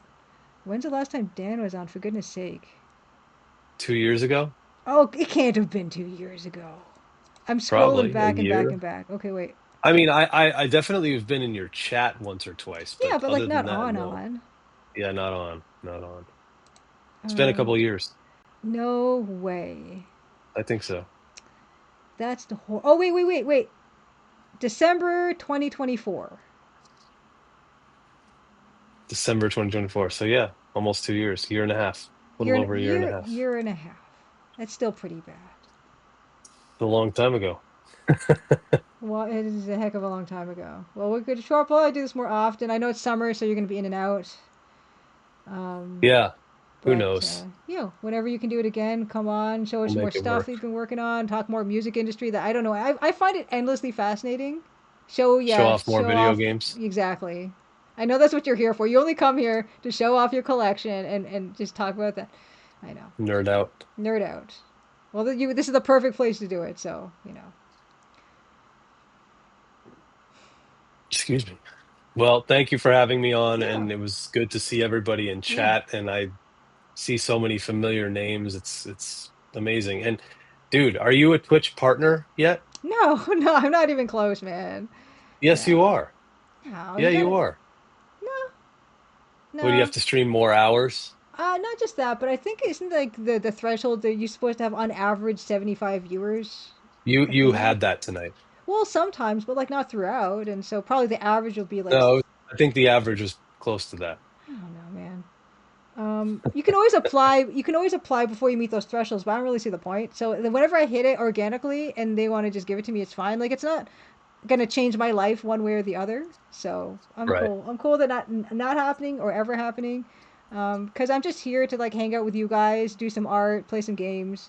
Whatever happens, happens. I think that's also important in some aspects of what I do when it comes to Crimson Diamond stuff. Is some stuff it's very important to get traction and very important for me to like show stuff and everything. But I'm not min maxing my Twitch exposure and connections. I'm not min maxing my YouTube channel. Just put stuff out there because like it's secondary to what we're actually here for, which is just hanging out together, and that's like the most important part of doing this. So. What month did TCD release? 2024 In August, August, right? August 15th, 2024 August 15th. Okay. is we're coming up on that 2 year anniversary, Nice. and I'm kind of planning something to do special for because I really like to do something to celebrate it because it is a big deal to me because it's like the biggest thing I ever did in my life really at this point. So I will be doing something. I've still got to figure that out because I've got a project I'm working on right now. I just want to get that out the door before I focus then on this next thing. But hopefully I'll have something special for people if they want to, whatever, help me celebrate, me and Dan celebrate uh, Yeah. this thing, which was pretty. It was a pretty big deal for me and him to Where get it will out I be there. August 15th? Let me see. Oh, Um, will I be here? I will not be here. I'll be in Montreal. I'll be at Beach Club. No, oh I'll God, be at uh I'll be at Beach Club on the 16th. are you serious? That's Yeah, not and I'll on. be some festival in Montreal on the 15th. Seriously, that's not on Hmm. the website. Yeah, they haven't updated I the don't think website with so. that. I don't think so. Yeah, Um, I don't know why the website's not updated, but if they're selling tickets, I don't think they care. Cause could I actually go to Montreal and what's the venue in Montreal? It's not Beach Club. 'Cause- No, I don't know it. I don't know it. It's a okay, festival. I don't know okay. it. And I don't know if it's actually in Montreal. Because then I'm like I might want to come to that one because it's just a train ride. I got friends in Montreal. Maybe Oh, really? It's only a train ride? How far is it it's not. on the train? It's a pretty like it's a 5 hour train ride. Oh, that's not that bad though. No, no, and I No, like the that's not train. crazy. I like the train ride. It's like really chill. Um, that might be something I can do. Yeah, like actually, yeah. Send me the info for that. Just message me with that because it might be something I want to do in the summer. Um, just take a quick trip over to Montreal, Yeah. hang out, see friends and stuff, take the train back. Yeah, you can send me the info. We can maybe do something, and then I'll be like, All right. I can't stream because usually I would stream like I'm gonna go to the Town Fall concert instead. Yeah, that's the downside. It's like then would be Like, with the controller. yeah, exactly. Um, Oh, yeah, I feel like I don't know. wait, 15, 16 is Montreal or what? Just this fifth. Something like that. I gotta look. So maybe 16 I could do the 15, Montreal 16. thing. I don't know. Yeah. I should probably stream on the anniversary day after all. Yeah, I feel like Yeah. yeah, kind of gotta. Okay. But if there's that second date, if there's a second day for Montreal, maybe we can make it happen. All right, cool. Cool. Well, thanks for being on, Dan. It's always a pleasure to see you. Yeah. We don't do Thank this you for often having me enough. We on. don't chat often No. enough, really. So, yeah. All Thanks right. for thanks for See you stopping guys by. later. Thank See you. ya. Thank you for having me here, and Yeah. thank you to the chat for being here and Yeah. hanging out with us. Have a good night. Later. Good night. Later. Now he has to figure out how to close it. He closed it so many times by accident on his own, so it can't have taken that long. No, it's great to see Dan. There we go. Back to normal. My gosh, it is 12:19, you guys. How much more are we gonna do tonight? Just make this resize that. There you go. All right. Yeah, that was fun. It was really fun to catch up and stuff. Is that no? One pixel more down. One pixel more down. Oh, I'm actually what you know what I'm thinking. Okay, what I'm thinking tonight is I might actually that might be it for tonight. But I told you that I was gonna tell you guys what we're going to be streaming together. I'm not going to start it tonight, I don't think, because, I mean, it's a bit late to start on something. But what we'll do... Oh, yeah. It's always good to hear. Like, I knew that Dan would have a ton of stuff on the go, because he always does. I will show you guys what we're going to start playing next week. Because I'm too, like, sticky and hot and tired from soccer and everything to just get into something new tonight. But I will show you what we're going to be starting to play next week. And I've got it all prepped here and everything. So, here we go. This will be your first hint, if you're familiar at all with this interface, what we might be playing today. Not today, next week. Oh, well, it's not even starting. Hold on. I gotta change this. Give me a second.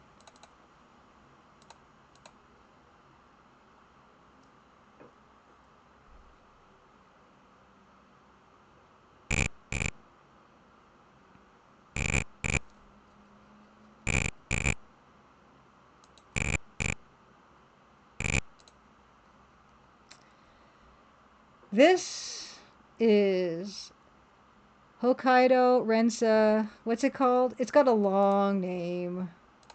This is Hokkaido Rensa Satsujin Okhotsk ni Kyu. That's the full name. It's the third Yuji Horii mystery game.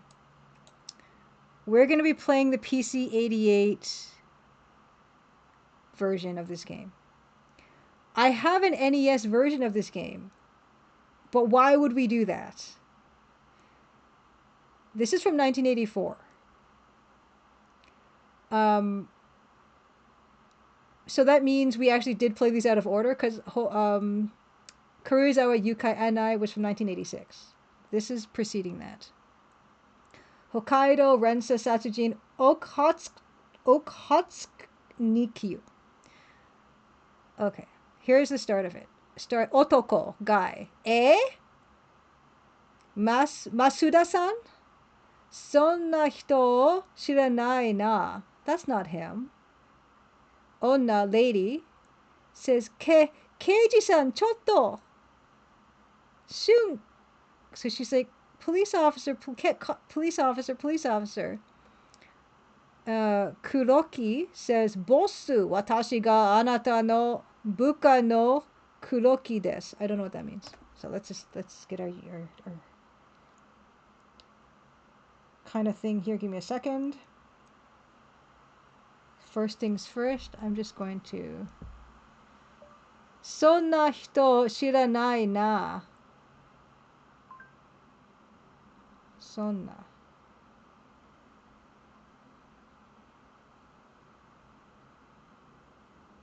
Oh, no.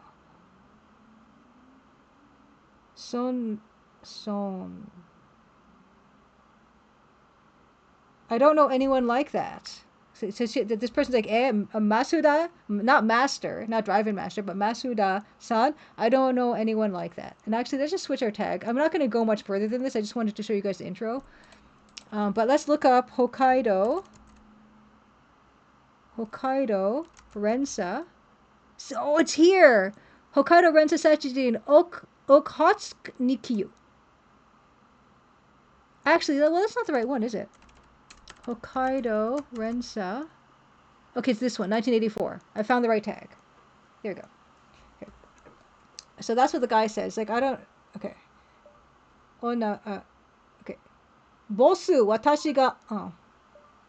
Bossu, watashi ga anata no buka no Kuroki desu.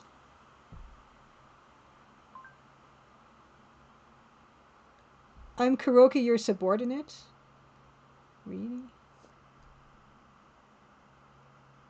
Okay, I'm Kuroki, your subordinate.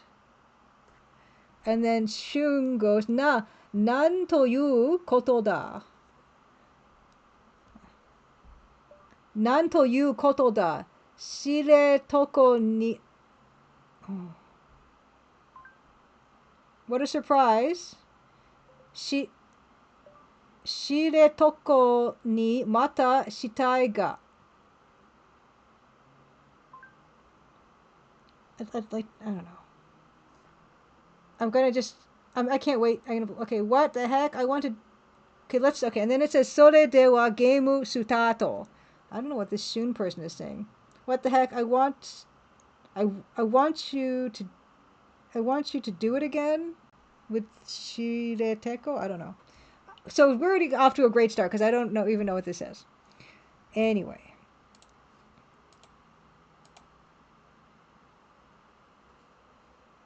But it's beautiful.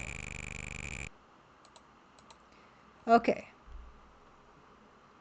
Tokyo Wang Haru Mifuto ni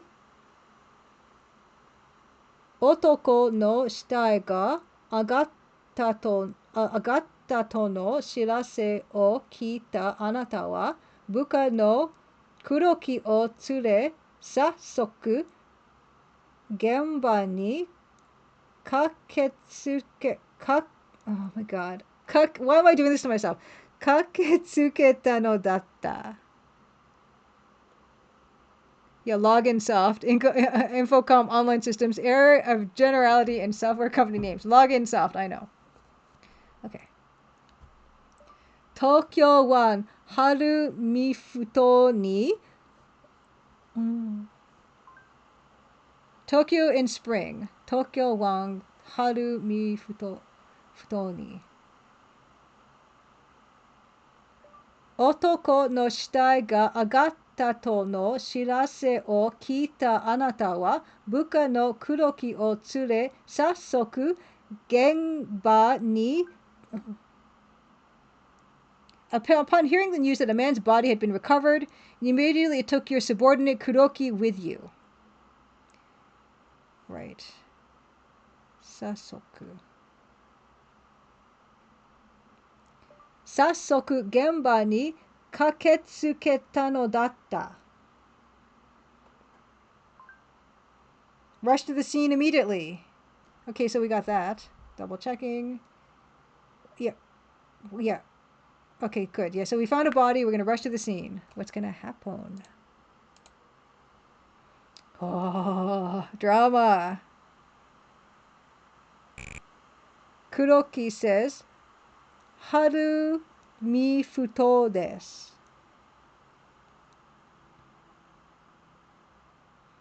Haru Mifuto desu.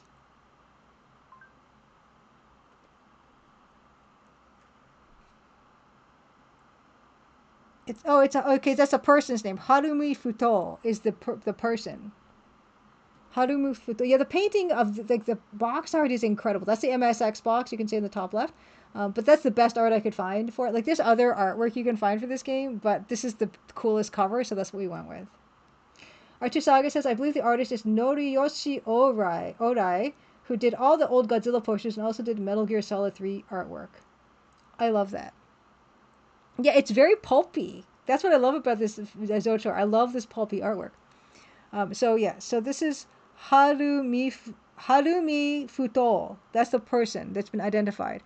And then the last thing there says Bosu, and we're boss. And you can see we are presented with a list, again, very similar to Kurizawa Yukai Anai, a list of verbs. We have 1, 2, 3, 4, 5, 6, 7, 8, 9, 0, and S. Which is Ike, which means to go. Ike. Ike. Go.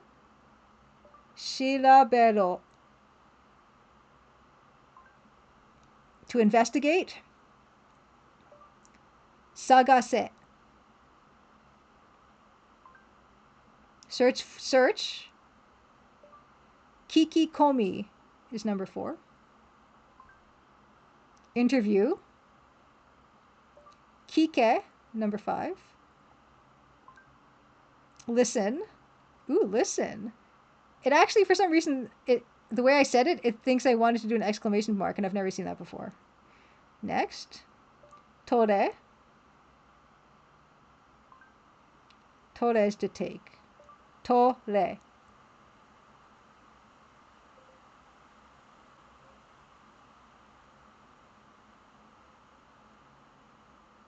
Yeah, to take. Miro is to look. Miro, look. Misero is to show. To show. Yobe is to shout, I think. Yobe. Okay, I don't know why it's not giving me anything for Yobe. Yobe is resisting translation. Why would it do that?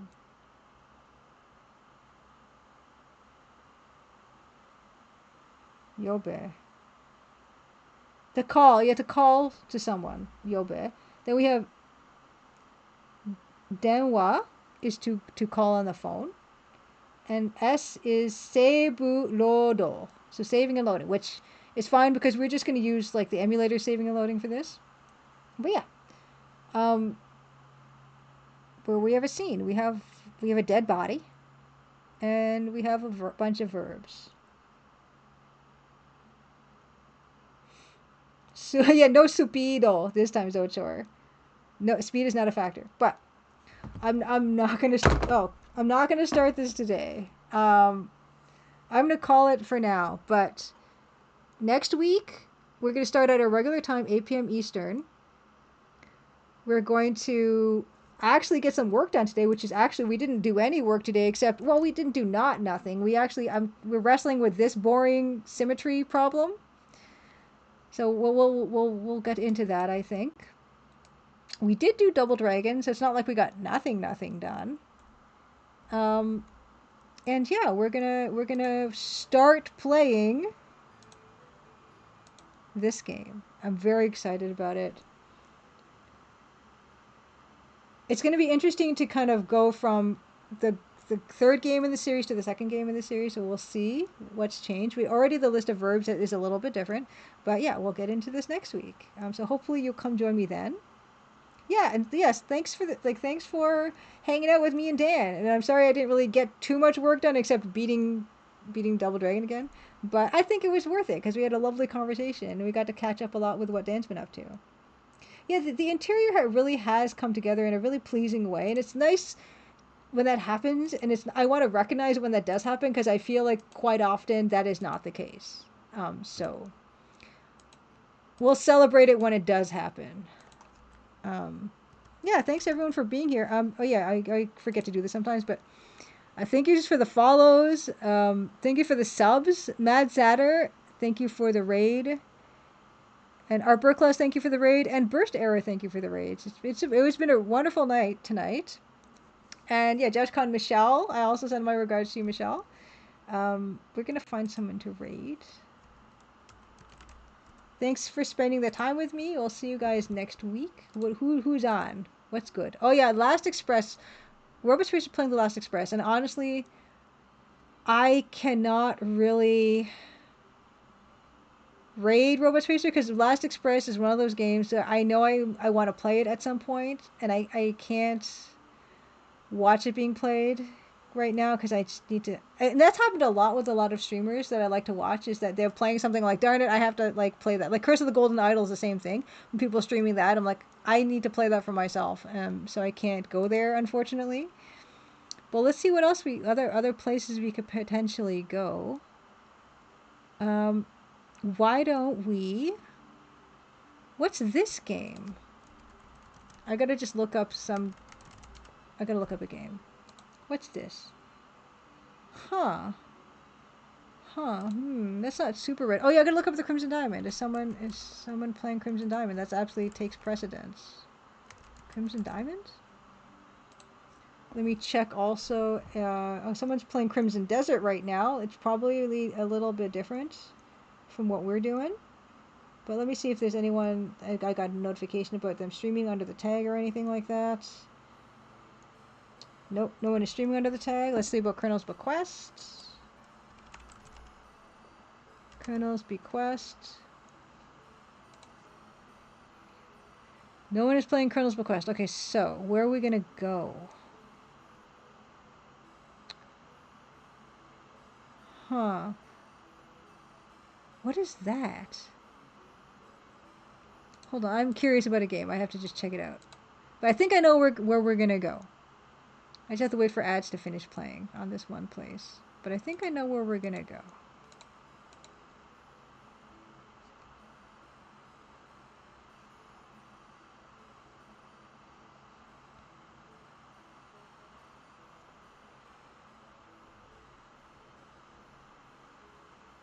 Oh, and one last time, I guess, Crimson Diamond is 25% off on Steam.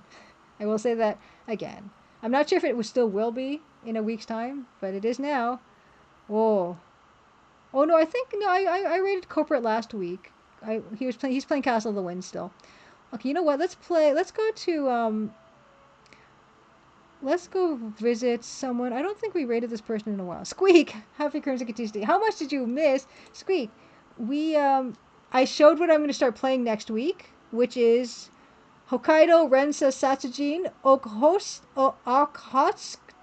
Nikiyu. So we're going to play that next week. It's the third Yuji Horii mystery game I have not played yet. Start the next week. Dan was here, and he hung out and talked about what he's been up to and all the music stuff he's been up to. And we listened to a few tracks that he's been making, stuff like this. So you missed that. You missed another Double Dragon win. But I pretty much didn't get much work done on my hotel interior, so you didn't miss that. But you did miss a really good conversation with Dan. Right now, you're just in time for me to find someone to raid. And I think the person I will be raiding is someone who's a really good streamer, a friend of Ann K, friend of Dankscene. I think we're gonna raid Mr. Radon, playing Disgaea PC. Oh, it's really cute. Disgaea PC. I don't know when it's from, but it looks pretty cute.